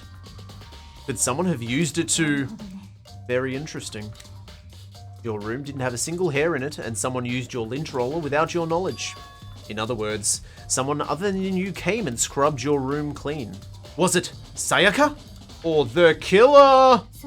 That's the question, isn't it? Nice. Okay, there's another truth bullet. Was that all? Now can I check this room? No! Oh yes, the bathroom. And on the other side of this door is a dead deceased corpse. No, I can't let it get to me. I can't afford to freeze up now. Forcing myself to push down my panic, I stepped into the bathroom, where my friend, the Klingon, was dead. Looking at her made it painfully clear it wasn't a dream or an illusion. She lost everything that made her, her. Sayaka. All at once I was overcome with dizziness, nausea, and the urge to burst into tears, but I can't hesitate now. Why? Why did Sayaka have to die? I have to uncover the truth. I have to find out what happened! I wanted to give up, I wanted to collapse, but that thought held me up and supported me. Okay, well, looks like there was a party had without me. Alright, well, I guess let's look at some blood. I told myself I simply couldn't face what I saw, but now's no time to think like that. I pulled out the Monokuma file to verify what it said about her body. Some sort of sharp object had been thrust into her stomach. It must have been the killing blow. But whatever they used to kill her, where'd they get it? That's definitely something I should look into. Probably the kitchen. Also, according to the Monokuma file, Sayaka's right wrist is broken. Her wrist does look swollen and bloody, that's for sure. It also has gold on it. But there's something sort of glittery there on her wrist too. Right there, where her wrist is swollen, there's something glittery. That definitely concerns me. Another thing that concerns me is... Huh? There's some blood on her left index finger. But that's it. The palms of both her hands are totally spotless, so how come only her left finger? Sayaka's wrist has been added to the truth bullets. Stab wound in her stomach is what killed her, so when she broke her wrist, that must have happened earlier on. I mean, how would her wrist get broken after she'd already been killed? So it's very possible she broke her wrist during the struggle. The killer attacked Sayaka in the main room. Oh, I don't know, I don't think I agree with this logic. That looked like somebody hit her on the wrist. If she was using the sword, it should have been on her palm. After that, the killer cornered her in the bathroom, where they inflicted the deadly wound. Oh, I wonder what this could be. I looked past Sayaka to the wall behind her, and there I saw... What? It looks like numbers, but could it be something else? If it's reversed? Like a name? Let's not get ahead of ourselves. Written in blood with the numbers 11037. Did Sayaka do this? Probably. I mean, you get the fingers like... No.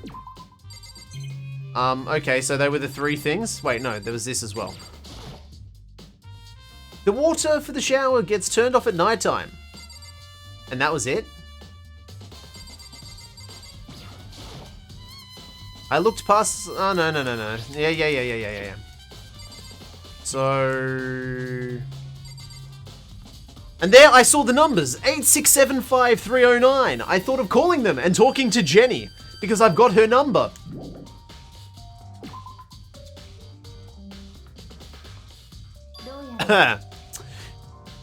It looks like you found it, right, Makoto? The bloody numbers. That's most likely Sayaka's dying message. The bloody numbers, you say? I've never seen something written in blood before. It really was her final message. It's as if she wrote it with her life itself. Do you often talk like an aspiring poet? But the numbers she wrote, what do you think they mean? 11037, I have no idea what that could possibly mean. The way she wrote the numbers makes me think she wanted to use her body to block them. If she wrote them in that location when she was sitting the way we found her, it means she must have wrote them by turning her only hand toward the wall. If you were to write something in that position, do you know what the result would be? The results? Think about it. You're not going to tell me. You need to uncover the mystery of this case yourself. Otherwise the case will end and you'll remain unconvinced. I have no idea what you're trying to say, but it's obvious you're not going to tell me. Also, your voice changed. Dying message has been added. It sounded like Kyoko knows what Sayaka's dying message means, but honestly, I have no idea. I do. Oh, I know who I should talk to. When it comes to numbers, who better to ask than the ultimate programmer? There's one other thing I wanted to ask you about. Do you know the door to your bathroom got broken? Broken? Oh, you mean how it gets stuck? Gets stuck? Yeah, I guess I'm the only one, but the door doesn't fit the frame quite right. When I first tried to use it, I thought it was just locked. But once you learn the trick, it opens no problem. Bathroom door frame has been added to the truth bullets. So the door doesn't quite fit the frame, huh? But actually, I'm referring to the broken doorknob. Huh? The doorknob? You didn't notice? We'll try closing the bathroom door. I'm sure you'll see right away what I'm talking about. I did what Kyoko said and shut the bathroom door. And it's crooked. Huh? The doorknob.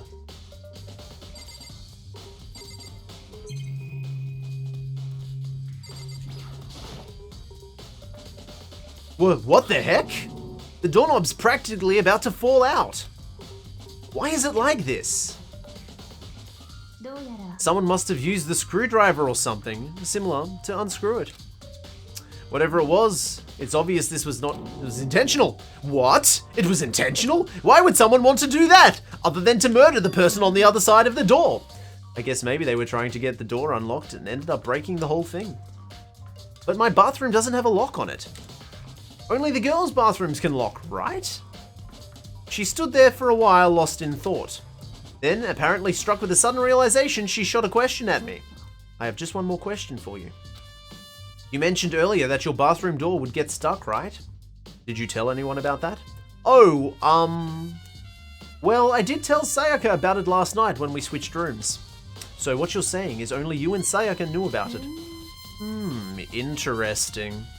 She had the slightest hint of a smirk on her face. I got the sense that she was really starting to get into all of this. Then that clears it. Huh? What clears what up? I'm so lost. Well then, see you later. So everyone is trying to murder everyone. Well, if it was at night and everyone had their doors locked, only somebody with access to a screwdriver would have been able to open the door. If a screwdriver was in fact used. As if forgetting I was ever even there, she suddenly turned and left the room. Bathroom doorknob has been added to the truth bullet section of your handbook. I still don't really understand any of this, but I've already given my room a good once over. Maybe I should look around somewhere else. I should start looking into where the murder weapon might have come from, and also, I should look into the DVD Sayaka got. With Sayaka dead, I have no choice but to see for myself what was on the video. And on top of that, I'm sure there were some other areas worth checking out too. Maybe I should see what everyone else thinks. If they'll even talk to me, that is. Oh, good.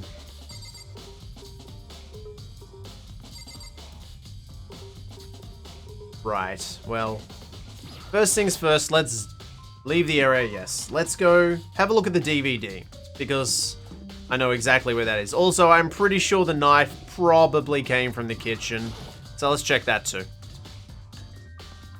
So, she has a defensive wound on her wrist.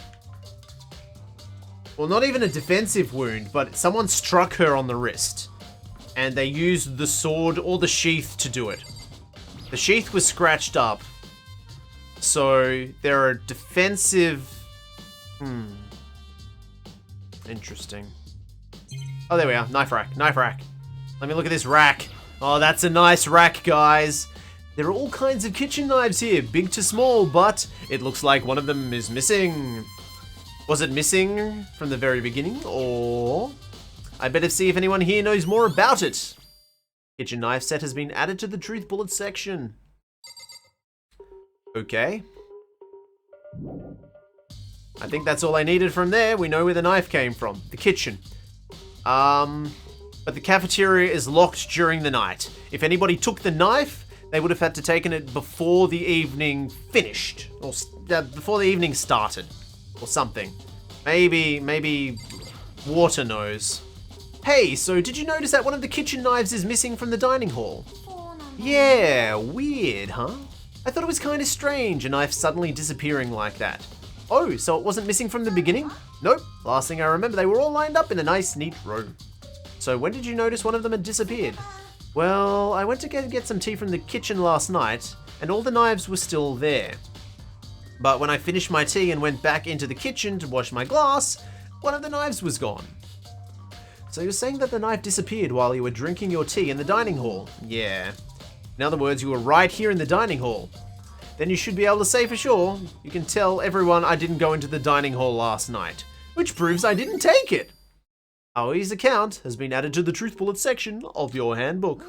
Hey, by the way, did you really kill Sayaka? What? Of course not. I would never.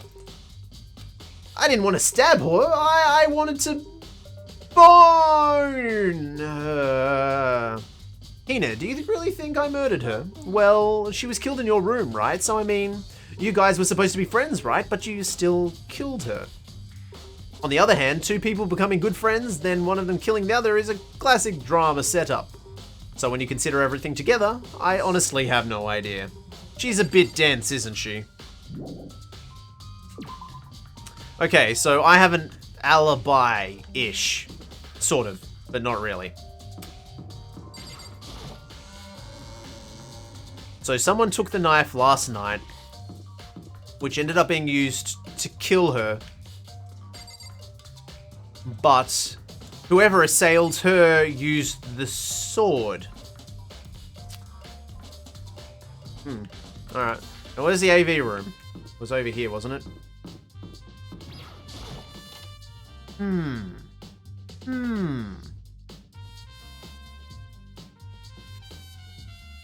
Let's see who has motive. Wait, it's a DVD player, so I get a money. Here, have some friend coins to buy friends. I wanted to watch the damn... No. Do I watch it on here? Damn it! Where do I watch it?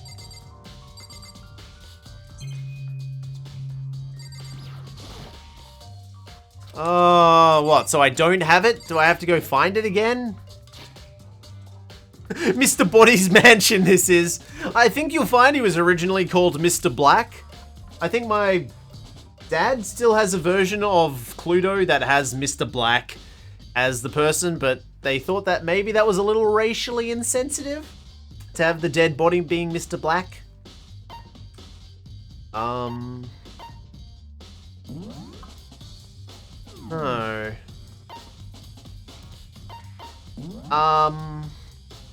Why don't I have...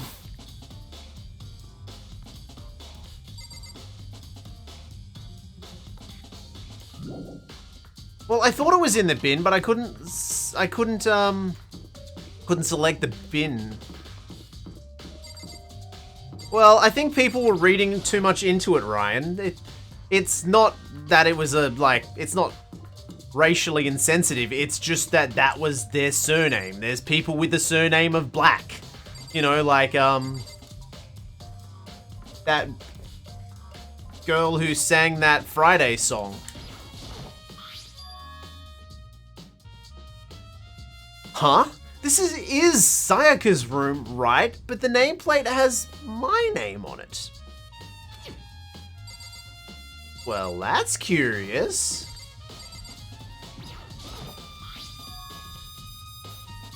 Someone changed the plates as well. The nameplates on my room and Sayaka's room were switched. So all that effort I put into switching rooms without anyone knowing was totally pointless. But that's why somebody would have unscrewed the door handle. Rebecca Black! Yes! Friday! Got to get down on Friday! Everybody's working for the weekend or something. So that's why they unscrewed the doorknob, because if it had been my room and they saw it was my room, they would have gone, okay, this is a boy's room, I can open the door. But because he couldn't, he thought it was locked, whoever it was, he or she, had to unscrew it, right?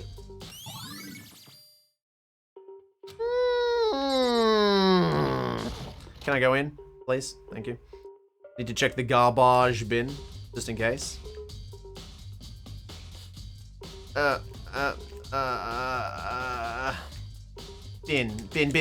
I can't click the bin.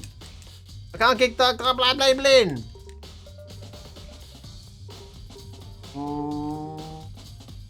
Right. Okay.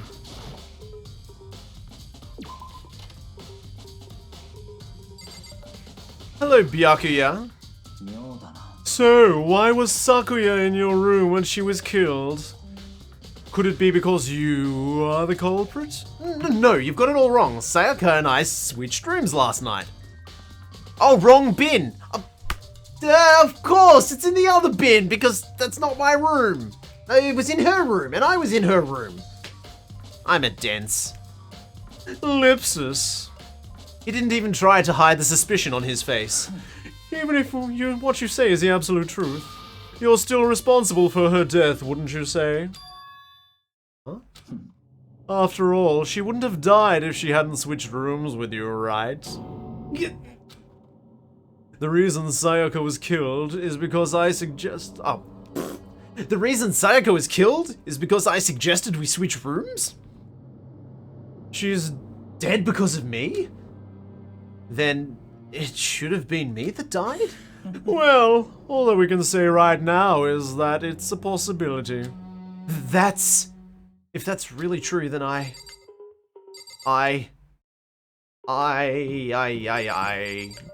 need to go into my room. Which isn't my room, it's her room. Let's check the bin. I'm an idiot. There can only be one thing in the trash can. Yup, the DVD with Sayaka's name on it because I'm an idiot. Sayaka got really upset after seeing whatever was on that video. I wonder, what did she see?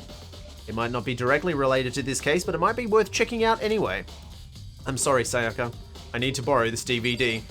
I sure hope you don't mind being a corpse and all. I'll click on it again because it didn't actually give me a prompt. Okay.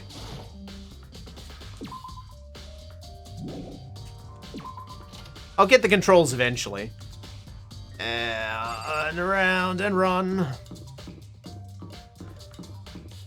Well, it only happened after everybody got their DVDs. So, DVD could be motive. If there is a motive. But that would mean that would be her motive to do it. Which, when you look at some of the evidence, might be the case? We'll see. I should be able to use this DVD. I should be able to use this DVD to see what's on this other DVD. Are you using mouse keyboard? No, I'm using a PS4 controller. It makes less noise. The DVD that Sayaka threw in the garbage. I sat down in front of the screen and put the DVD in the player. I pushed play and the screen was dark for a few seconds. But then... It says here we need some kind of motive. An image slowly appeared. It looked like some kind of stock footage that we've already seen. And standing on stage, front and center, was a face I recognized all too well. Sayaka. She was there along with her friends. She said that she had been so important to her, except for the one on the right who looks completely stoned. She was positively glowing there in front of the crowd. So full of life, so bereft of knives. Seeing that image made it even harder to accept that she was dead. My vision started to blur and darken, and then that voice I'd come to despise so much began to float out of the speakers. Sayaka Maezono, the ultimate pop sensation, lead singer for a world-famous all-girl pop band. For these girls, the glowing spotlight only made them that much more beautiful. But then... Suddenly the screen went dark, and in the next moment, I saw something I could hardly believe. Oh my! What the? Sayaka had disappeared from the stage, which was now in ruins. But what I noticed even more than that was the figures of the other girls who had all simply collapsed. This ultra-successful team suddenly fell apart. None of them will ever perform on stage again. None of them will ever feel the warmth of the spotlight. For Sayaka, there's simply nowhere for her to return to. So here's the billion-dollar question.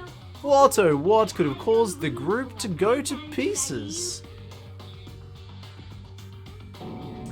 Look for the answer after graduation. Without warning, the video cut off. What the hell? That wasn't real, right? They're a super famous pop group. Everyone knows who they are. Is he trying to say he was even able to get to them? If that really did happen, everyone in the outside world must be going crazy. What kind of person would take things this far? Well, if you ask my learned opinion, that's some pretty good motive. But that being said, everybody should have pretty much equal motive. But that also being said, she was the only one that completely freaked out and ran out of the room. She was replete with feelings of hopelessness. I'll just keep throwing some $10 words in there for you, Ryan. Okay. Now, I needed to talk to somebody about numbers. Chihiro, I believe. Is Chihiro on this floor?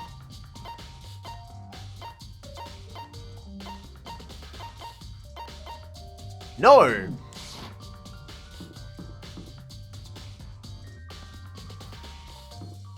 Chihiro.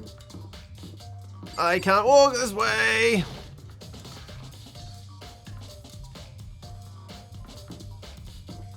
Yes, we shall shore up the vestiges of your vocabulary. That lexicon of yours. It shall astound and amaze. Yes. What's a jib? Yes, I do know that one. Okay, okay. Alright.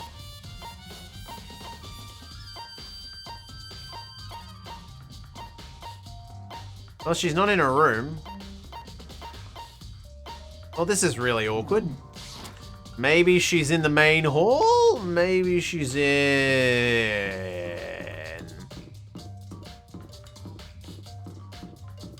It begins the vocabulary, yes. All of my words are perfectly cromulent words.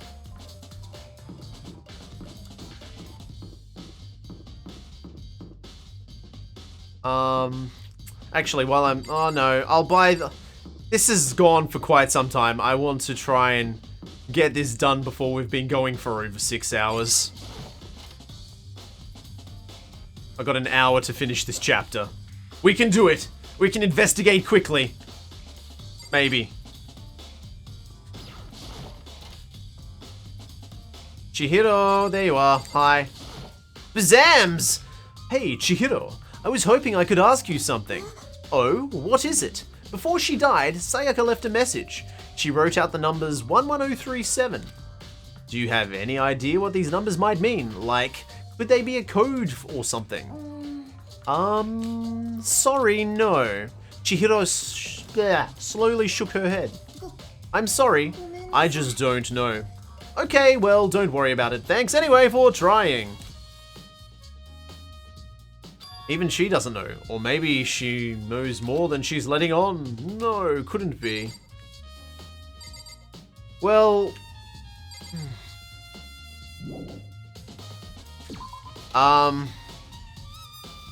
Okay, so I suppose the next thing I'm going to have to look for is to see if anybody's toolboxes have been used. Mondo said nobody had opened their toolboxes, but that might not be the case. And if somebody could, that might be indication of who...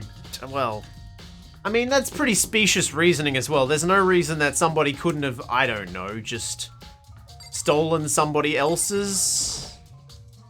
This is Tucker's room. I don't think there's anything... Oh, what?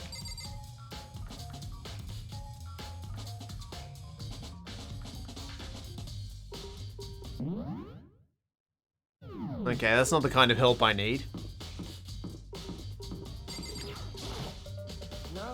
Something doesn't seem right. Oh wait, something doesn't seem right. The Monokuma file said Sayaka was killed in your room. I just can't stop thinking about it. Could it have been the nameplate?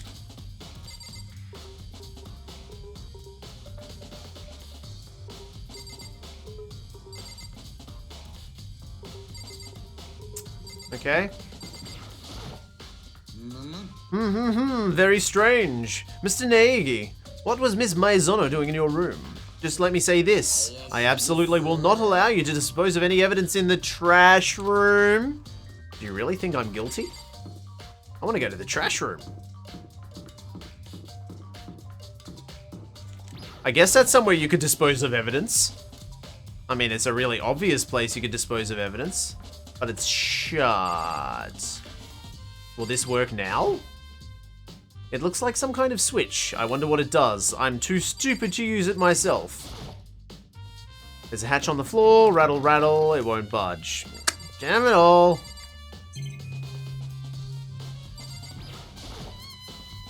There's a sturdy gate here. No way to get past.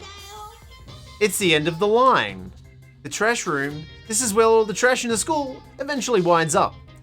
How do you get this gate open? No, no, no. No entry beyond this point. The only person on cleaning duty is allowed in. Cleaning duty? No, no, no. No entry beyond this point. Only the person on cleaning duty is allowed in. Who's on cleaning duty? This is stupid. It'd be faster to just go around and ask the others. Oh, shut up, Monokuma. Cleaning duty has been added to the truth bullets. Okay. Okay. Wait, does that mean that he was the one on? I think he was probably just a breadcrumb, but I'll talk to him. I'm looking for whoever's on cleaning duty. Cleaning duty? As a matter of fact, that's me. Why do you ask? It just so happens Monokuma talked to me yesterday and asked me to take care of it.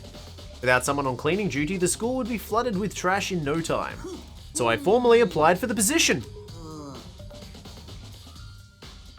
I was gonna start this morning, but after what happened, I hadn't had a chance to get started. And since you're on cleaning duty, you can open the gate in front of the trash room? Of course! It's my job to gather up all the garbage and toss it into the trash room. And to do that, they gave me the key for the trash room gate. But we're supposed to rotate once a week, so eventually you'll be in charge. Wait, hold on. You need a key to get in the trash room, and only the person on cleaning duty has access to the key. What's the point of going to all that trouble? Why not just leave the trash room open all the time so that we can throw things out whenever we want? That does seem more convenient. Actually, a favorite first-person shooter on PC. It's gotta be a toss-up. Dead Space 2. Fallout 3. Half-Life 2. And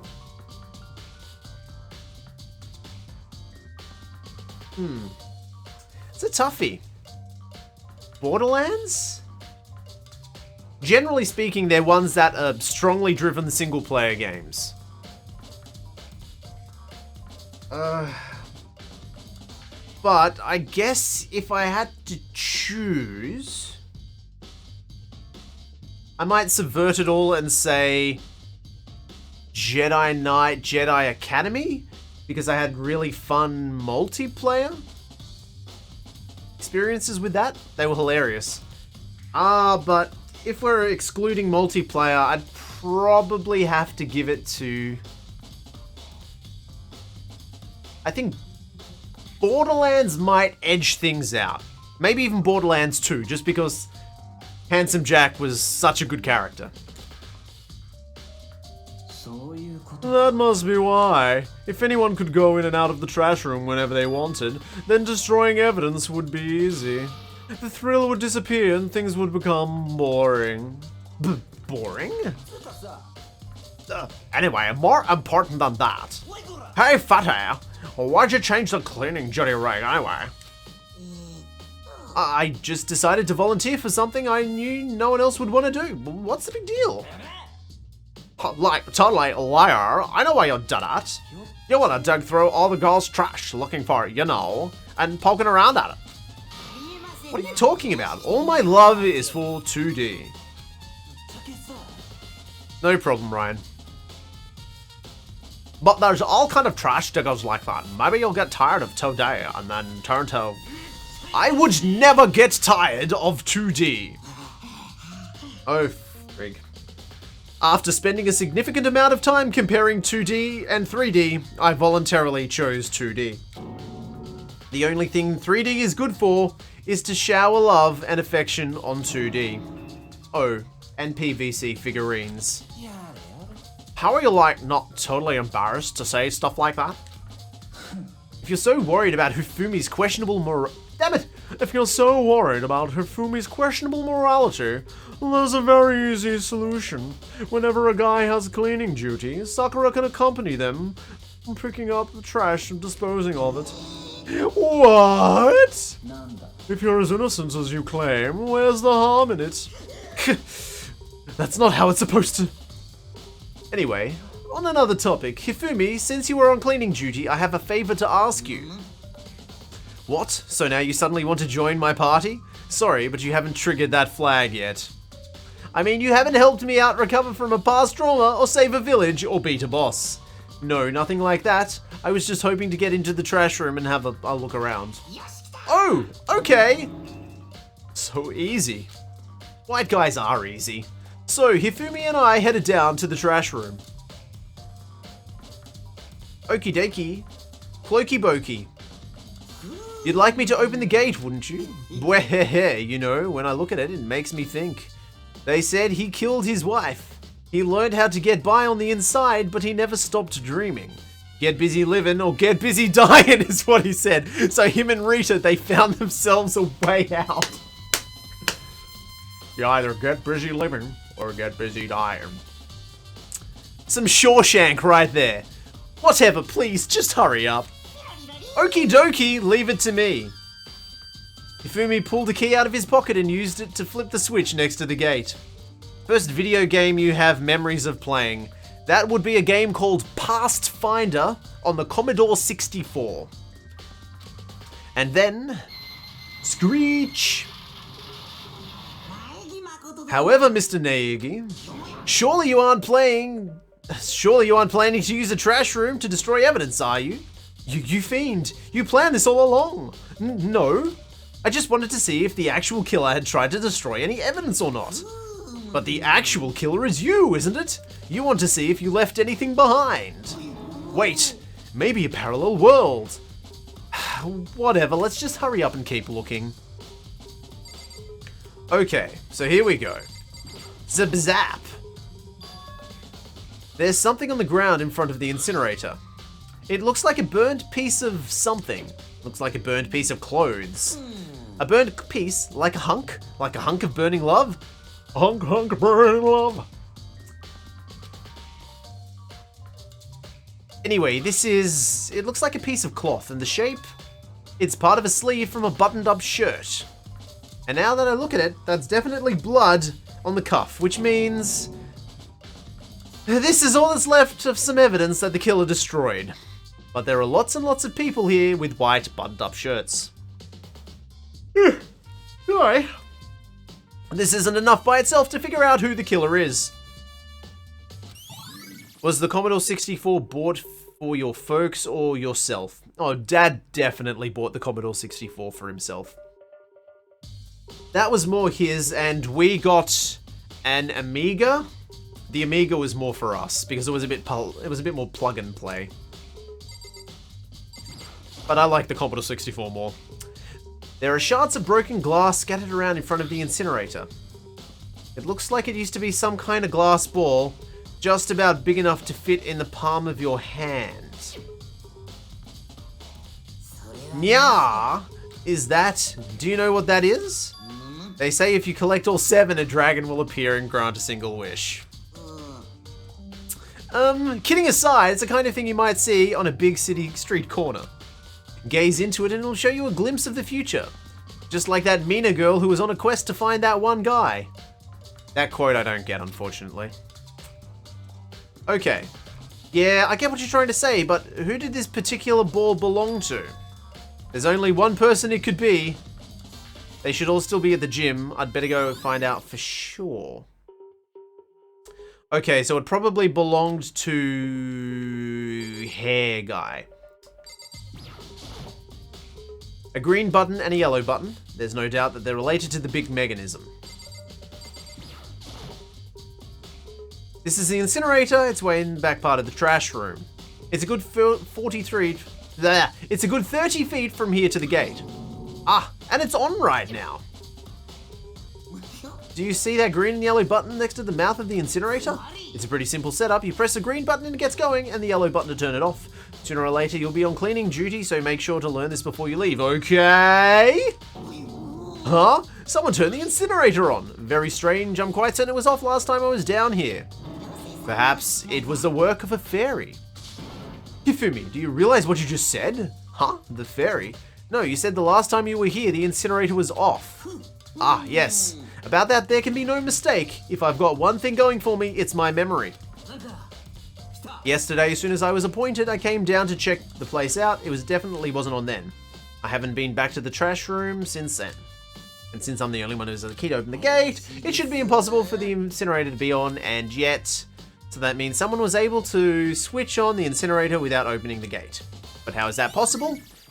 Probably the glass ball that's on the ground. The crystal ball. This whole thing is quite strange indeed. When I was here last, the incinerator was off, and those glass shards and burnt clothes weren't.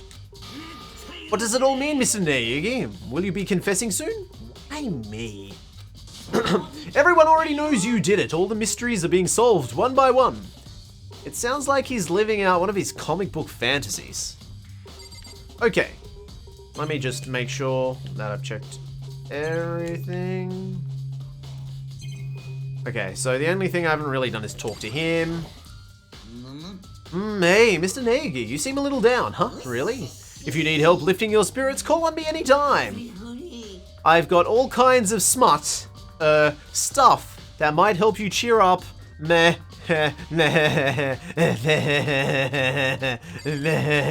Okay.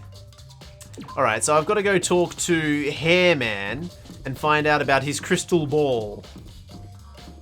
It's all starting to come together. Somebody threw a glass ball, most likely a crystal ball, to burn a shirt that I assume they also threw into the incinerator. So with that in mind, we're looking for somebody who throws things. But who could that be? Who's good at throwing?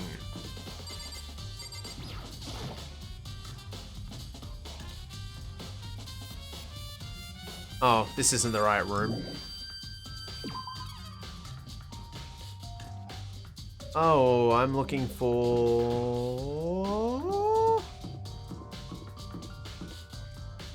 Ugh, where's the Gaim? Over there.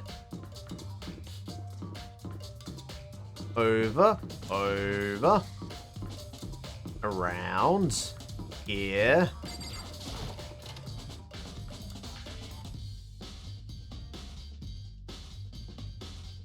It's slightly less annoying to navigate than Corpse Party was. Slightly. I'm sure I'll get used to the layout pretty quickly. Hey, you. Hero. That's your name. Hey, Hero, can I ask you something? No. I gotta get out of here. I gotta get out now. I've had enough. I gotta break free. Hero, snap out of it. Huh? Makoto, what are you doing here? What? Hey, does this look familiar? Ah, that's my crystal ball. But it's all smashed. What the hell? I brought it because the guy said it was blessed. He said it was unbreakable. So, how did it break? Was it actually made of glass and not crystal? Did that guy totally dupe me? He said it belonged to the pillars of history. Genghis Khan, George Washington, Napoleon. He said that whoever controlled the crystal ball controlled the world. Was that seriously all BS? Well, let's put that aside for now. Can you say without a doubt that this belonged to you? Yeah, that's mine for sure. I probably forgot it in the laundry room last night. Someone must have come by and snatched it. You left it in the laundry room. That means anyone could have found it and taken it. Great. That means anybody could have done it. That doesn't help. Thanks, Hero. That's all I wanted to know. Sure. By the way, I'm almost afraid to ask, but how much did you pay for that thing? Everything I saved up from fortune telling for 2 full years. Came out to be like $1 million. A million? That's pretty cheap, actually. I mean, considering it gives you the power to control the world. That's too stupid. I can't even feel bad for him. Ding dong bing bong. Oh, frigbees. Oh boy. Wait, is that all the information I get? I'm getting tired of waiting. What say we just get started, It's time for the long-awaited class trial! Now then, allow me to appoint a proper location for the proceedings. Please go through the red door on the first floor of the school. Poo-hoo-hoo. See you soon. I have a feeling this is going to be the longest chapter because there's the most people alive and we had to do the prologue as well. So we'll probably only get to play this today. No, where I have to go there now and solve this case. The pieces are starting to come together. They are. But so far, it seems to me that the person with the biggest motive is probably the person who's also a corpse. So let's see how this plays out, shall we? Because we didn't investigate anybody else's reason for it. We only looked into hers. And she had... The thing... We'll get there. We'll build our case. The red door, I have no choice but to go through it. Wait. Oh, it's behind me. Oh, Monokuma.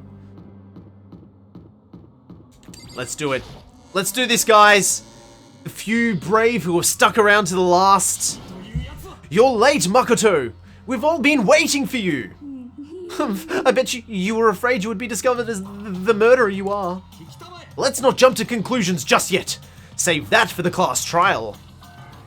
There we can all reveal the details of Makoto's crime. Ouch! So they really are convinced I did it, but I'm not so convinced. I didn't do it. Me and Sayaka both know that all too well.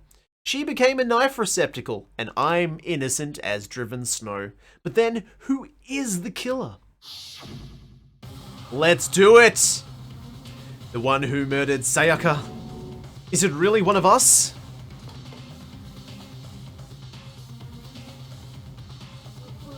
Poo-hoo-hoo, is everyone here?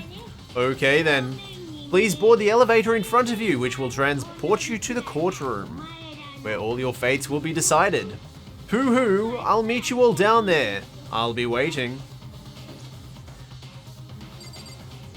Wow, it just wants me to talk to everybody now? Let's just talk to some main players. Ellipsis, let's get started. Togami. Well then, the time has finally come. Are we ready? Just my favorite people. Relax, I haven't decided 100% that you're the culprit just yet. Maybe, but you're obviously leaning that way. Okay. I guess I have no choice but to get on this elevator. Let us begin. Good idea. Are you scared? No, scared isn't quite right. I said it before, but it's up to you to uncover the mystery surrounding this case yourself. If you don't, you'll never come to grips with the truth. Thanks, Kyoko. I need to uncover the truth of Sayaka's death, which I was supposed to do during investigation. I didn't need someone else to tell me to do that. In Sayaka's honor, I swear to find out who the real killer is. As I raised my voice to try and give myself courage, I turned trembling with anticipation towards the elevator. With each step forward, I could feel my heart starting to race faster and faster. Everyone else was already on the elevator. When I finally stepped on, the doors closed and the elevator started to move. The steel box descended with heavy clunking sounds towards the school's basement. I wonder if this is how death row inmates feel when their time finally comes. Rather than that, it's not more like a defendant waiting to receive his judgment. Oblivious to our shared anxiety, the elevator lowered us further and further into the bowels of the school. Court is now in session. Yo ho ho, you finally arrived. What do you think? Doesn't it feel like a real courtroom?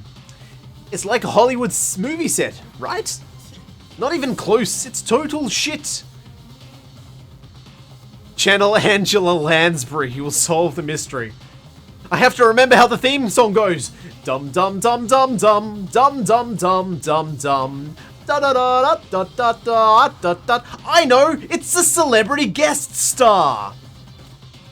Okay, everyone, find your assigned seats and sit down. Hurry up now, hurry up.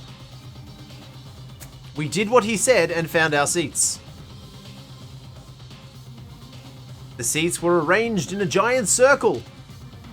It was set up so that everyone could see everyone else, which also meant it to be easy for anyone to transfer their tension and unease onto anyone else.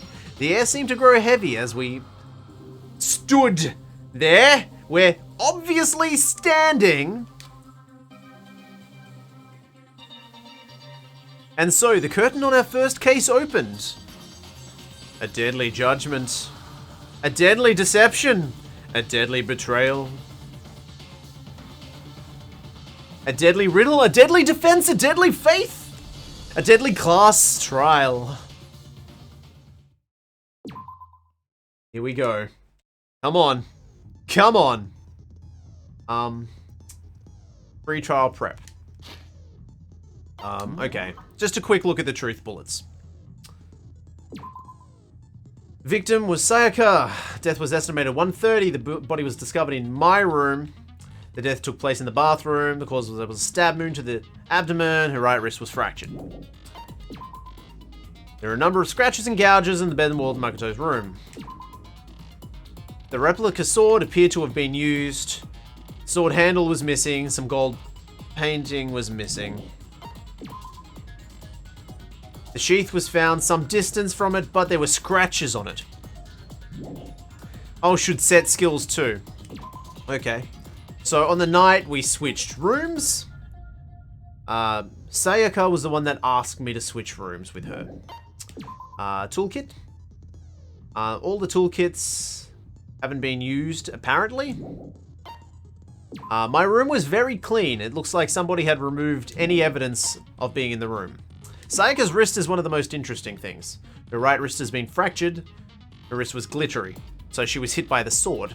In addition, her hands appeared to be completely clean, except for the index finger, which has some blood on it, because there was a message, the dying message, which is apparently 11:037.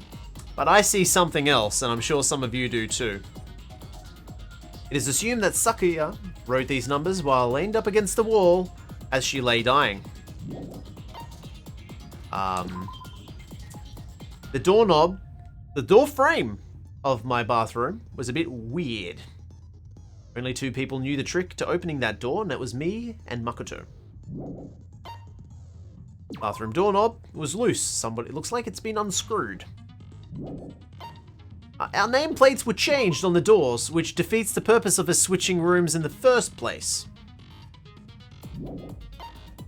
One of the knives was missing from the kitchen set. It had been removed during the evening. Aoi knows that I never went into the kitchen, so I couldn't have been the one that removed the knife. Of course, she should also know who went into the kitchen, but apparently I didn't think that information was important enough to know. There's a trash room. It can only be opened by a key, but the incinerator was on. The only way to turn it on is to press a button. There was a scrap of shirt, so somebody had burnt the evidence. There was a blood stain on it, a Klingon blood. And there was a shattered crystal ball near the activation button, which suggests someone threw the ball to turn it on. Now, how do I set my skills?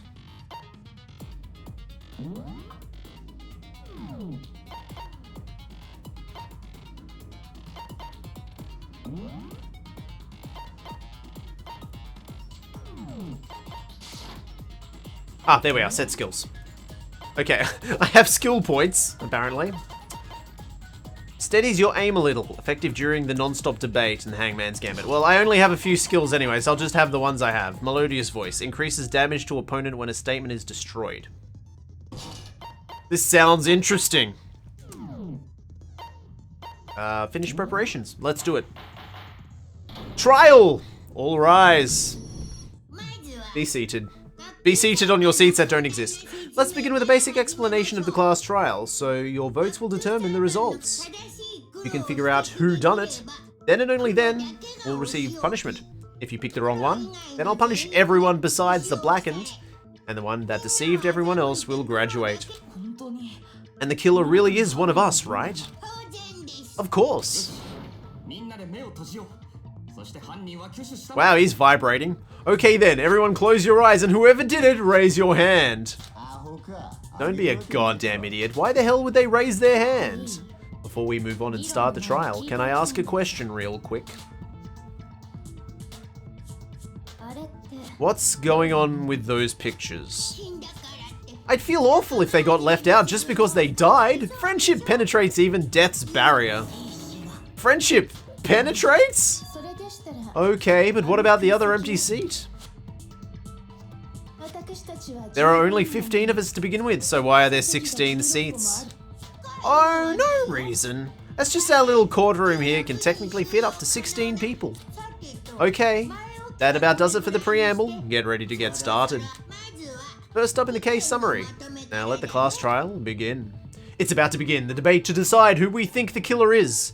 Anything I found, anything I noticed, I have to be ready to speak up about everything. Because this isn't just about me, everyone's lives are on the line. Your first non-stop debate is about to begin. Would you like to hear more? I need to know how this works. As things progress, you will engage in a number of non-stop debates. During these discussions, characters will speak one after another without pause. It's up to you to unearth any lies or contradictions buried within their statements. What this means is that you'll have to use your truth bullets to refute what they say. Okay.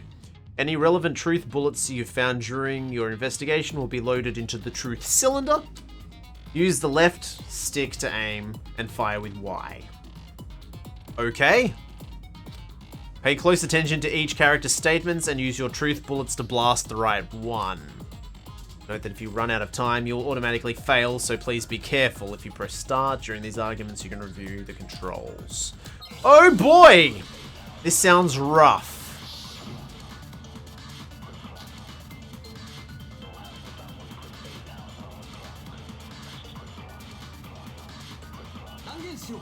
I assert that the one who murdered was...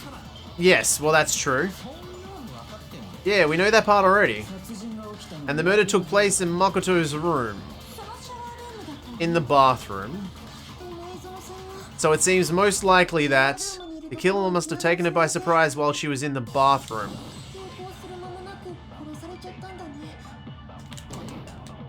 What's going on? Huh? Something's off about what was just said. I was trying to shoot. Because if Sayaka hadn't resisted at all, there's no explanation for what happened to my room. For this first debate, we'd like to take a quick sidebar. If you're unable to spot or refute someone's lies or contradictions, the argument will repeat. In a group of statements, you'll notice a word in a different color. Did you happen to notice? Oh, okay. These weak spots reveal important, if not always inaccurate, sections of the person's statement. Your truth bullets are only effective against these weak spots. Do I have to change my truth bullets?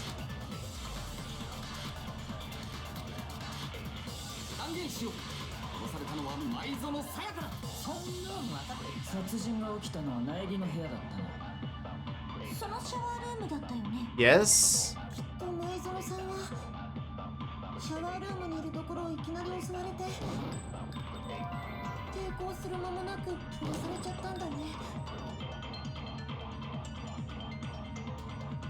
Huh? Something? Yeah, I know! So why isn't it working? What's going on? Evidence of a struggle. Yes. You gotta pick the right bullet on the right statement. So I'm just shooting too early. Does it work now?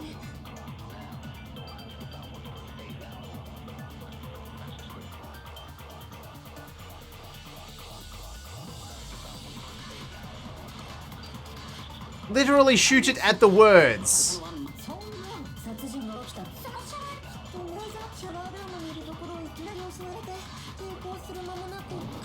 I missed. Did I miss?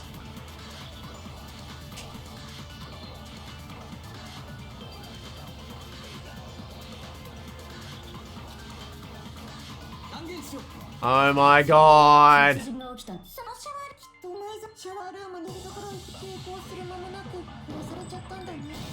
Okay. Right. Just a second, Chihiro. Try to remember how my room looked. With the way things have been damaged, I think we can definitely assume that there was a struggle. And that I hit that perfectly the first time. A struggle between who and who? Between Sayaka and the killer, of course. So you're saying Sayaka wasn't caught by surprise in the bathroom? She must have been attacked in the main room first, and then she ran to the bathroom to try and hide. The killer followed her in, and that's where they finished the job. That much should have been obvious after taking one look at the scene. It shouldn't even needed explaining. Sorry. Okay, so what's next? Next is the subject of the murder weapon. Wow, this is starting to sound like a real trial. We need to determine what was used to kill Sayaka.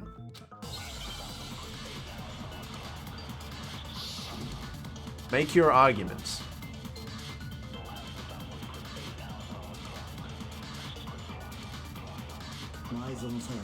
So what was used to kill her? There was some kind of sharp object thrust into her stomach. Without a doubt, that was the murder weapon. Well, yeah. So there wasn't a random knife. It was from the set. We know that. No, I don't think it was a knife. Not just any knife. I'm almost positive it was a kitchen knife. Huh? A kitchen knife? After the murder, we discovered that one of the knives from the kitchen was missing. Which means that knife must have been used as the murder weapon. Oh yeah, I guess that makes sense. You could sort of see the weapon sticking out of her stomach. Of course you could. And if you look real close, I could totally see that being a kitchen knife. Okay, so the murder weapon was a kitchen knife, but what does that get us? I mean, we all know Makoto was killed, right? That's right. Makoto's room was the scene of the crime. What more proof do you need? Hold on a second, let's draw our conclusions after we've presented our arguments. Otherwise, what's the point of a trial? We can talk all we want. That's not going to change that conclusion. I don't think that's true at all. I'm sure if we keep at it, something new will reveal itself. You really believe that? Ellipsis. She's right. There's got to be a breakthrough somewhere just waiting for us to find. Because I know damn well I'm not the killer. There's a bit more to learn about non-stop debates. Yes, please. Obviously, I didn't learn well enough. You can concentrate by holding down the right bumper. While you're concentrating, time will slow down, so you can pay closer attention to what everyone's saying. On top of that, it'll steady your aim. Okay. Concentrating like this consumes the focus gauge, and if this gauge empties, you can't concentrate. But the focus gauge will recover over time. Okay. Alright.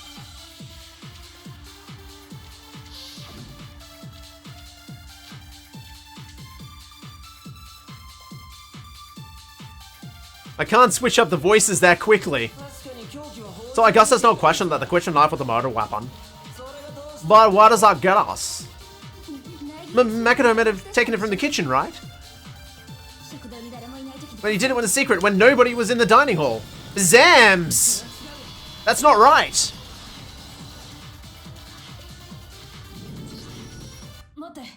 Okay, wait, hold on, I didn't take the knife from the kitchen. Next, you're gonna say that you're not the killer, right? Go ahead and say it, all you want. Well, what if I have a witness? What do you think, Hina? Huh? Remember what you were telling me earlier. Well, I went to go get some tea from the kitchen last night and all the knives were still there.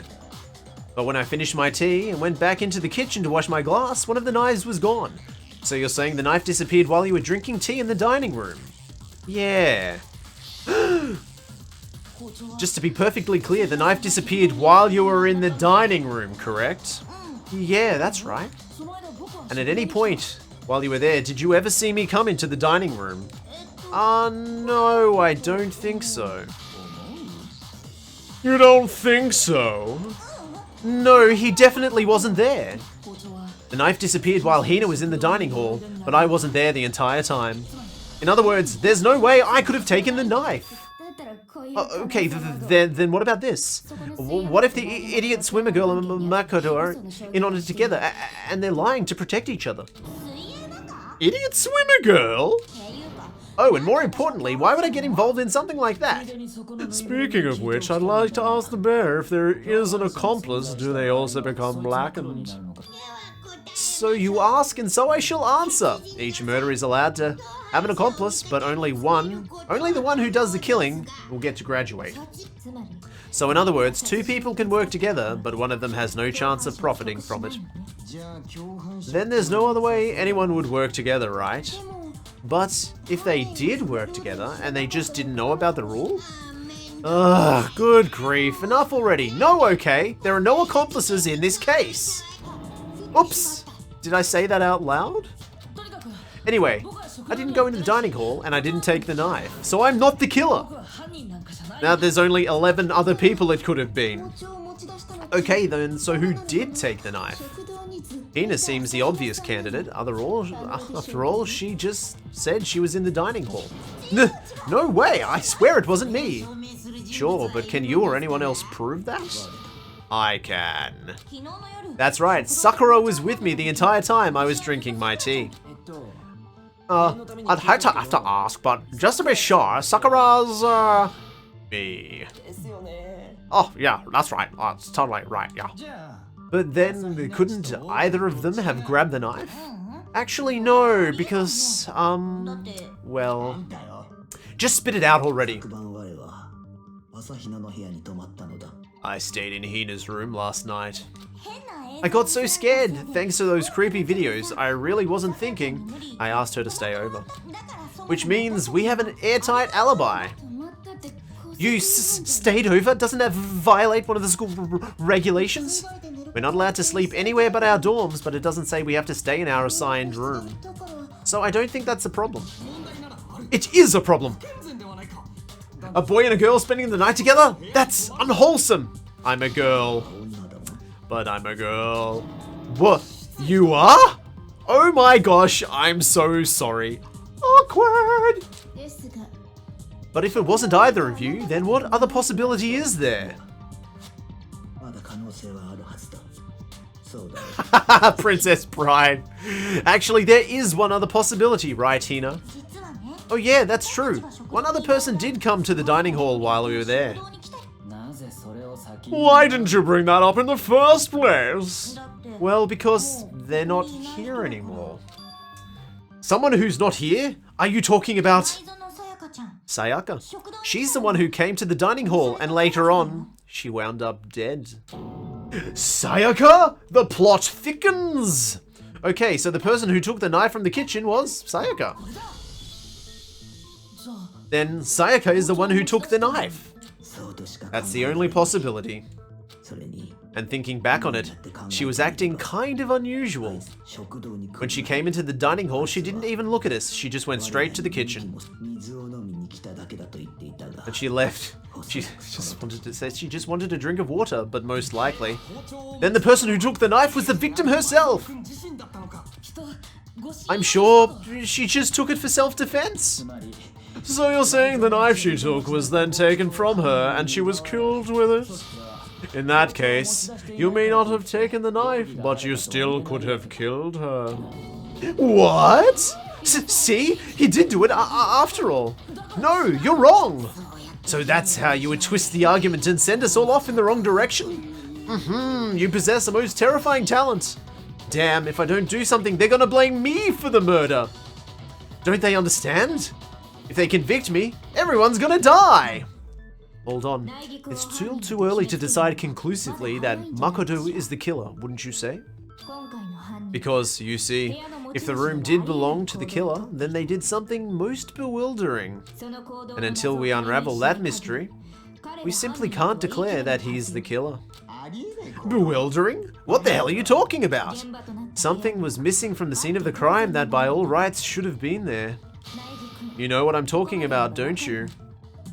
Your first Hangman's Gambit is about to begin. I think if I mess it up, I'm boned. So, you'll have to deduce the phrase from the letters flying around and the letters already known. Complete the phrase by shooting down the flying letters in the right order. Oh god! Use the left stick to aim and the Y button to shoot the desired letters. If you shoot down the wrong letters, you'll suffer damage. If the damage... okay, so if I... Oh, good. Something that should have been at the scene, but wasn't. That must be the crucial point.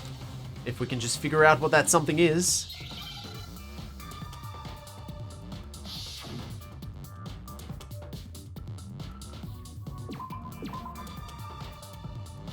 Bams. Bams. Bazams. It was hair. You know, hair. That musical. That's right. There wasn't a single hair on the floor. So the culprit removed some evidence. Yes, and if I were the culprit, why would I need to get rid of all the hair from my own room? So that you could argue that you weren't the culprit? It wouldn't be unusual at all to find my hair at the crime scene if the crime scene is my room. The reason all the hair was gone was to remove any trace that Sayaka had ever been there. Oh, Dave.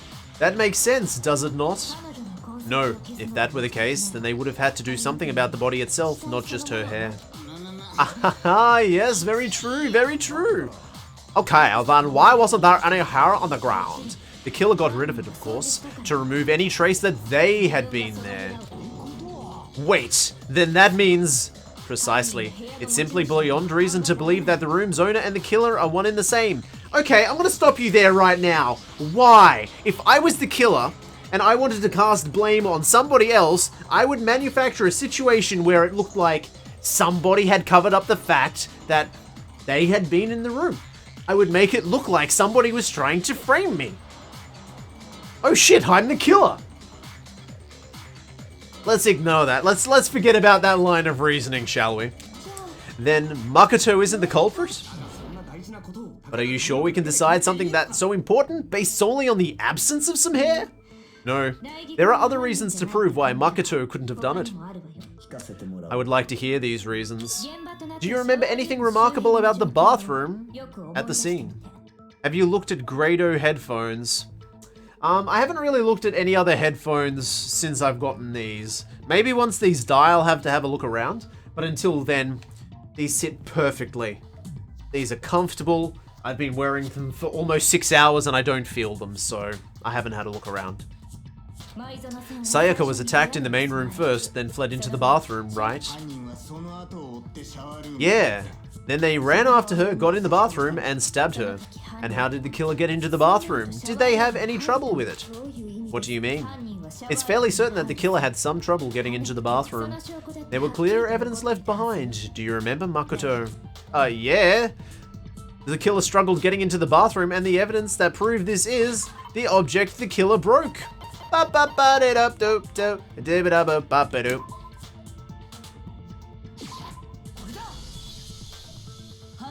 Evidence that the killer had trouble getting into the bathroom. You're talking about the doorknob, right?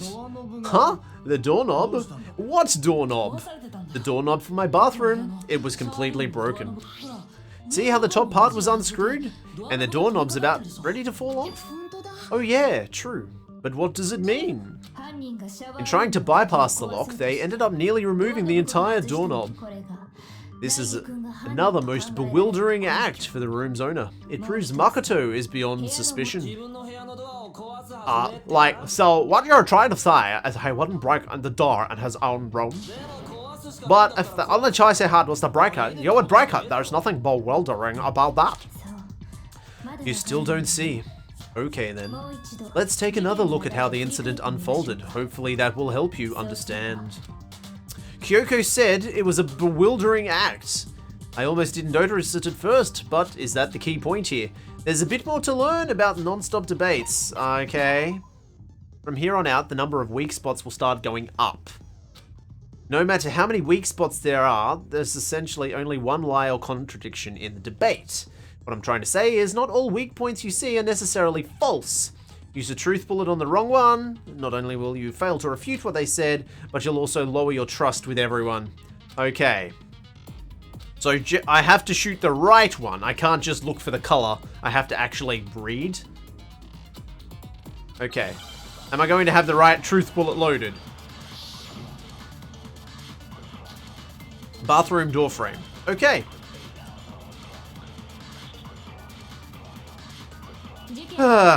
The incident took place in Makoto's room. Sayaka was first attacked in the main room. Then she fled to the bathroom. And then the killer ran after her. And they got into the bathroom.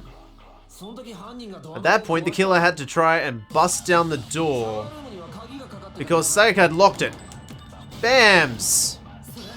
That's not true. I actually tried to shoot the wrong one. The reason my bathroom didn't open wasn't because it was locked. After all, the girls' rooms are the only ones with locking bathrooms, right? Can't you just cycle the bullets? I don't know if I can. At the moment, I think it's probably loading the gun for me because it's the first case. Yes, but now you mention it, that is true. Then why didn't your bathroom door open? Because it was stuck. Huh?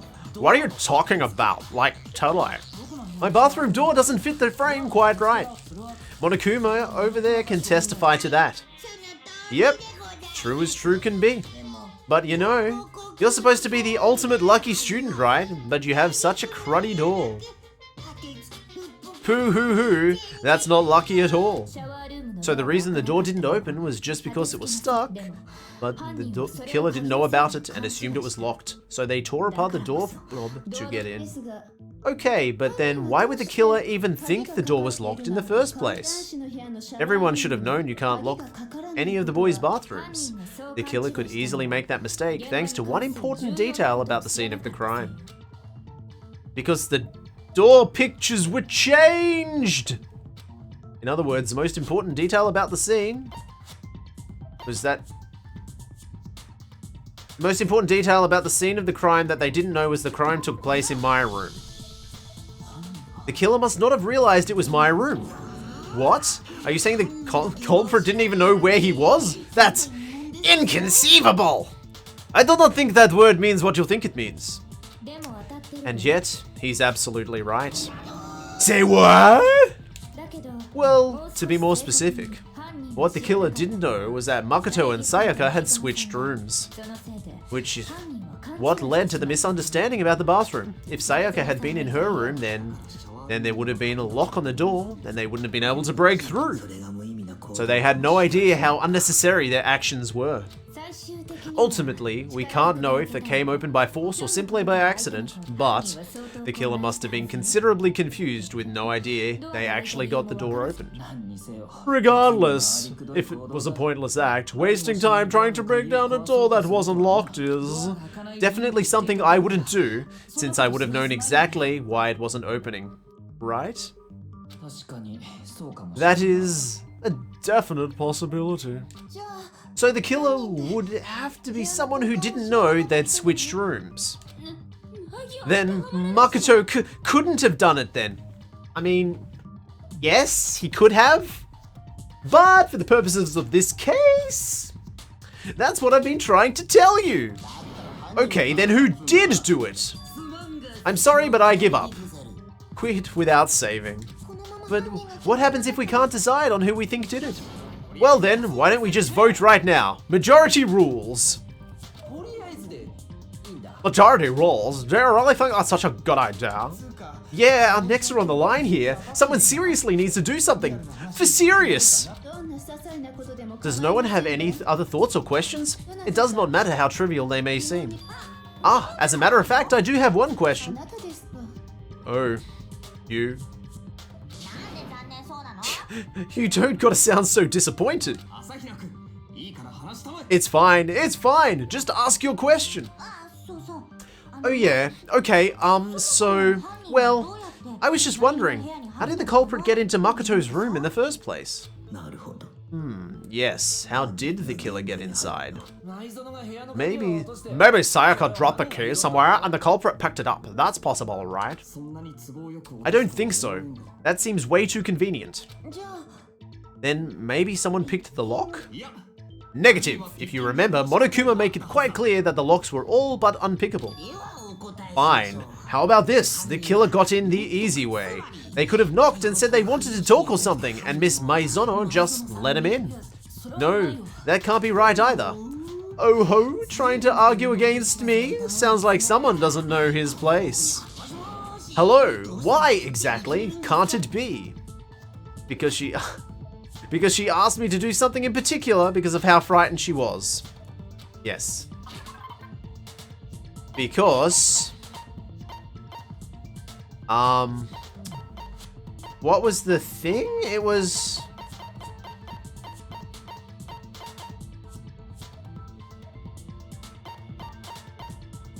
I think this was the right one? Because Sayaka was already scared, remember? That's why she asked me to switch rooms with her in the first place. The same goes for you. Sayaka, no matter who it is, don't open the door for anyone. 1-1. Even if it's sure it's you, I absolutely won't open it. Otherwise, what's the point in even switching? Knowing what she'd been through, I can't just I just can't believe she would have opened the door for anyone. What if her being scared was a lie?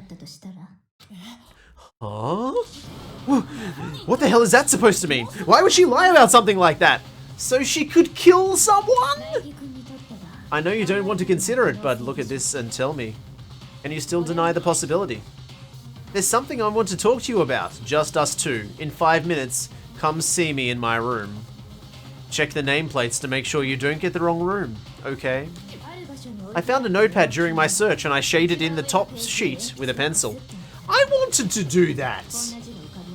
And these are the words that appeared. Oh man, I've totally seen people do that on detective shows. When you write, it can leave an imprint, sketch over the next sheet of paper, and you can see the words. When I saw that, I was like, holy crap! Holy crap! I better make sure I rip out the paper before I use it from now on. It's pretty old-fashioned technique, but even the classics can be surprisingly useful sometimes. Oh, and I should also mention, I found the notepad on the desk in Makoto's room. Huh? Which means only someone who had been in Makoto's room before the incident could have written it.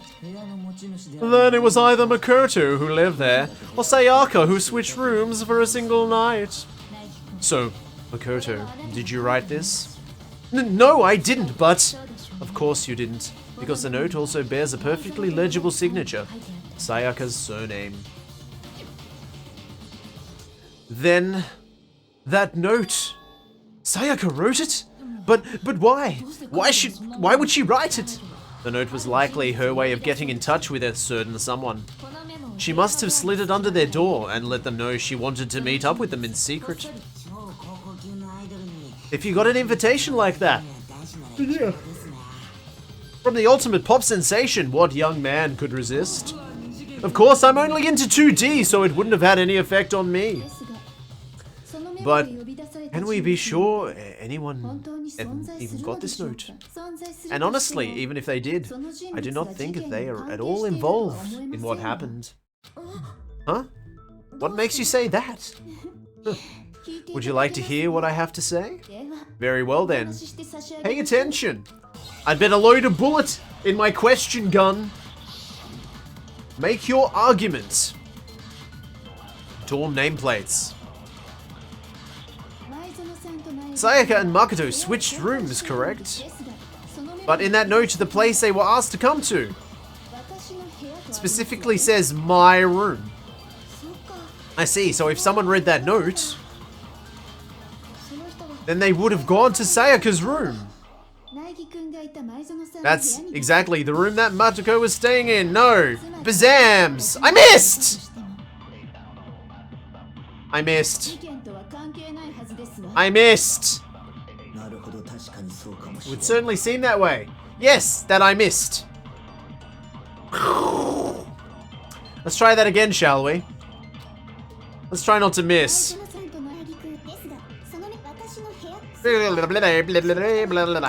Sabazabams! Bazoom! That's not right. I hit you with my cross counter. Sa! Sa sa sa sa! The nameplates on my and Sayaka's room got switched.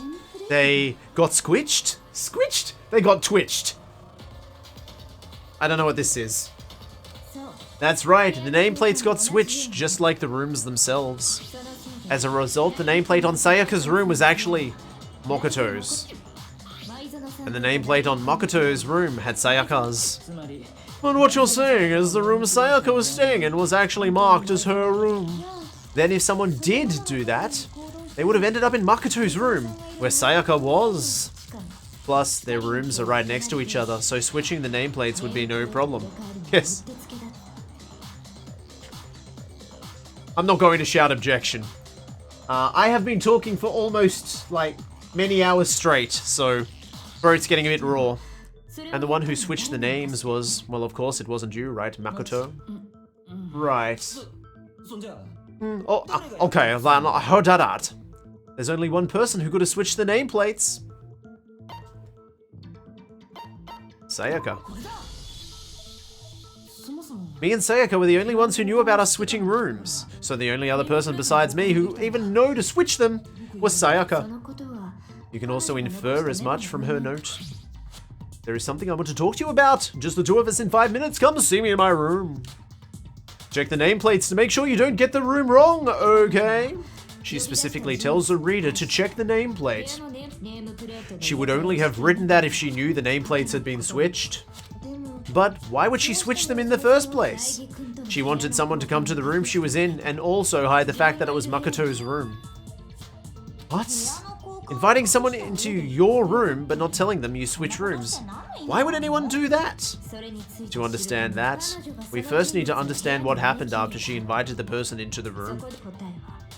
That is where the answer lies. What happened then was probably whoever she invited over came in and attacked her.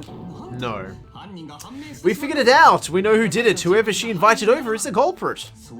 But we still don't know who that is, you goddamn idiot. Sayaka fought with her killer there, in the room, yes? Perhaps the answer to our previous question lies in that initial struggle. Yes, I think you're right.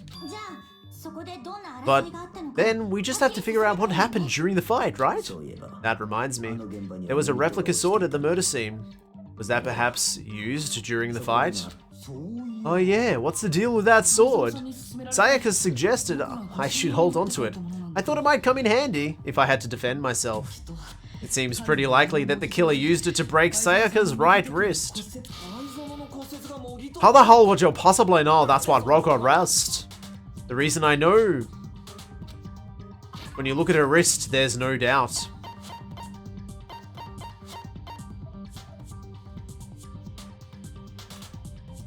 I mean, do I have to select the wrist or do I have to select the sword?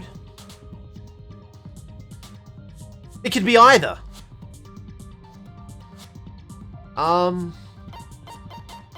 just select a wrist.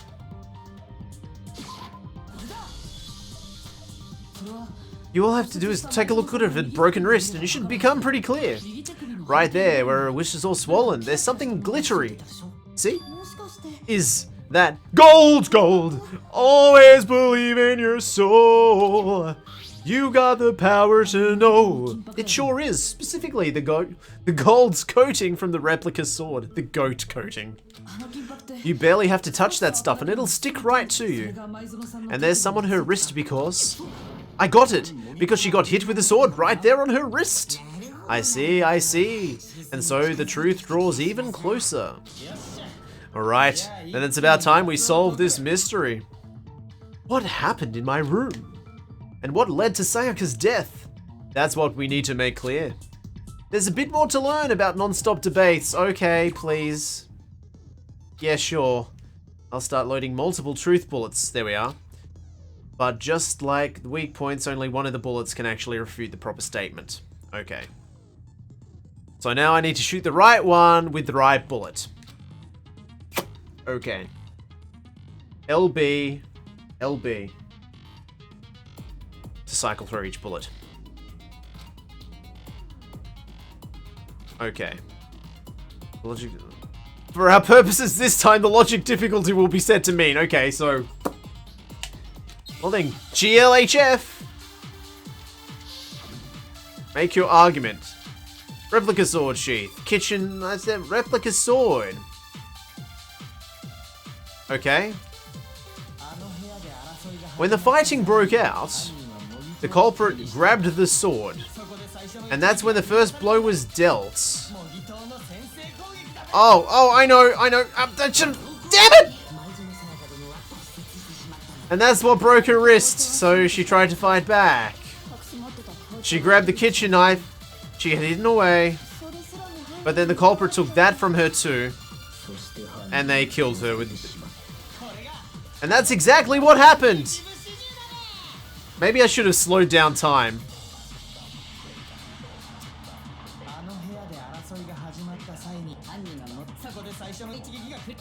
Bazam! Get good, scrub.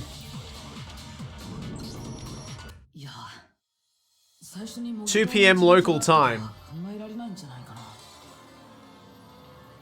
It is 3 p.m. local time. Actually, no, I don't think the fight started with a sword. Huh? Why not? Because the sword's sheath had been scratched. See? There's a gash in it, like someone cut into it with something sharp. Something sharp? You mean like the kitchen knife? That was the only sharp thing found at the scene. Stop jumping ahead, slow down and explain it so I get what the hell's going on. I think we're almost done. If the sword was used first, then there wouldn't be any explanation for the scratch on the sheath. If you were going to attack with the sword, you take it out of the sheath first, right? That's true. With the sheath on, it would be heavy and bulky, and useless as shit! Okay, so how did the sheath get damaged? They got attacked with a kitchen knife, maybe they grabbed the sword as a defensive impulse. In that situation, there wouldn't be any time to actually unsheath the sword. So you're saying the sword was initially used to defend against an attack from the knife? Which means whoever had the kitchen knife was the one who attacked first. I think I get it. So here's how it all played out. The culprit came in, found the kitchen knife hidden somewhere, and they took the knife and attacked Sayaka before she knew what has happened. So she grabbed the sword to defend herself, but the culprit took it from her too. Then, after they broke her wrist with the sword, they took the knife and finished it. Sorry, but I don't think Sayaka used the sword to defend herself. What? How the hell can you don't think that? Like, totally. Because she never held the sword at all. There's a certain part of her body which makes that clear. Palm of her hand.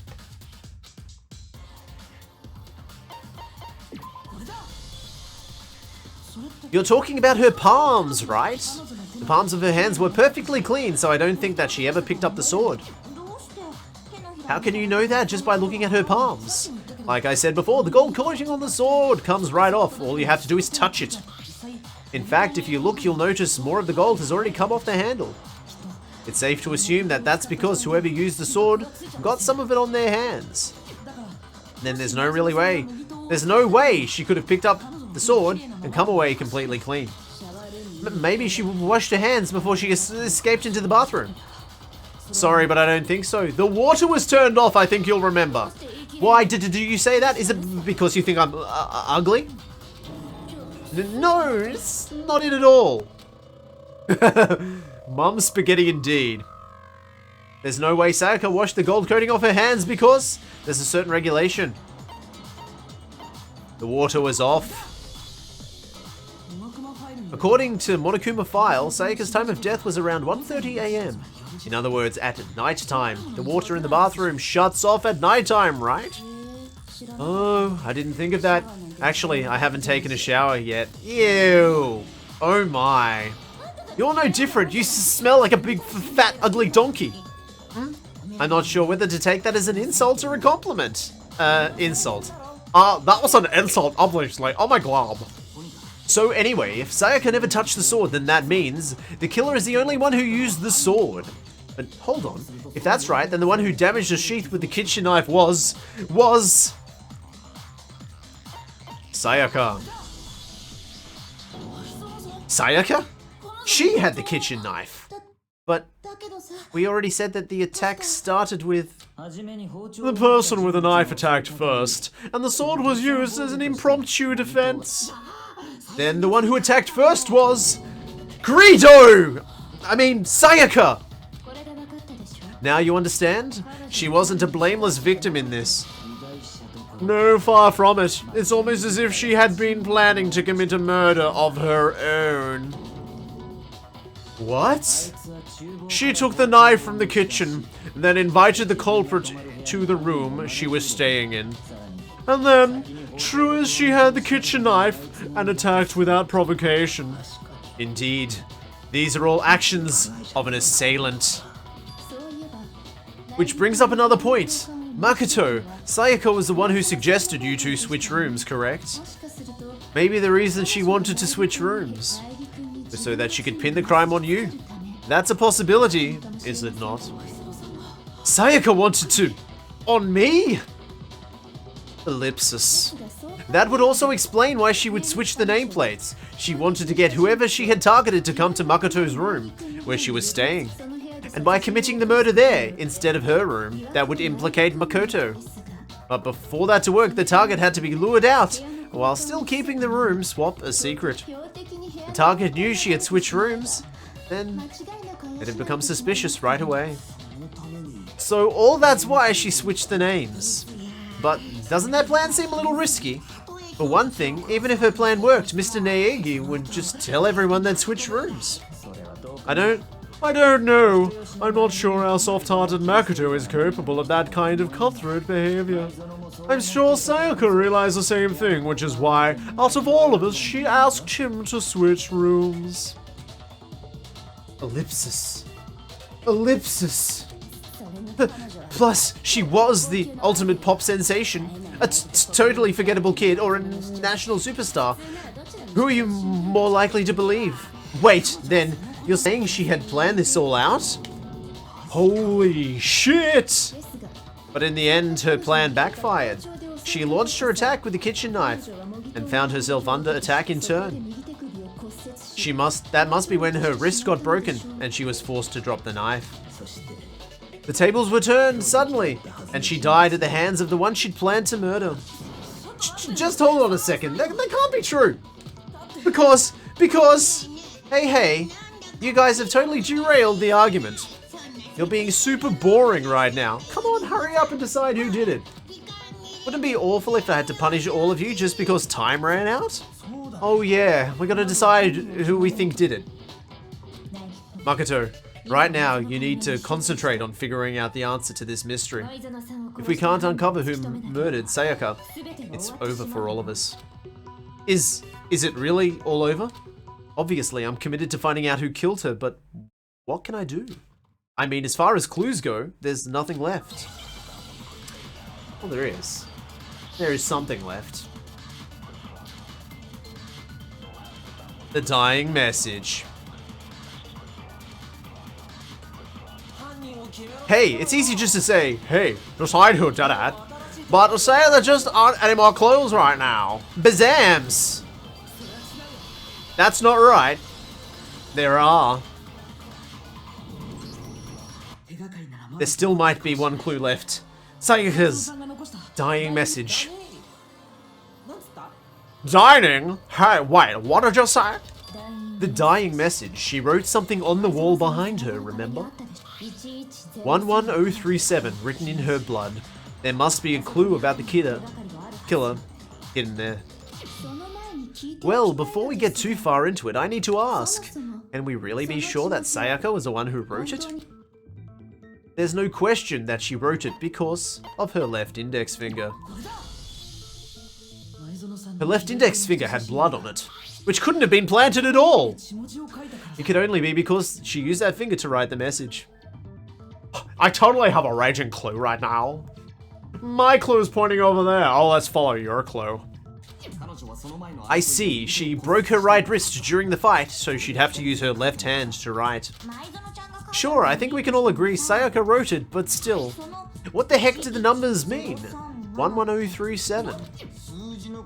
Hey, Chihiro, you're a computer nerd or whatever, right? You should know all about numbers and shit. No, that's not... Yes, I'm a programmer, but I don't see any kind of meaning to these numbers.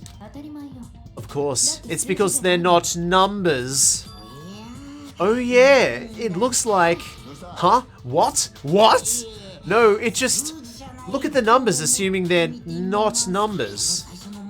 Don't the first two 11 look less like two numbers and more like one letter? Ah, you're right. The connecting line is barely there, so I assumed it was 11, but looking at it now, you can read it as an N. Whoa, you might have finally said something worth a shit. Where? Our little grey cells are really getting excited now. Inspector Poirot, if you don't mind. But even if it really is an N, NO37 doesn't make any more sense than before. Oh yes it does. Yes it does! Do I have to do everything for you? Worse than Phoenix Wright. Naruhodo-kun! Naruhodo-kun! Get it through your thick skull! Rotate the image 180 degrees. Kyoko is my spirit animal. Huh? Rotate it? Yeah, sit on it and rotate. I think maybe I see something. Oh my god, now I see. She wrote the letters down. She wrote down the killer's name. Huh? You just shot past the clue right onto who did it. So whose name did she write?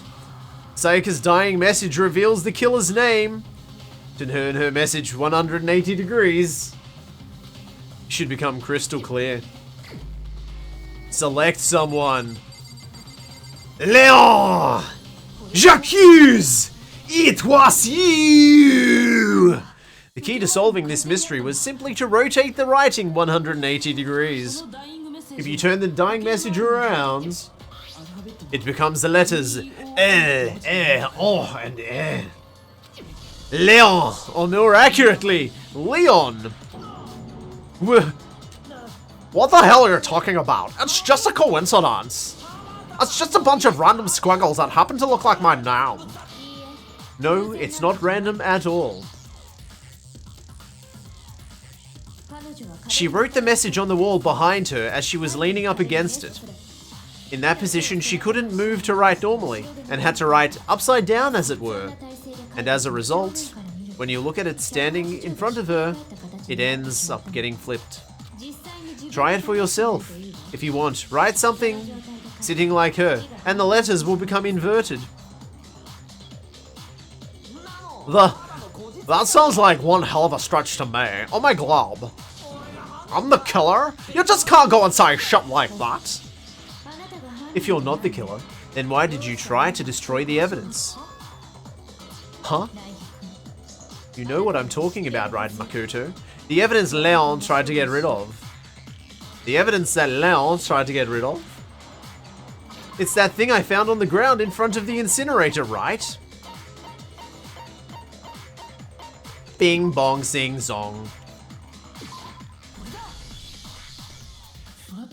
You mean the burnt shirt piece I found laying on the ground by the incinerator, right?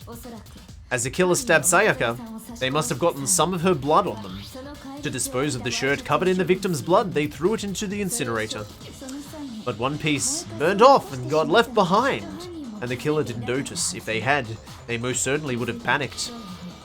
Isn't that right, Leon? What? Oh my glob! But is one scrap of fabric enough to conclude that Leon is guilty? Yeah, I mean, Leon's not the only one wearing a white button-up. That's right, there are plenty of people in here with shirts like mine. Don't just say that one little jarred piece, there's no... I keep forgetting he's Lumpy Space Princess. With just that one little charred piece, there's no way you can say for sure it belongs to me. Oh my glob! You're right, that alone isn't enough, but there are other points that may reveal the truth. Are you finally starting to understand? The answers to all the riddles are right here. Yeah, I think so. The burnt remains of the button-up shirt, which the killer wasn't able to get rid of. There's something about it we need to pay attention to. Where it was disposed of. Where it was destroyed? You're talking about the trash incinerator, right? How the fuck's that supposed to make anything clearer? Oh, god damn it. Fine. How it was disposed of. If we look closely at how the shirt was disposed of, we should be able to figure out who the killer is. Oh yeah, that's a good point. I think I know what you're gonna say. You can't reach the incinerator without opening the gate in front of the trash room, right? And obviously, you wouldn't be able to hit the switch to turn it on either. You'd need the key to get in. And the one with the key was the person on cleaning duty. So the killer had to be whoever was in charge of taking care of the trash, right? Interesting. Gware? No, that's wrong. There was another way to use the incinerator without being the one in cleaning duty. And that's exactly what proves that Leon was the real killer. When you think about it, there's only one thing. Shattered crystal ball. Because nobody else could make a throw like that, apparently. Only baseball. The key to the trash room. Whoever was on cleaning duty must have had a try. So the only one who could get into the incinerator was the person in charge of the trash. And you'd have to get close to the incinerator in order to shoot that. Shoot it! That's not true. You could have thrown a ball, or a crystal ball, or something. Hold on, I think I know how someone could dispose of the evidence without using the trash room key. But if you can't get past the gate, you couldn't possibly turn the incinerator on, could you? Yes, you could. If you used this! What is this? Some kind of glass ball? It's busted to hell. Actually, it's supposed to be a crystal ball, but how would you use it? The killer had to use the glass ball in a certain way, which was throw it. Ta! The killer simply took aim at the incinerator switch and threw the ball through a gap in the gate. All they had to do was hit the switch and the incinerator would come to life. Someone threw that through a gap in the gate? Remember what you said before, Hifumi. Huh? Someone turned the incinerator on? Very strange, I'm quite certain it was off last time I was down here. Perhaps it was the work of a fairy. Hifumi had the key, so the only way the incinerator could have been turned on without his knowledge was because the killer was able to hit the switch without opening the gate. Once they'd gotten the incinerator going, all they had to do was ball up the shirt and toss it in. Hey, come on, what the hell is this? All you had to do was look at the scene to know that the killer never actually went inside the trash room. The shards of broken glass, the incinerator left running, the piece of shirt that escaped the fire. If the killer had been on cleaning duty, the evidence would have been taken care of much more thoroughly. Wait, just hold on. But the distance from the gate to the incinerator has to be at least 30 feet, right? The pinpoint accuracy you'd need to throw a glass ball that far and hit something that small. Could someone really do that? That's right, there's no way! It'd be That's right, wow, that's impossible. Difficult, absolutely. Impossible? I don't think so, because the killer is the ultimate baseball star! Because the killer is the ultimate baseball star, isn't that right, Leon? Do you have any idea how stupid you sound right now? Yes, I do. A target 30 feet away would surely be little challenge for the ultimate baseball star. Yo, can't be serious. I'm totally not the killer. These goddamn shit for brains have got it wrong. I'm telling y'all. You still won't admit it? Okay then. Makoto, go ahead and review the incident one more time to make his crime perfectly clear. And with that, we can end this. Listen to me! What the hell do you mean, and thus? Say what you want, Leon, but all the questions have been answered and the truth has been revealed. Now here's what happened. The closing argument is about to begin. Would you like to hear more? Please. Okay. So this is the closing argument. In this phase, you have to give a complete summary of the case. You'll have to reproduce the flow of the events of the case in the form of a comic book. However, you'll notice that the comic, there are a number of pieces missing. It's up to you to complete the comic using the provided truth panels. So if you take aim at a missing section and press the A button, holy cow, you'll get a hint that might lead to a breakthrough. Well then, good luck and have fun. GLHF, let's finish this, my friends! Hey look, it's Conan! Wait. Where does this start?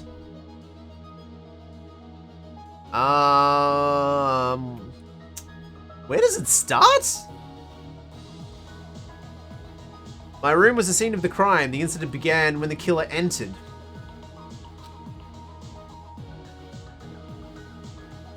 None of these things look like the killer entering, do they? How many? Oh, I have more. It would be this one.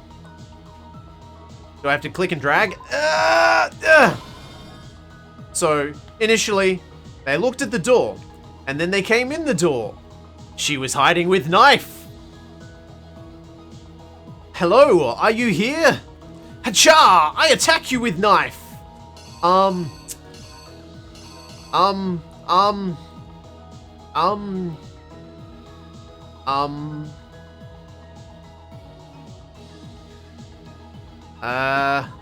The knife is behind, it's there! I look behind me and I see sword! I use sword to protect me from knife covey! Haha! I break her wrist! Her wrist's broken and she runs away. But before that, the knife falls on the ground. I see that the door is locked. She can't do anything. I retrieve the knife. Don't I? I retrieve the knife. I can't retrieve the knife. So I guess I get the screwdriver to open the door. Haha, I have knife! And now you are shocked! And then you become paint. Klingon paint. I stabbed you.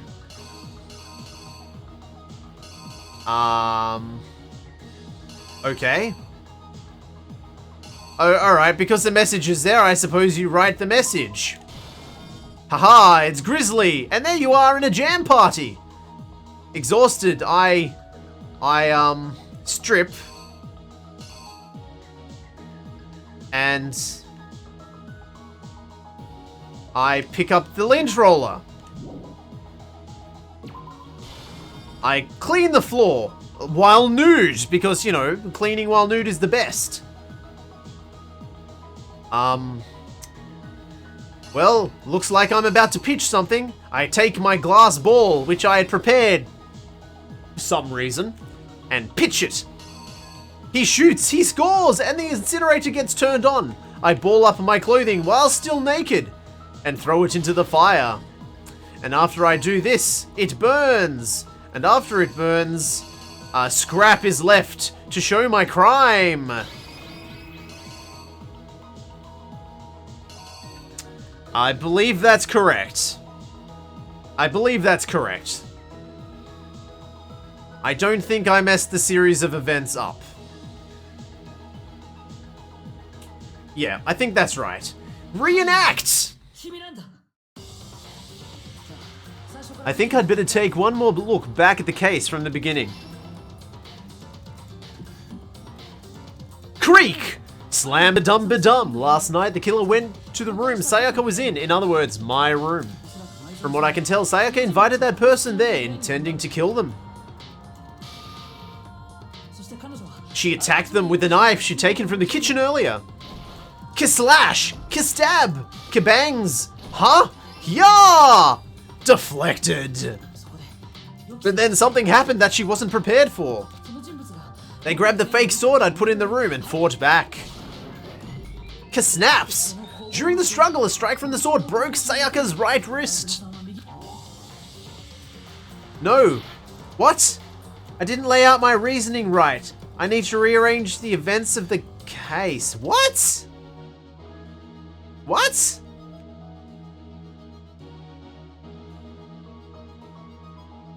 What?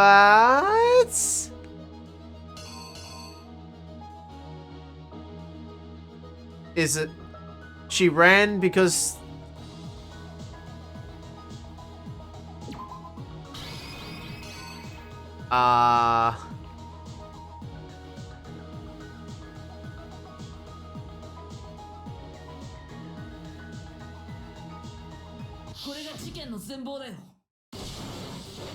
Okay. During the struggle, a strike from the sword broke her wrist. And that's when she lost her grip on the kitchen knife.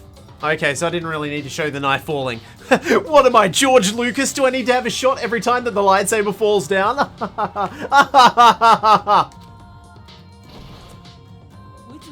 Finding herself cornered, Sayaka panicked and ran into the bathroom.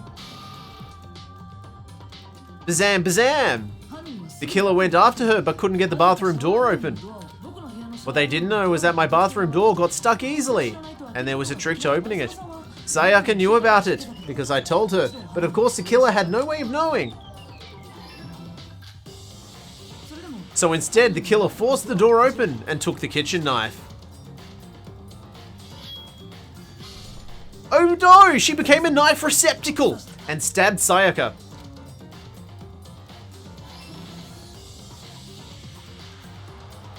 But with what strength she had remaining, Sayaka left a dying message. To keep the killer from noticing, she wrote it on the wall behind her. And then she died. And with that, all her strength was gone. With Sayaka dead, the killer quickly began destroying the evidence. He got naked, which was great. Firstly, they took off their shirt, which was covered in the victim's blood.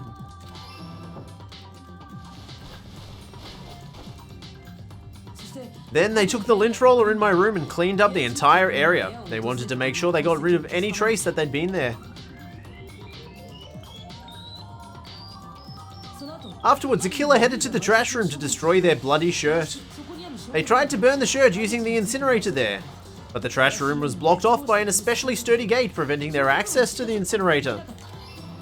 Bizarre! Zah! So they came up with a plan to use Hiro's crystal ball, which he'd left in the laundry room. Gerda Bashar! The killer managed to throw the ball through the gap of the gate and hit the incinerator switch. For any normal person, that would be impossible. But the killer had confidence to take the shot. That's because he was the ultimate baseball star! Wait, what do you mean I'm offline?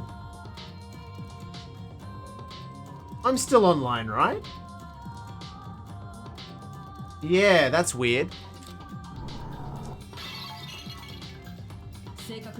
Whoosh crash! The crystal ball, thrown with absolute precision, hit the switch on the incinerator, which then quickly roared to life. Ding rah! Kirk. Fasha. Creek. Rah! Having destroyed the final piece of evidence, they left the area, I imagine, with a sigh of relief. But there was one thing they missed. Fasha. Kirk. Part of the shirt they'd thrown into the burnt fire fell away and out of the incinerator. The killer did not notice this, and so left behind a piece of indisputable evidence. Way, we're flying through space! Braboom! Isn't that right, Leon?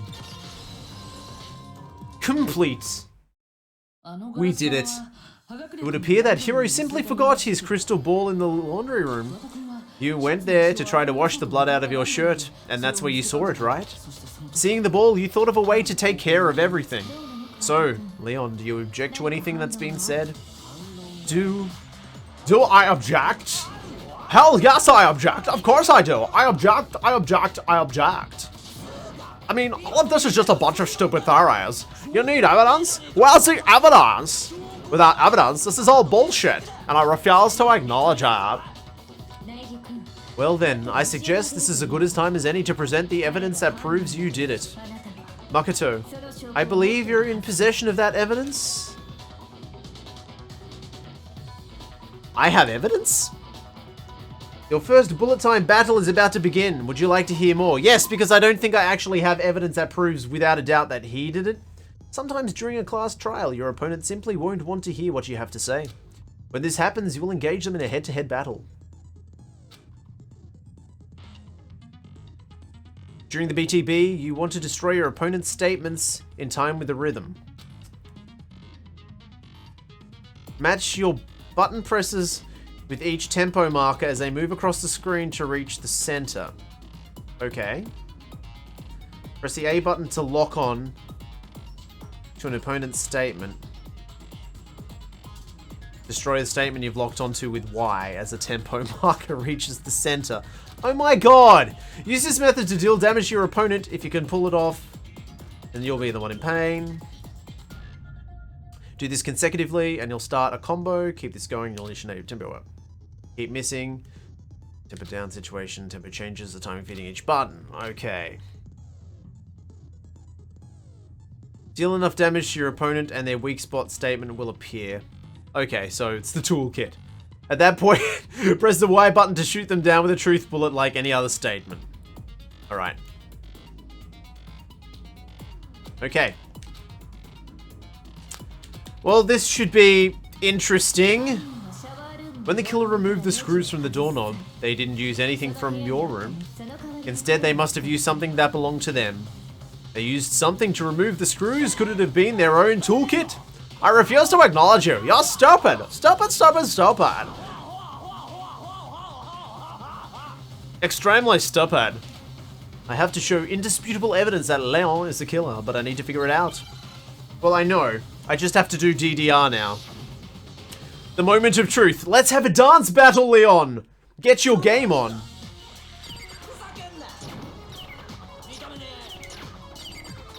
What?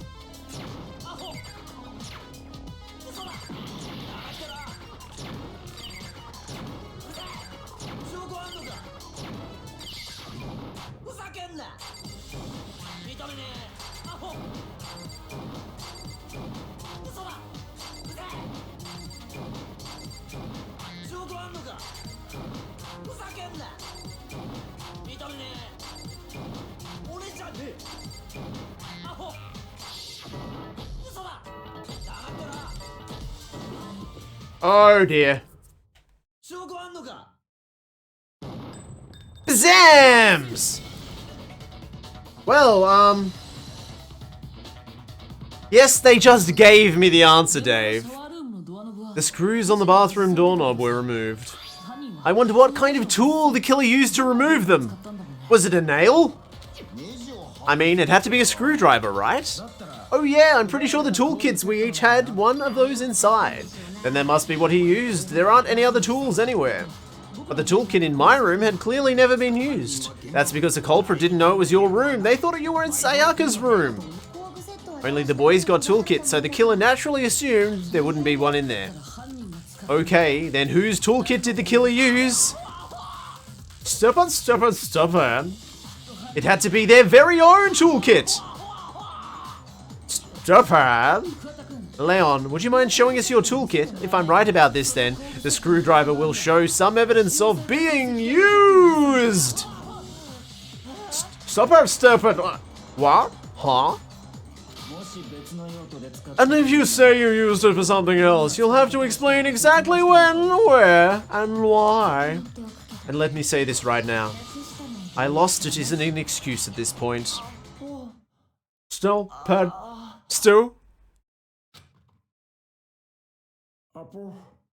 Oh no! He's turned into a character from another animes! Zawa! So, do you have a rebuttal? Then it would seem we are finished here. No, don't eat me! I didn't do very well. I only got A rank. A. Oh! 77 medals? Sweet, I can buy people's love! Poo-hoo-hoo-hoo! Looks like you've reached the verdict. Then, are we ready to cast our votes? You all have a lever in front of you. Use it to make your selection. Oh, just to remind you all, make triple sure you vote for someone. You wouldn't want to be punished for something so minor, right? Okay. Then let's get started. Who will be chosen as the blackened? Will you make the right choice or a dreadfully wrong one? So, what's it gonna be? What's it gonna be?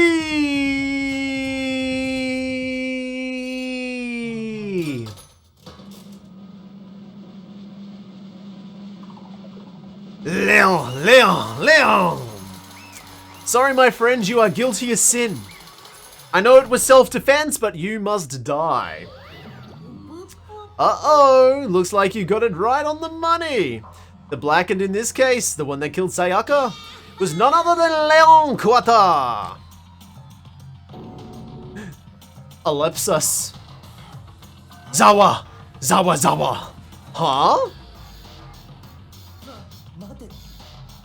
Hold on a second. Leon, did you really kill Sayaka? I don't believe it! Son of a bitch! What's wrong with you? I didn't have a choice. It was kill or be killed. So that's why I killed her first. None of you are any different. One wrong step and you'd be standing here. I was complete chance that I would round up like this. I was just unlucky, that's all. Grrr. Hey, come on. You expect me just to accept my death? Well, everything's become clear. The decision we made was the right one after all. But when I think about it, honestly, I'd be better off if we'd been wrong. Because if what we came up really is the truth, then that truth is Sayaka was trying to frame me. But even if that's true, I can't say she was wrong. After all, the mastermind, it's all because of that video. Even I couldn't handle what I saw in there. If I was her, the video actually had something to do with me. I can't even imagine. Now we're trapped here, with no way out. They're probably waiting for me. I can't afford to be stuck in here. The one thing that was more important to her than anything else, her dreams, her friends. Woo! To have seen something like that happen to them. And Sayaka. I did whatever it took to reach that dream. I mean it. Even some things that weren't so pleasant. And that's why Sayaka, the friends that meant so much to her, that's why she betrayed me. So, when she said, no matter what happens, please always be there for me. I need you on my side, eyed. She was lying to me from the very beginning. She was using me. Is that why she talked to me in the first place? I guess I'll never know. Because there's nothing I can do to ask her what she was thinking. Once you're dead, that's it. Boy howdy, the entertainment industry must sure be terrifying, huh? I mean, to try and kill someone just because of those relationships. She seems so nice and lovely on the outside, but inside, she's descended into pure madness. What did you say? I understand, I really do. Yep. You're in utter despair thanks to Sayaka's betrayal, right? Compassion, intimacy, love, the stronger those feelings, the stronger the despair when they collapse. Stop screwing with us, this is all your fault. Sayaka being forced to do something like that, all of it, everything, it's all your fault. Suddenly in a frenzy, I lunged at Monokuma. Hopefully someone stopped me, but that's enough. As angry as I was, Kyoko latched onto my arm without hesitation. Her grip was like iron, strong enough. I was sure that it would leave a bruise. If you really want to make enemies pay for what they've done, you need to let it go for now. Damn it! That was a close one. I thought for sure you were going to give me a good walloping. Just barely avoided punishment you did. Now then, since you're all magnificently revealed the identity of the killer during the class trial, the blackened Leon Kawata will receive his punishment. Finally. Punishment? You mean execution? Wait a second. Yeah, that's it. I was just protecting myself in the heat of the moment. I was self-defense. How exactly was it self-defense? When you forced your way into the bathroom, did you or did you not use your very own toolkit? After she'd shut herself in the bathroom, you went out of your way to head back to your own room. Then you came back, broke into the bathroom and killed her, am I wrong? You had any number of chances to stop what you were doing, but you chose not to. It's not because you had an unclouded intent to commit murder? No, that's... Stop it. I've had enough of this. Oh, are you sure? You were closer to her than anyone else, were you not? He killed your precious Sayaka. Do you understand? I can't say Leon is solely to blame. Of course, I don't plan on blaming Sayaka either, because the one to blame is him. Swear? If it weren't for you, this would have never happened to Sayaka or Leon. We shouldn't be fighting each other. We should be fighting against the one who put us in this situation, the mastermind. Uh-oh, did you awaken your sense of justice? Well, it just so happens that there's nothing more unethical than an unwavering sense of justice. After all, it's people with that sort of mentality that perpetuate war all over the world. Is that some kind of justice that's awakened within you? Just shut up! Okay, well, anyway, more importantly, let's hurry up and get on with what everyone's been waiting for. The punishment. I'm begging you, please, don't do this! No more begging, no more excuses. You must pay the penalty for breaking the rules. Society demands it. Stop! Please! Now then, I've prepared a very special punishment for Leon Kawata, the ultimate baseball star. No. Let's give it everything we've got. It's punishment time! No!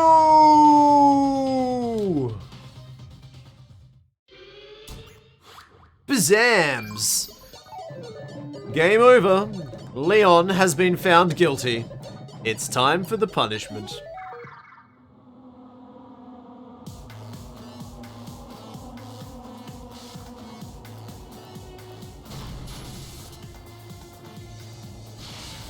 Bye! Ow, ow, ow, ow, ow, ow, ow. Oh, it's time for baseball punishment. He's gonna be punished by having to watch baseball. Yeah, that's pretty bad. I'd want to die too. Oh, wait, no, that's a pitching Gatling gun. That is a pitching Gatling gun. This ain't gonna be pretty.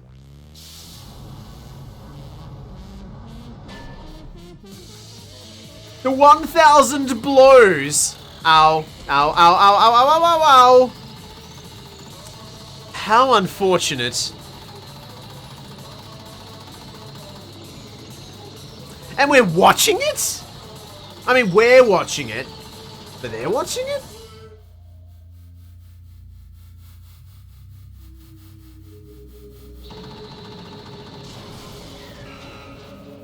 Well, that was grim.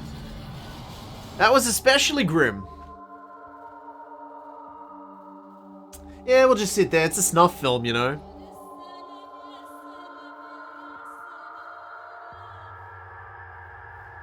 Rip in pieces, my friend.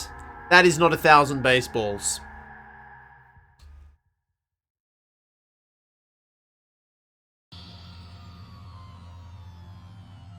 What we saw, that was a true face of despair. I mean, if we can call it that, what else can we call it? Woohoo! Extreme! Man, my adrenaline's pumping right out of control. Ooh-ah! Ooh-ah! What's going on? I can't take this anymore. Do we really have to keep doing this? I just can't take it. Well, hey, if you don't like it, all you gotta do is swear to cut all ties with the outside world and accept living here forever.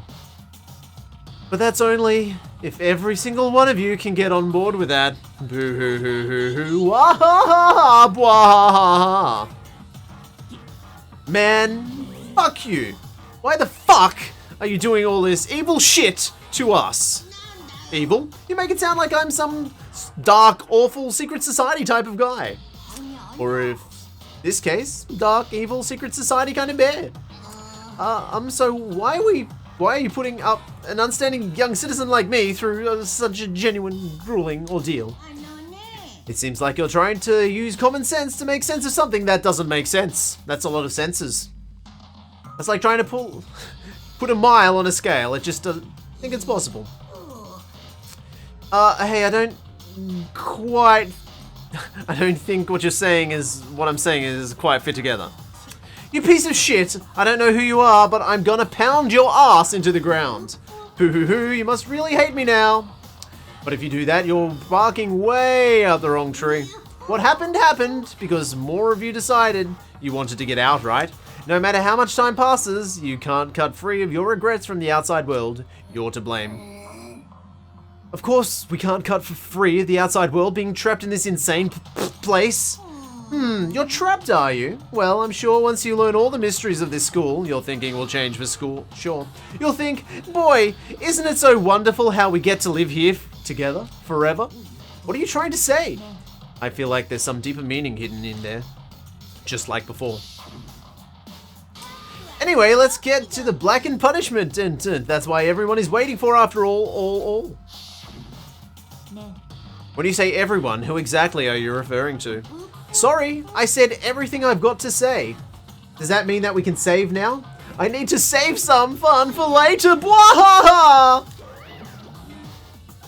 And just like that, he was gone. He left us there, overwhelmed by a nightmare turned reality.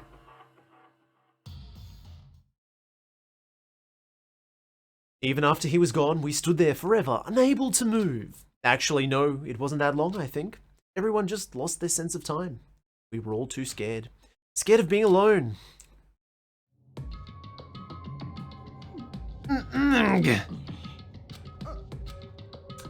No one even tried to speak. Their faces were stone, their voices dead. But it was that moment. ちょっと Makoto, can I talk to you for a second? She moved in close and whispered into my ear. 苗木くん Before we head back, there's something I want to talk to you about. Ellipsis. It's about Sayaka, isn't it? I'm surprised you figured it out. ね I told you before the class trial started. You had to figure out this mystery all by yourself. You wanted me to realize how Sayaka betrayed me by myself, didn't you? The thought never even crossed my mind. I feel like such a fool becoming such an easy target like that. そうね Sayaka meant to double-cross you. That's a fact that you can never change. But even till the very end, she wasn't sure of her decision. That's why, as she lay dying, she was thinking of you. She was thinking of me? You can't just say something like that. I mean, there's no way you can know that. Only Sayaka would know for sure. だけど Even though you can't ask her, you can infer it, don't you think? Her final thought was how she could protect you. What? Of course, it was the dying message, you tool! The fact that she used her last ounce of strength, of energy, to leave her dying message proves it. If she didn't care what happened to you, she never would have left that message. Well, maybe she just wanted to get back at the person who killed her. 確かに That's certainly one possibility. But I don't think that's what it とに was. かく She was uncertain. She wasn't sure she could kill someone or deceive you, which is why her plan failed. Her hesitation attracted failure. そう It's almost ironic when you think of it. Why are you telling me all this? Because you're the kind of person who can overcome this. Because you can move past the death of your friends, Sayaka and Leon, and keep moving forward. そう Without someone like that, the others would never be able to break free of such desperate situation. Move past their deaths? That's... I could never do that. Ellipsis. No. I'm going to carry them with me for the rest of my life. How could I possibly move past something like that? Leon, Sayaka, I'll carry them with me forever. I'll carry their memories with me wherever I go! Ellipsis. So instead of forgetting them, you're choosing the hard road. Well, I have high expectations for you. As she said that, she revealed the smallest smile. ね By the way, I have to admit I'm curious. How did you know I wanted to talk to you about Sayaka? Oh, well...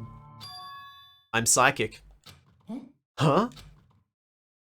Kidding. I just have pretty good intuition.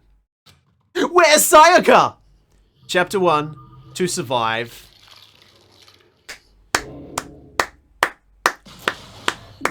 Wow. Thank you for everybody that stuck it out. Thank you, Rainbow, for the follow. Thank you, Mark, for the sub. Thank you, Dave, for sticking around to the end. At least I think it was you. I received the Despair Bat! Okay. So there we have it. Chapter 1 is completed, and it took a long time. If any of you made it to the end of this video, you are champion. I tip my hat to